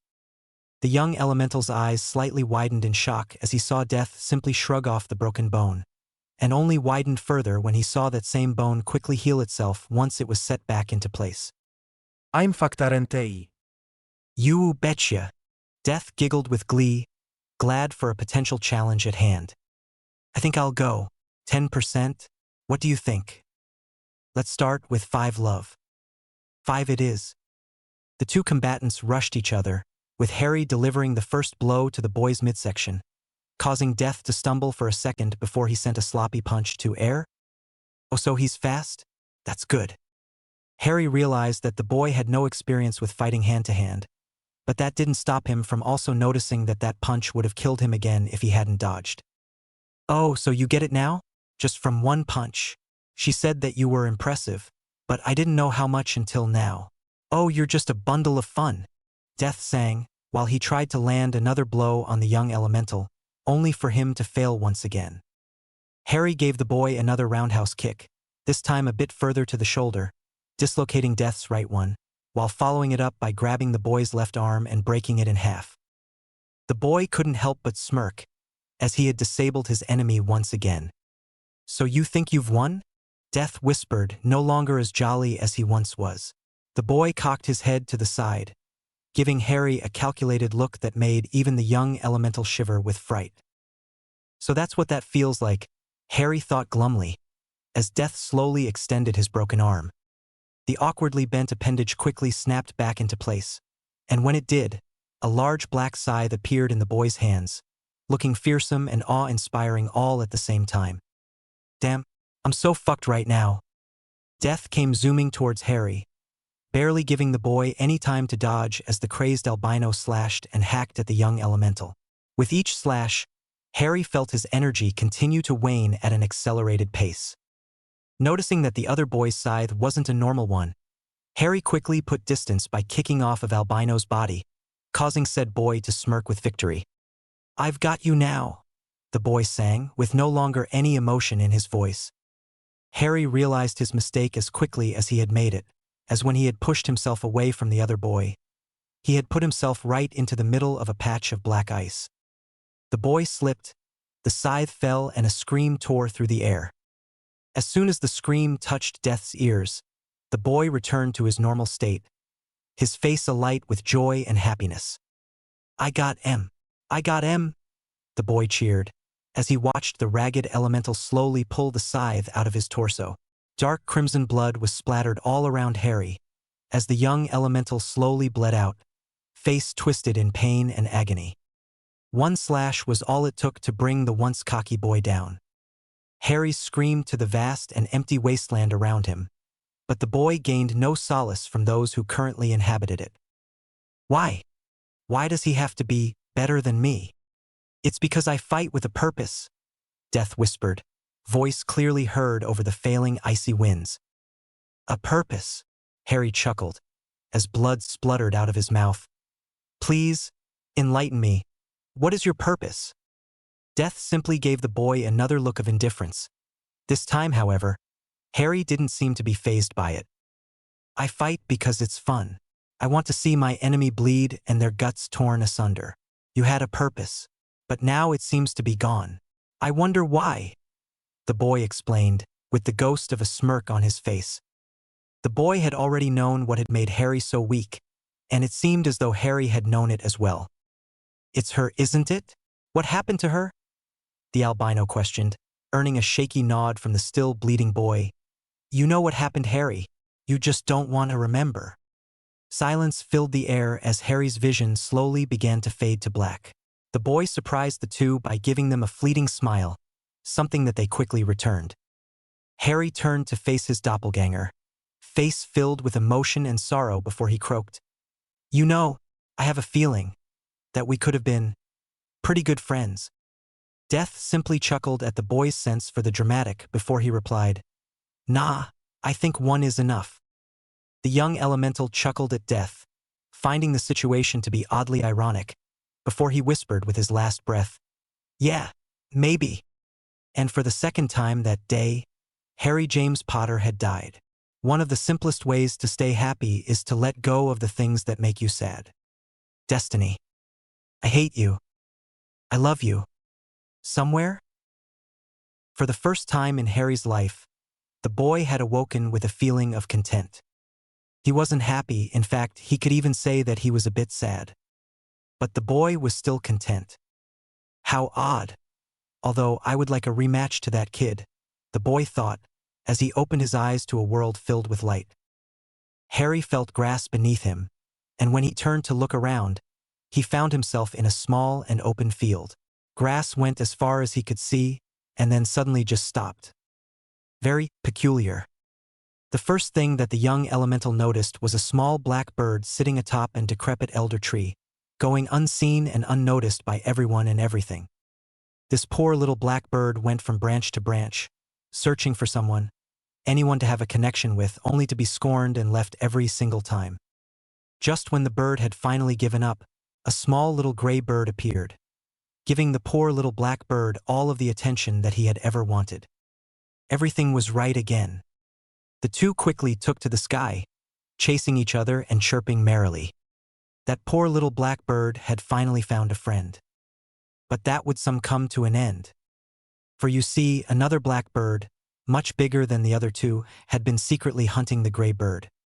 And he would not be denied. Just when the two birds had decided to relax along a branch, the big black bird swooped in, taking the gray bird and her life with it. The poor little black bird wailed for his lost friend, seemingly unable to cope with the loss of the one person who had made its life bearable. Harry had to turn away as that poor little black bird flew high into the sky, only to come crashing back down, ending its life. The young elemental couldn't help but shed a tear at the sight of it all, as he had found the whole experience to be familiar. It's a shame, isn't it? A soft voice questioned behind him, causing the boy to instantly go on full alert. It really is a shame, the voice repeated, sounding more crestfallen than before. Harry slowly turned around to face the one person who he never thought he'd see again. The one person who, in his opinion, was the most fantastic person in the world. Mayan, the boy breathed, finding himself to be extremely lightheaded at the moment. The girl that had meant so much to the lost boy gave him a small smile at the mention of her name, before it quickly turned into a frown. "I suppose you're wondering why you're here?" she sighed, giving Harry a detached look. "Not particularly," the boy whispered, as he continued to stare in wonderment at the young girl before him. She looked exactly like Daphne, something that still perplexed the boy to this day. "Really? That's boring. And here I was hoping to provide you with some form of hope." "But why would you want that?" Harry asked, mind whirling at all of the different possibilities as to why the girl looked the way that she did. One of these possibilities had been with him since the first day that he had received the vision, and it was becoming all the more likely. "Why? So that I could crush it, of course," Mayan explained, with the same detachedness in her eyes and face. "Fuck," the boy sighed, as the theory was now becoming even more of a reality. "Oh, so you know already then? What happened that day? How you ruined the only good thing that you had due to a fear of losing it?" The girl began, voice growing louder and more calculating with each word. "What happened to you, Harry? You were the best thing that I had ever had, and I know that you felt the same about me, and then you had to go and—" Mayan accused, seemingly on the verge of tears. Harry could help but take the abuse, knowing that he deserved that and much more for what he thought he had done. "I'm sorry, couldn't even begin to describe how I feel." He chose to think instead, not knowing that she could hear every one of those thoughts. "Stop it!"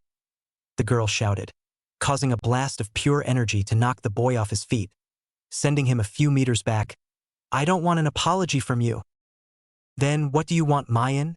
Harry rounded, slightly surprising himself at his raised voice. "I want you to say it. Say what you did to me," the girl whispered, startling the boy at the volume change. "Why?" he replied, as tears began to form in his eyes. Mayan gazed deep into Harry's eyes, causing blue/emerald and icy blue to meet once again, but for entirely different circumstances. "Because if you don't, you'll never find peace again. You will be stuck here forever. And I don't want you here," Mayan explained, face set in stone. "No." "Do it." "I won't do it. I won't," the boy screamed, tears now flowing down his face in an admission of guilt. "Do it, or you will never see her again," Mayan shouted back, shocking the boy into silence. "I know you want to," the girl cried. "So just do it. If not for yourself, then do it for me." Harry wiped the tears out of his eyes, his face crestfallen and his heart broken, as the boy had finally remembered. "I killed you. XXXXXXXX.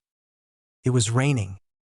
Not the typical showering that accompanied so many places in Britain, nor a light sprinkle that could be easily forgotten. This rain wanted to be noticed, but not overbearing. Two children stood outside the local public school, one with emerald eyes, the other with an icy blue, both feeling a heavy sadness in their hearts. "Here?" the blue-eyed girl offered with a smile, holding a box that was wrapped in a color almost exactly like that of her eyes. "Merry Christmas." A look of shock crossed the boy's face before giving his best friend a beaming smile, sarcastically gushing, "Oh, you shouldn't have." Mayan rolled her eyes at her friend's tone, already quite used to the bitterness and satire that always seemed to accompany it. "Just shut up and open it already." After giving her a look that clearly conveyed how he felt about receiving his first gift in his entire life, Harry carefully unwrapped the present, enjoying the impatient look on Mayan's face. When the box was unwrapped, the young boy carefully refolded the wrapping, explaining to his best friend, "It reminds me of your eyes. I might forget what they look like." Nodding her head in assessment, the girl motioned to the simple brown box, wanting him to open it and see what she had picked out for him. Inside was something that he would have never expected from the girl, a necklace and a small statue of a ferocious-looking wolf thing. After several tense seconds of silence, the girl giggled, "Sue, how do you like it?" expecting him to be completely confused. Ah, Harry lamely replied, not knowing what to make of the present. After another bout of giggles, the young girl finally took pity on the boy, telling him, "It's an Amarok." Seeing that he still looked confused, she continued, "It's a mythical beast, a sort of wolf beast that would hunt the hunters. I thought that it suited you perfectly." Harry gave his best friend a look of disbelief, asking, "Why would you think that? And don't wolves hunt in packs? With you leaving, I'm all alone again." Mayan let out a sigh in defeat, hoping that the present would cheer her friend up, but to no avail. "It may not seem like it now, but it will make perfect sense. I'm sure of it. When I saw it in the store, it just screamed you. Trust me?" she assured him, giving the boy one of those smiles that he always loved to see. "And besides, they don't have a pack." "And the necklace?" he inquired, holding up a black stone cut into a teardrop with a sharp edge and had what looked to be a question mark with a star for the dot decorated on it. A simple thick piece of yarn looped through the top of the stone, with a knot and a loop at the end for tying the necklace. "Well, that just looked cool," she answered, giving him a playful smirk. Harry sighed and shook his head, but still put the necklace on and pocketed the Amarok statue. "Thank you." The two went back to sitting in silence, watching the last rainfall that they would ever see together again. Nothing else needed to be said. Start of explicit content. Almost as if something had snapped within the boy, Harry looked back to the oblivious girl, face devoid of emotion. Harry grabbed the girl before he apparat to an abandoned digging site. He had known the place because the fat oaf would occasionally drive him to the area and threaten to leave him there. Harry, what are you doing?" Mayan stuttered, fear evident in the young girl's face.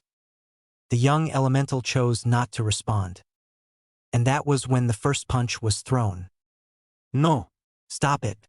Get away from me," Mayan screamed, as she tried to run away from the boy. Harry forced her to stop running by breaking her right leg, causing the girl to fall to the ground in a gasp of pain. He still said nothing as he beat the girl into the ground, blood smearing his hands and face as Mayan cried out for help. "Harry!" she began, before he punched her in the face, stunning the girl into silence. He broke her arms. He broke her legs. And he tore out her heart, just as she had done to him. When it was all over, Harry simply stared at the broken and mangled corpse that had been Mayan. "I hate you," he whispered to nothing, earning nothing in return. "I love you. XXXXXXXX. End of explicit content. Silence hung in the air as soon as the words left his mouth, providing the scene with a tension so thick that it could be cut with a knife. "Finally," Mayan sighed, before a white light began to surround the girl. "Why are you not furious with me?" Harry asked. "Because, in a way, it wasn't entirely your fault. That thing that you had in your soul, you let it take over for a second. Thankfully it's gone. Otherwise, I would never let you leave this place." "How do you know so much?" the boy questioned, as he gave the girl that he had loved a critical look. "Okay, first off, you don't love me. You don't even know what love is, Harry. And besides, it wasn't me that you were so obsessed about. It was the idea of me." Mayan lightly scolded, as the white light began to pulsate around her. As Harry focused on processing this other revelation, Mayan's light began to grow even brighter, bathing the entire area with warmth. "I'm sorry," the boy said, earning a disapproving frown from the girl. "Don't be. For once, I'm free. Death is only the beginning, Harry. Besides, you're the hunter. Always have been, always will be," she replied, giving her ex-best friend a small smile.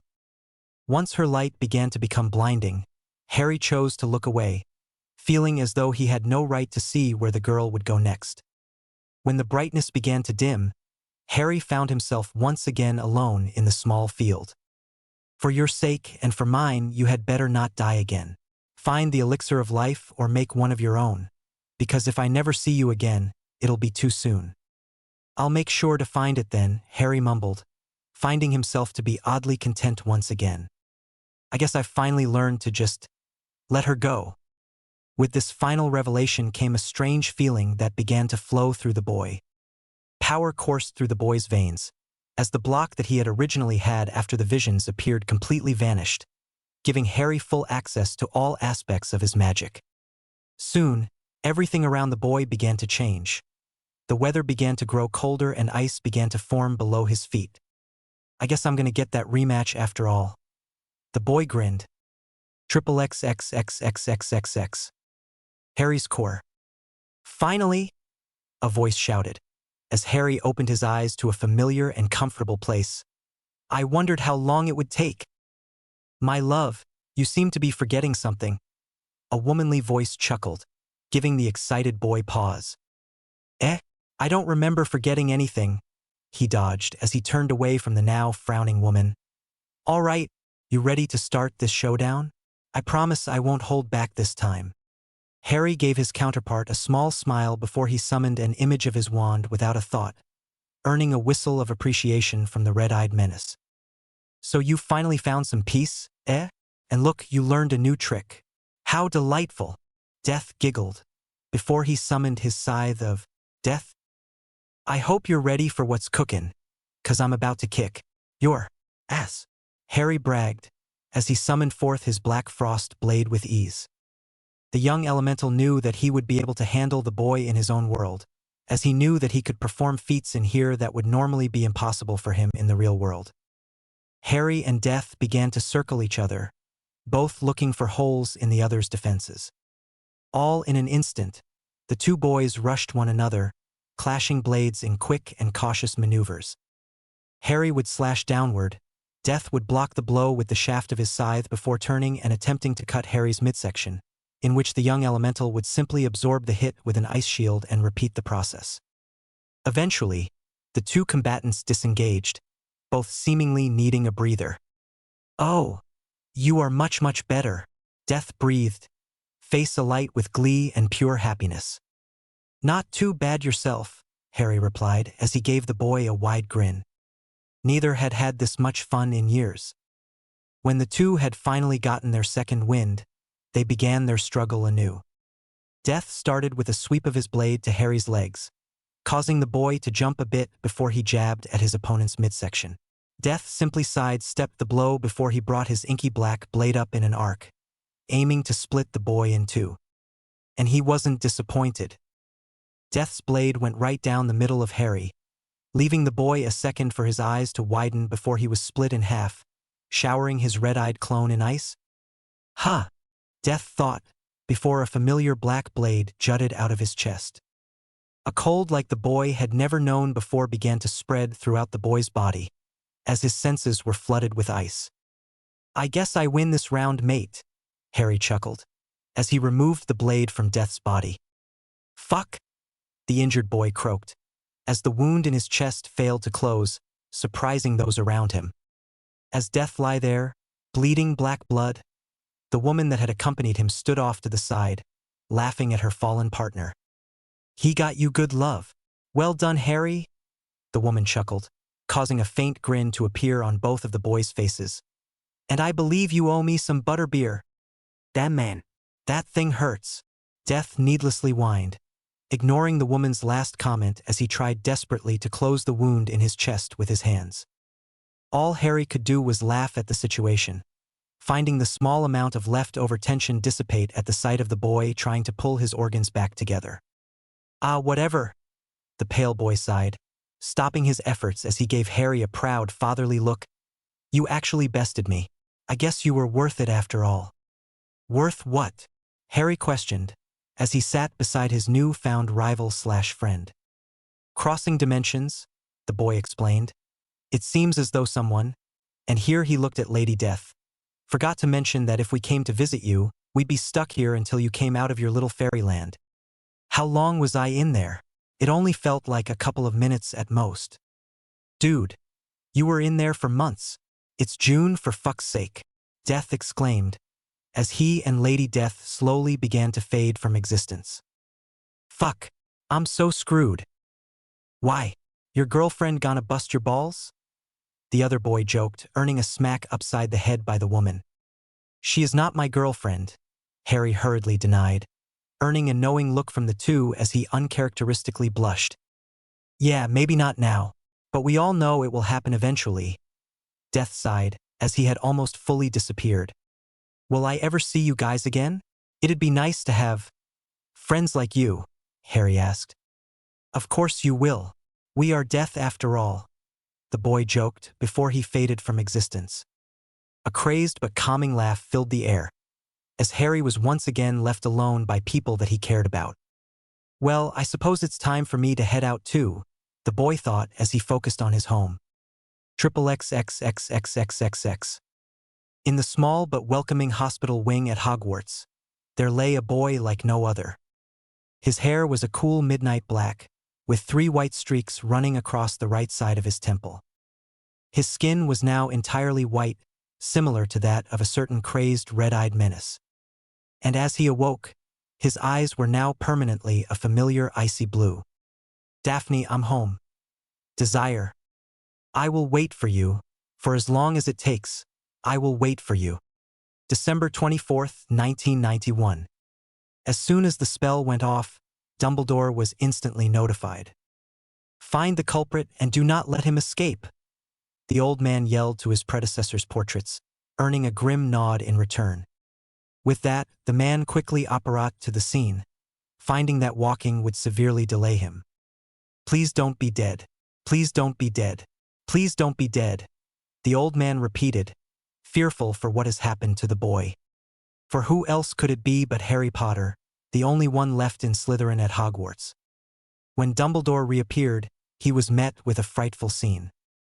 Harry James Potter, son to James and Lily Potter, lay dead at his feet.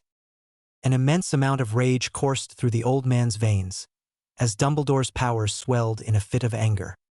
Debris of all sizes got picked up in a small tornado of fluorescent yellow, causing the boy's body to be lifted up with it. As soon as Dumbledore saw the effect of his actions, the old man immediately stopped before he began to levitate the boy's lifeless body. In the silence of the room, the old man found himself hearing the soft rhythm of a beating sound. A heartbeat, but Dumbledore turned back to the boy's body once again, shocked at the possibility before him. Could it be? Could really still be alive? The older man cast a quick diagnostic spell on Harry, and what he saw caused him to laugh a merry and sorrow-filled laugh. You, my boy, are very interesting, Dumbledore chuckled, finding himself strangely calmed by the knowledge that the boy was alive. And you certainly like to give me a fair amount of trouble, don't you? The old man quickly took the boy to Madame Pomfrey, easily dodging any and all students by taking several secret passages. Once he had arrived at the dreaded hospital wing, he had signaled his favorite nurse to him, earning a response at once. Yes, Headmaster, the woman began, before she dropped the plate full of medical supplies that she had been carrying and rushed over to the man at the sight of the boy. What happened? Poppy interrogated as she went into full nurse mode. Killing curse, Dumbledore replied, instantly causing the woman to start. But he's alive, she deadpanned, earning a surprising shrug from the man. I don't think that our dear Mr. Potter would let anyone take him out so easily. Do you? He chuckled, earning a reproachful glare from the nurse. I hardly think that this is the time for joking, Albus, Poppy scolded, before she went back to her work. The woman quickly took the boy's vitals once, and then twice, and then 3 times, and a 4th just to be safe. How is he not dead? Poppy wondered. For all intents and purposes, he should be. The woman quickly used a switching spell on his clothes, as she began to rush around for different medicines for the boy. Seeing that he was no longer needed, the slightly gleeful headmaster walked away from the infinitely curious woman, whistling a happy tune on his way out. XXXXXXXX. Greengrass Manor. Today's the day, a certain icy blue-eyed girl cheered, simply elated that the day had come once again, no anxiety present in her wonderful mood. Ever since Harry had said yes to her proposal, Daphne had found herself to be more and more excited for her birthday as the days went on. This made the girl very grateful to Tracy for convincing her to ask the boy. The girl typically had some fantastic birthdays, but today's would be all the more special. I guess some part of me does like him. The girl admitted to herself, giggling slightly at what it would entail in the future. Daphne quickly got ready for her big day, dressing in a simple yet elegant icy blue dress that matched her eyes. For the first time in her life, the girl found herself dressing for him instead of herself. Don't know how I feel about that. Shaking the thought from her head, Daphne quickly finished getting ready before she went down to face the music. The girl had never liked night balls, as she found that the daytime caused people to behave.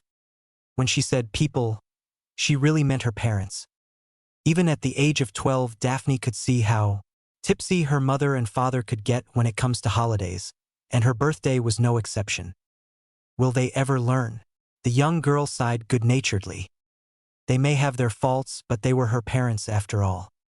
As Daphne made her way downstairs, she was greeted by the smiling faces of all of her friends and family. But there was no Harry. I bet he's just late. Yeah, late, right? The girl thought, her face set in a happy but fake smile. For it wouldn't do well for the birthday girl to be unhappy during her own birthday party. Would it? XXXXXXXX. A few hours later. I'm sorry, Tracy sighed, feeling extremely bad for her friend. She had been the one to convince the girl to ask him after all. And when Harry Potter was supposed to show, he didn't. Did something happen? The troubled girl wondered, slightly hoping that something else did to explain his absence, but feeling bad about thinking that at the same time. Daphne, her mother called, shocking the young girl out of her stupor. Come down here now. Daphne could tell that what she was about to receive was not good news, but she had to know if she was right about Harry. Only one way to find out. XXXXXXXX. He's dead? But alive? What the hell does that mean? XXXXXXXX. The next few months were difficult to say the least for our blonde-haired girl. After the entire school learned that Potter was in a coma from a spell cast by Professor Quirrell of all people, Malfoy immediately went on a campaign to smear the boy's name. The foolish, pampered prince figured that with his only obstacle of fully conquering Slytherin out of the way, he could take whatever he wanted. This meant, at least to him, that Daphne was up for grabs.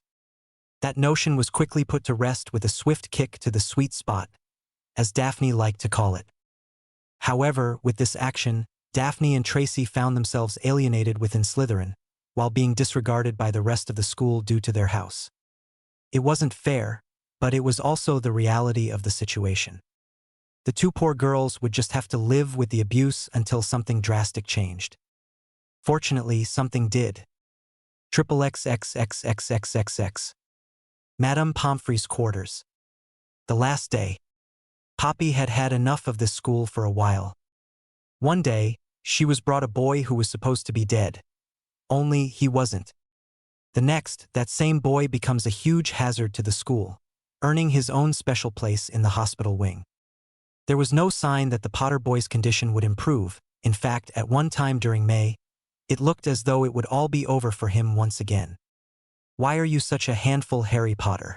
The woman silently wondered, while she began to start her breakfast in her own private quarters. Suddenly, an alarm went off signaling a change in the boy's condition, causing the woman to instantly drop her bread and jam. Impeccable timing, Mr. Potter. If you're not dead already, I'll be sure to kill you for all the stress that you put me through. The woman quickly shook her morbid thoughts away, not wanting to go down that path again. No need to get so worked up, Poppy. I'm sure that he will be fine. Once the famed healer entered her hospital wing, the first thing that she noticed was the dimming of the inky black darkness surrounding the boy, which instantly filled her with both hope and dread at the same time. He's either dead or something major happened, Poppy sighed, before she began to take the troubled boy's vitals. Okay, he's alive, but An instant explosion of light knocked the woman back a couple of feet, as the last vestiges of darkness simply disappeared, causing the boy to now look as if it had never been there in the first place. Harry's eyes instantly flashed open, as they glowed an icy blue like never before. There can be no rebirth without a dark night of the soul, a total annihilation of all that you believed in and thought that you were. Destruction. Hospital wing. The last day. As soon as the light subsided, Madame Pomfrey was greeted with the sight of what she could only describe as a celestial being. Harry was somehow suspended into the air by an invisible force, before being gently settled down into a standing position. The woman only noticed a few changes in the boy, as his back was facing towards her. He was now a few inches taller, and the many scars that riddled his body began to give a faint hissing sound before they disappeared completely. When the boy turned around, Pomfrey couldn't help but gasp in shock as the infamous scar along the boy's forehead sizzled softly before it too disappeared. The only scar left was the first one that he had given himself, going vertically across the vein of his right wrist. A reminder and a promise, Harry thought to himself, as he stared into the eyes of the shaken nurse. I guess I'd better start being nice now. Seems like the thing to do. Are you all right, Madame Pomfrey? The boy asked courteously, simply earning a dumbfounded nod from the woman. Harry couldn't help but chuckle to himself at her behavior, as he normally associated the woman with an abnormally strong personality. Could you call Professor Dumbledore in here, please? I would like to speak with him. Immediately, the boy asked with a sincere and placating smile. Madame Pomfrey was at a loss for words, so she chose to simply send a spelled paper plane to the headmaster instead. The message would link to her thoughts, allowing her to forego the chore of writing it out by hand and being able to send important messages a lot faster. She could not believe the transformation in the young boy's character, and she was close to believing that it was all a ruse until he gave her a disarming smile and placating gesture. I know. It's weird being nice to people who deserve it, but don't think I've gone soft, Harry winked, causing the woman to blush slightly at the innuendo. XXXXXXXX. Great Hall. A bit earlier. I'm telling you, Potter is never going to wake up.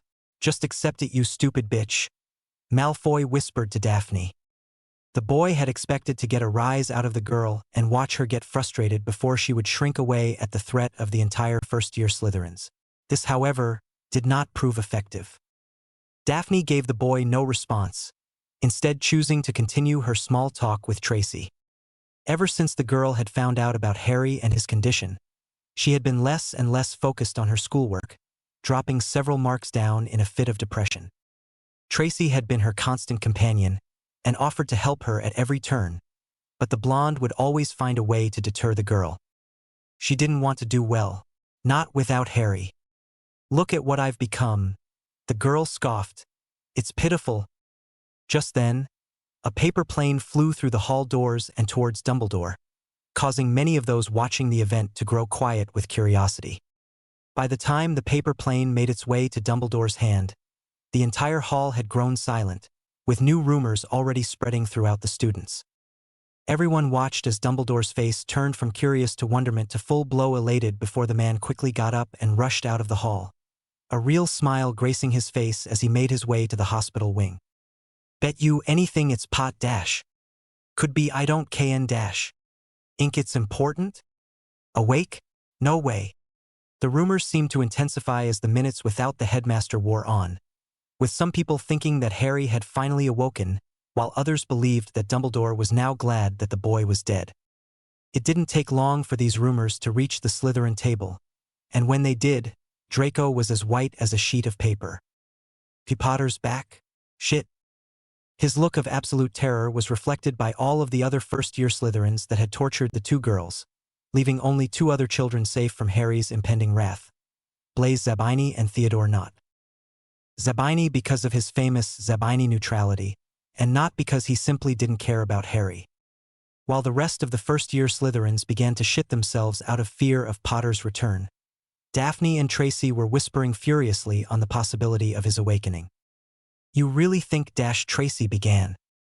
I know, Daphne interrupted, giving her friend a serious, yet hopeful look. Tracy hadn't seen this side of her best friend in months, and was glad that the rumors about Harry was enough to bring her out of her funk. The two then turned to the door, both hoping to see their favorite black-haired, blue/emerald-eyed boy return to them. XXXXXXXX. Hospital wing. And then I said, it's amazing what you can do with 2 fingers and a thumb, Harry chuckled, causing the nurse of Hogwarts to go scarlet red at the inappropriate joke. This was what Dumbledore walked in on, causing the woman to quickly rush to the man in order to both get away from the embarrassing boy and fill him in on the situation. Meanwhile, Harry simply stood by and watched Dumbledore, analyzing his every expression and watching what he did after every event that Pomfrey explained. "I know you know, old man, and I am going to find out just what it is you know," the boy darkly thought as the woman finished rambling. "And then he started that vastly inappropriate joke, and I just didn't know what to do." "That's enough, Poppy," Dumbledore smiled. "I understand perfectly." "Yeah, I bet you do. Now, Harry, I think we should make sure that everything is in order first," the older man began, only earning a smile and a nod from the boy in question. "This won't hurt a bit, just going to do a diagnostic spell," he continued, waving his wand over the boy in one slow stroke. The headmaster didn't know what to expect, but it certainly wasn't this. "The Horcrux is gone, perhaps?" Yes, that is probably why." "How peculiar." "The boy is also in peak condition, and all of his scars have faded, except for one. I wonder why." Harry tried to keep a straight face as he watched the old man continue his analysis, wanting so desperately to be able to read his mind in order to find out what was going on inside that brain. "I bet it's a lovely brain," the boy absently thought, giving Dumbledore an inquisitive look, much like that of a scientist looking at a lab rat. "Wait, what?" Harry had to shake his head of the strange and slightly disturbing thought that seemed to have originated from somewhere besides his own brain. "Why would I? Ugh, death? Don't do that, man." "Hee, sorry, I'll go now." The boy couldn't help but roll his eyes at the image of his red-eyed counterpart, something that Dumbledore took notice of. "Am I boring you, Mr. Potter?" he asked, with a large grin cast upon his face. "Actually, you are. I'm fine, you know that, so let's just cut to the chase." The boy deadpanned, causing Dumbledore's grin to ever so slightly defuse. "And what would that be, Mr. Potter?" "You're going to tell me everything, whether you like it or not. And if you don't, then I'm leaving." Dumbledore's face instantly went pale, not expecting the boy to go that far if he didn't get what he wanted. He had been told by Severus himself the very reason as to why Harry was at Hogwarts, and the old man knew that if he allowed the boy to leave, it would all come true. "Gotcha," the young elemental smiled, feeling extremely glad that he got one over on Dumbledore. "Then I suppose that we will have our important discussion after the rest of the students leave?" Dumbledore slowly replied, earning a nod in confirmation from Harry. "Good. Then I suppose that you will want to spend the rest of your time with Ms. Greengrass and Ms. Davis. They have been quite upset about your leave of absence." Harry simply rolled his eyes again before he closed them and concentrated on his magic. He could feel it all there, the light, the dark, and the black frost. It was all his now. Using only a small percentage of his powers, the boy summoned his familiar black cloak and wand, instantly feeling a rush of power as it made contact with his hand. "Oh, I want to hack something. Maybe Dumbledore's office? Yeah, that'll be good." Harry quickly used a switching spell on his clothing, replacing his ghastly hospital gown for his simply amazing cloak. "I missed you, baby," the boy thought, basking for a moment in the familiar material of his cloak before he began to head out. As soon as he passed by Dumbledore, the old man put his hand on his right shoulder, instantly causing the boy to stop. "Don't you ever threaten me with something like this again.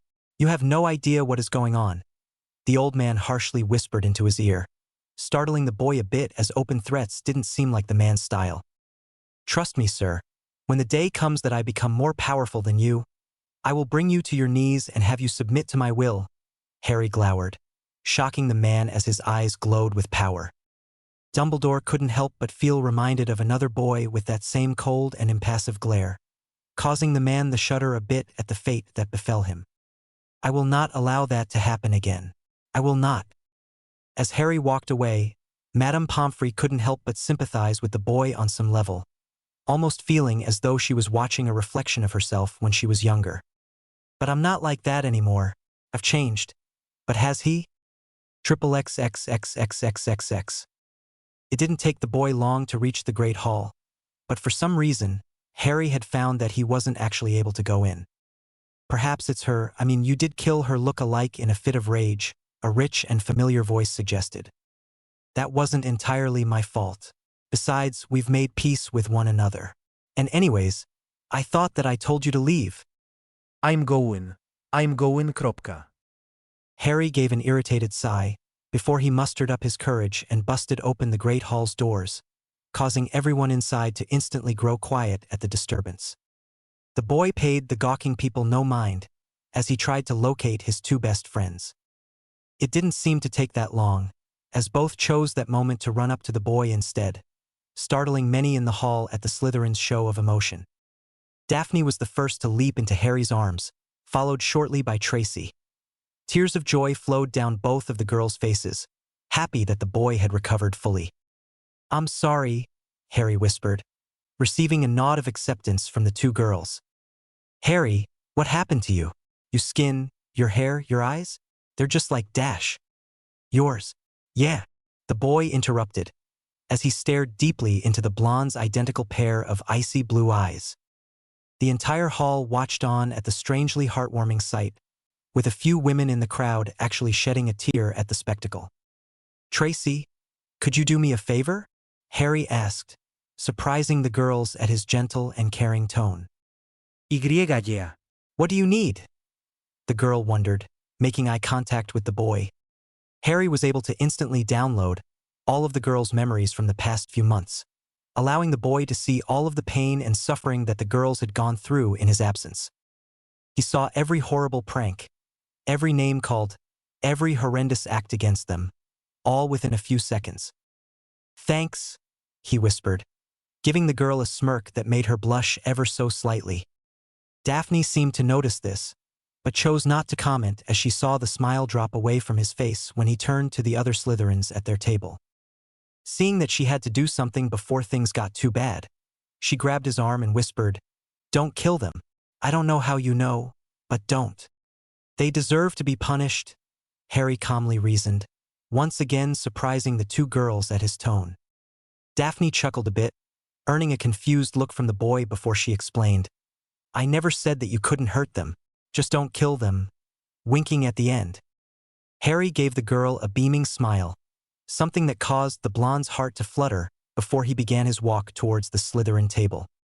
Almost as if the group sensed the danger that they were in, everyone around the Malfoy scion subtly slid away, leaving the boy on his own to face his impending doom. The young elemental didn't waste time with a speech. He didn't bother asking the boy why he did it or why the others went along with it.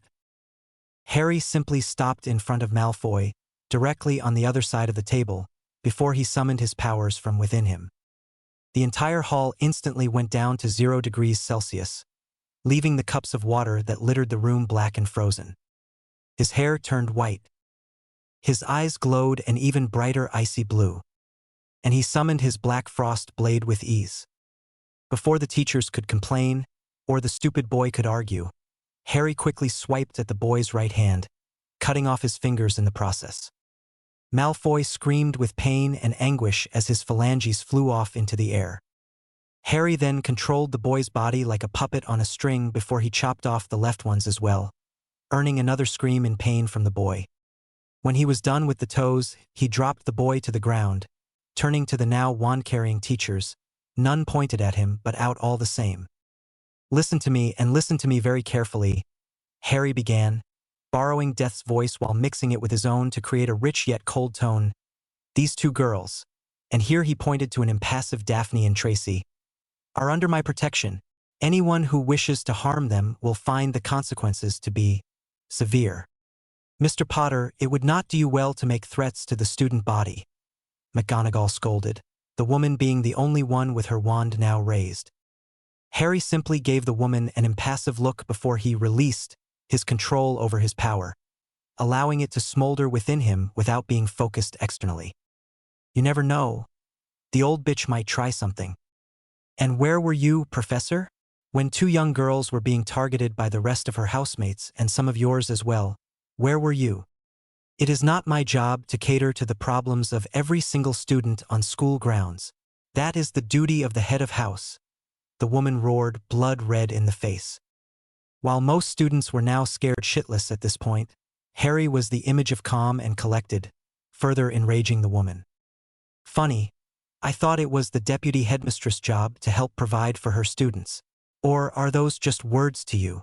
Harry mocked, earning a wince in response by the other students, and an even more enraged McGonagall. How dare you? You insignificant little sh-, she began. That is enough, Minerva, Dumbledore interrupted, surprising everyone at his sudden appearance. It was a good thing that he had arrived too, because Harry seemed to be on the verge of actually striking the woman down, and everyone else knew it too. The man had been watching the entire situation unfold from afar, studying every move of the boy, and found it to be both enlightening and frightening. I will have to keep an extra careful eye on him next year. Harry simply gave the woman one last dirty look before he departed, without approval and with his two friends. Fuck being nice to people. It seemed as though the Hogwarts rumor mill would have yet another story about the infamous Harry James Potter. And what a story it will be. XXXXXXXX.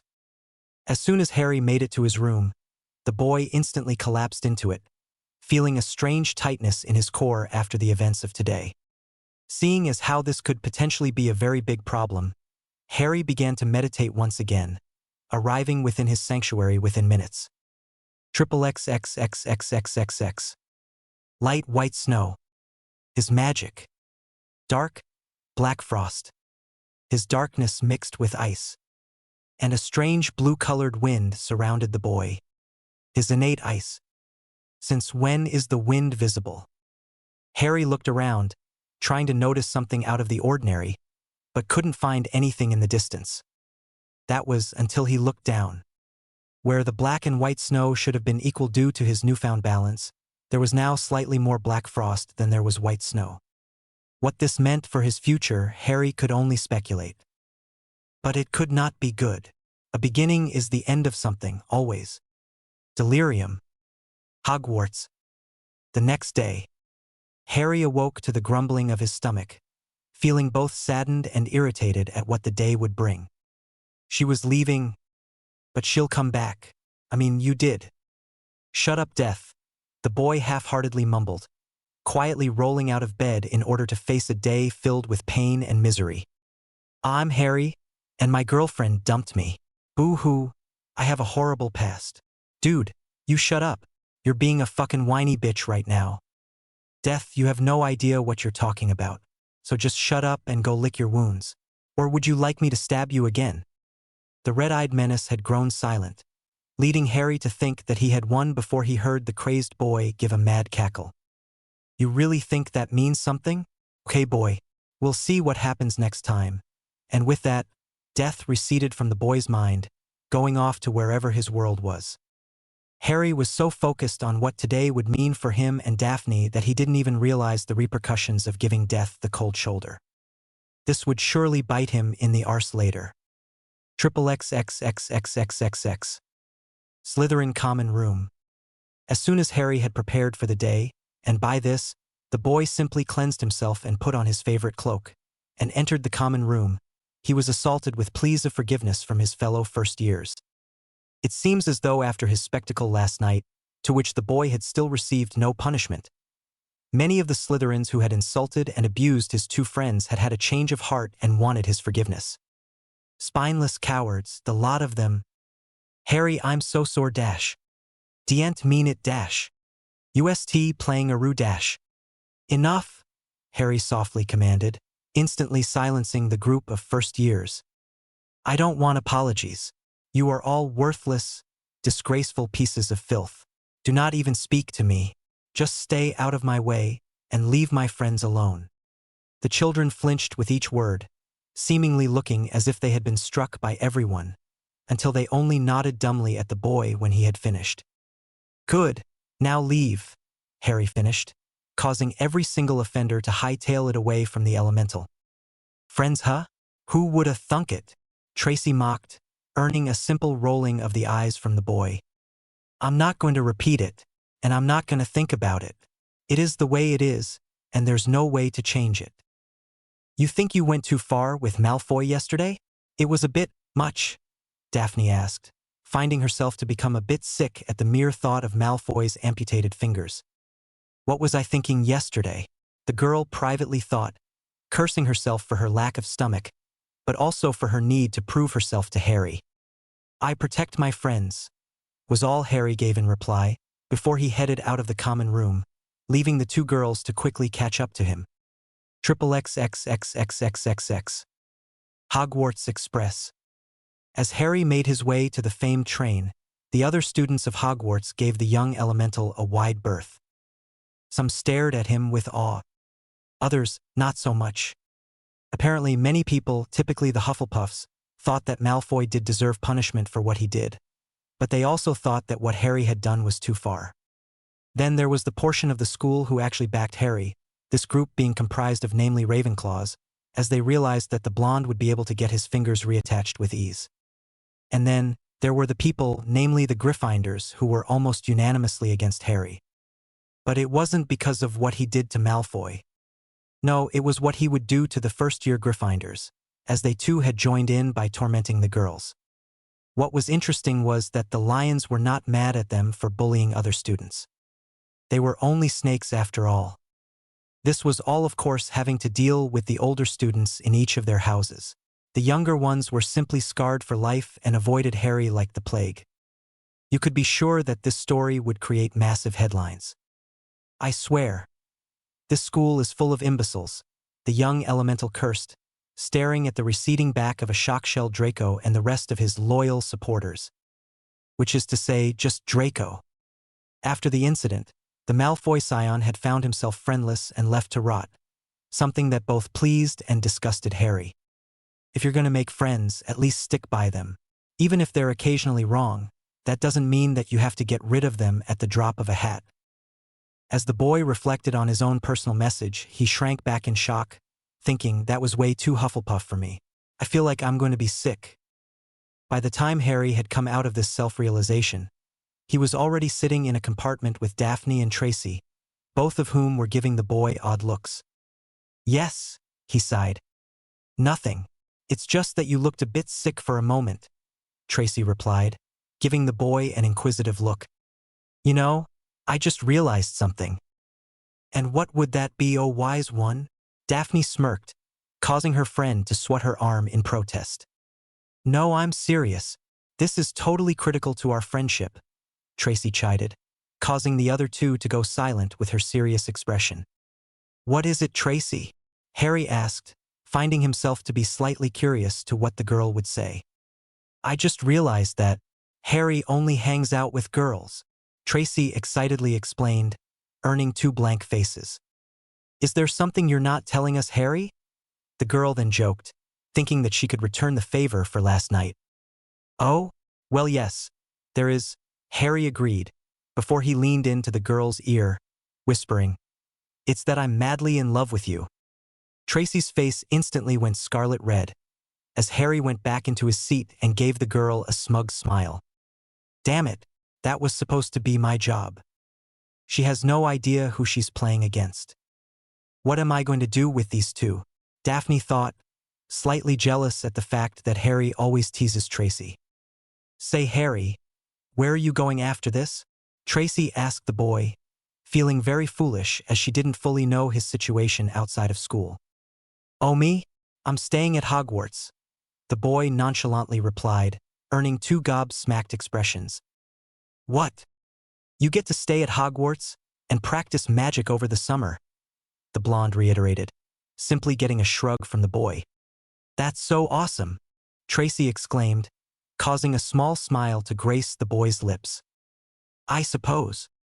The train ride continued with small talk, something that Harry found to be both a chore and a comfort. He hated discussing little things. They made him feel like his brain was frying. But he enjoyed being with these two. He really did, so he would endure it. For them. XXXXXXXX. Platform 9 3/4. Well, this is it, Daphne sighed as the train pulled into the station, slightly worried about her friend being by himself in that castle of nightmares. I mean, seriously, Harry has almost died twice in that castle. Twice. Seeing that the blonde looked upset, Harry decided to show them another one of his changes and pulled her into a hug, something that surprised the other two girls immensely. I know you don't like it, but I will do everything in my power to see you this summer. If you haven't noticed already, I'm a pretty fantastic wizard, the boy joked, earning a tear-filled chuckle from his best friends. I will see you again. Don't worry, Harry smirked, as he gently wiped a tear from Daphne's cheek as they disengaged. The girl's face slowly reddened, and she gave him one last hug before she exited the compartment, not willing to prove to Harry that he had gotten to her. She hasn't been that emotional in a long time, Tracy commented, hinting at something that the boy easily picked up. I know, he responded to her unasked question, receiving a nod and a smile from the girl. So you're sure you can't come out with us? She questioned. Yeah, crowds aren't really my thing, Harry responded, as Tracy chuckled at his odd behavior. So how are you gonna get back to Hogwarts? The train? No, he dodged, causing the girl to roll her eyes.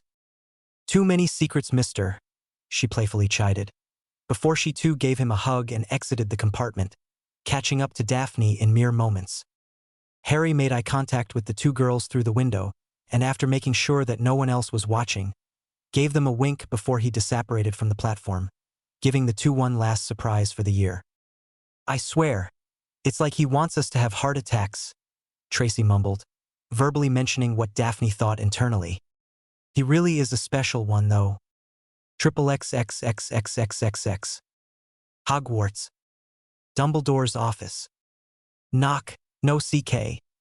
Harry sang with a fake smile plastered on his face, before he entered the headmaster's office without verbal permission. Sit, Dumbledore sighed, feeling immensely tired whenever he thought or looked at the boy. He will be the end of me, the old man mumbled. Okay, sure, Harry replied, his smile now disregarded for a blank expression. What was the reason as to why Voldemort came after me in the first place? Dumbledore went silent for a minute or two, which didn't seem to bother the boy, as he too knew how difficult today would be. Finally, the man put his hands together, leaned forward in his seat and explained, a prophecy. Now it was Harry's turn to be silent, as the boy slowly contemplated the man's answer. A prophecy that you knew about, and somehow Voldemort found out about, Harry questioned, earning a reluctant nod of confirmation from the man. What does this prophecy say? Dumbledore cleared his voice before he recited. The one with the power to vanquish the Dark Lord approaches, born to those who have thrice defied him, born as the 7th month dies, and the Dark Lord will mark him as his equal, but he will have power the Dark Lord knows not, and either must die at the hand of the other, for neither can live while the other survives. The one with the power to vanquish the Dark Lord will be born as the 7th month dies. When the man was done, an oppressive tension filled the air, as Harry's anger began to slowly swell within him.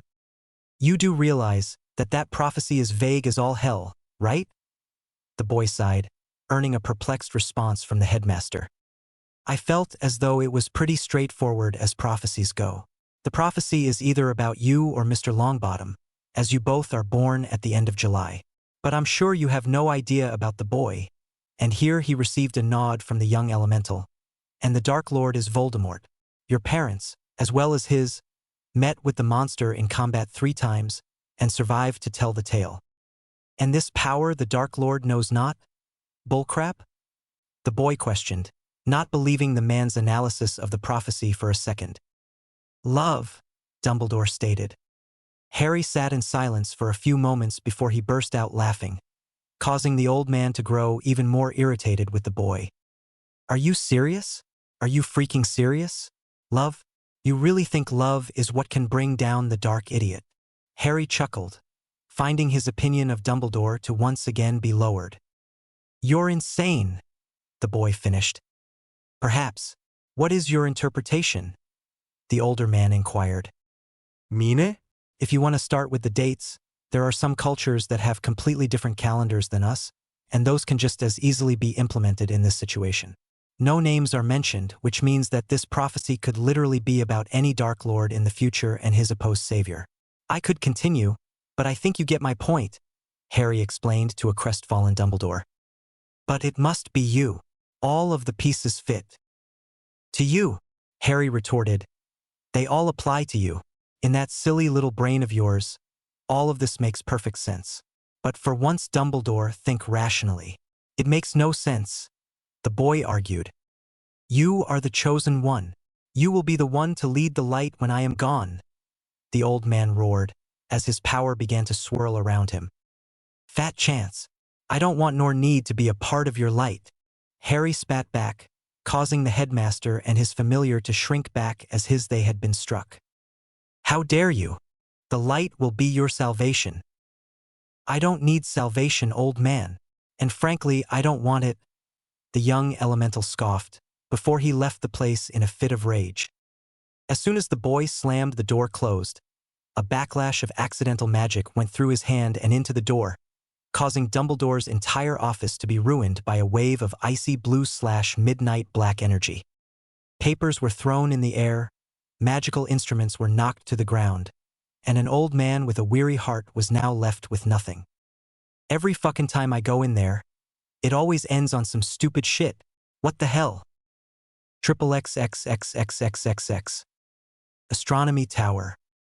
After yet another failed negotiation with Dumbledore, Harry decided to go to the first place that he felt truly happy at Hogwarts, the Astronomy Tower. This is where my life with you started, the boy reminisced. And it's also where my life with her began to end. As the boy continued to swing his feet over the edge of the incredibly tall building, he looked towards the sky for some sort of answer. Will this ever get easy? He silently questioned. Of course not.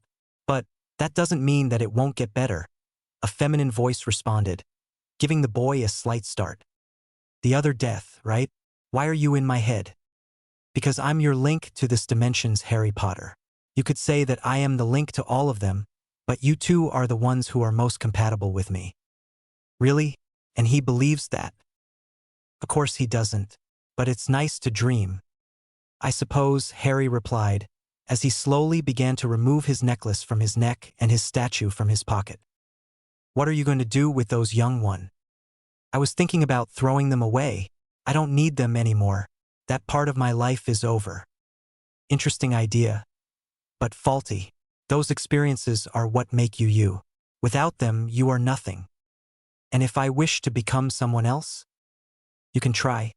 But I like the way you are now. It's kinda cute, and with that, Lady Death left the boy. Kinda cute, huh? Since when is depression and PTSD cute? As the night passed on, Harry found that every time that he tried to get rid of the necklace, he just simply couldn't. What is wrong with me? Why can't I do this? Harry cried aloud. Because that part of you needs to stay a part of you, a voice responded, causing the boy to go rigid with shock. It's okay, Harry, Madame Pomfrey assured, causing the boy to only slightly relax. I understand what you're going through. All the boy could do was scoffed before he retorted, how could you possibly know that? The woman only gave the boy a small smile before she sat beside him, albeit a bit slowly. I have lived for a very long time. You learn a few things? She chuckled, puzzling Harry at her unusually friendly attitude. Where was the stern woman that he had known since last summer? She's still here, Pomfrey reassured, giving Harry a start, as he quickly checked his mind's defenses for any intrusion, but found none. Oh yes, you won't find any. I have a special talent for reading people's emotions. Comes with the job, she supplied, giving the now wary boy a warm smile. Who are you? The boy questioned, feeling as if he didn't know this woman at all. And perhaps he never knew her to begin with. Who, me? Why, I'm just your everyday school nurse. The woman expertly dodged, giving the boy a wink as she stood to leave. Harry could only stare dumbfounded at the woman as she slowly walked away without another word, before she once again left the boy alone. What the hell? The young elemental asked himself, deeply confused about what had just happened. The boy was so confused, in fact, that he never noticed that both his necklace and Amarok statue were back in their respective spots. Nor did he notice the slip of paper within his pocket that someone had left him. No, Harry didn't notice a thing, as he continued to stare up into the beautiful night sky in vain. searching for answers that would never be found in the stars. They would be found within himself.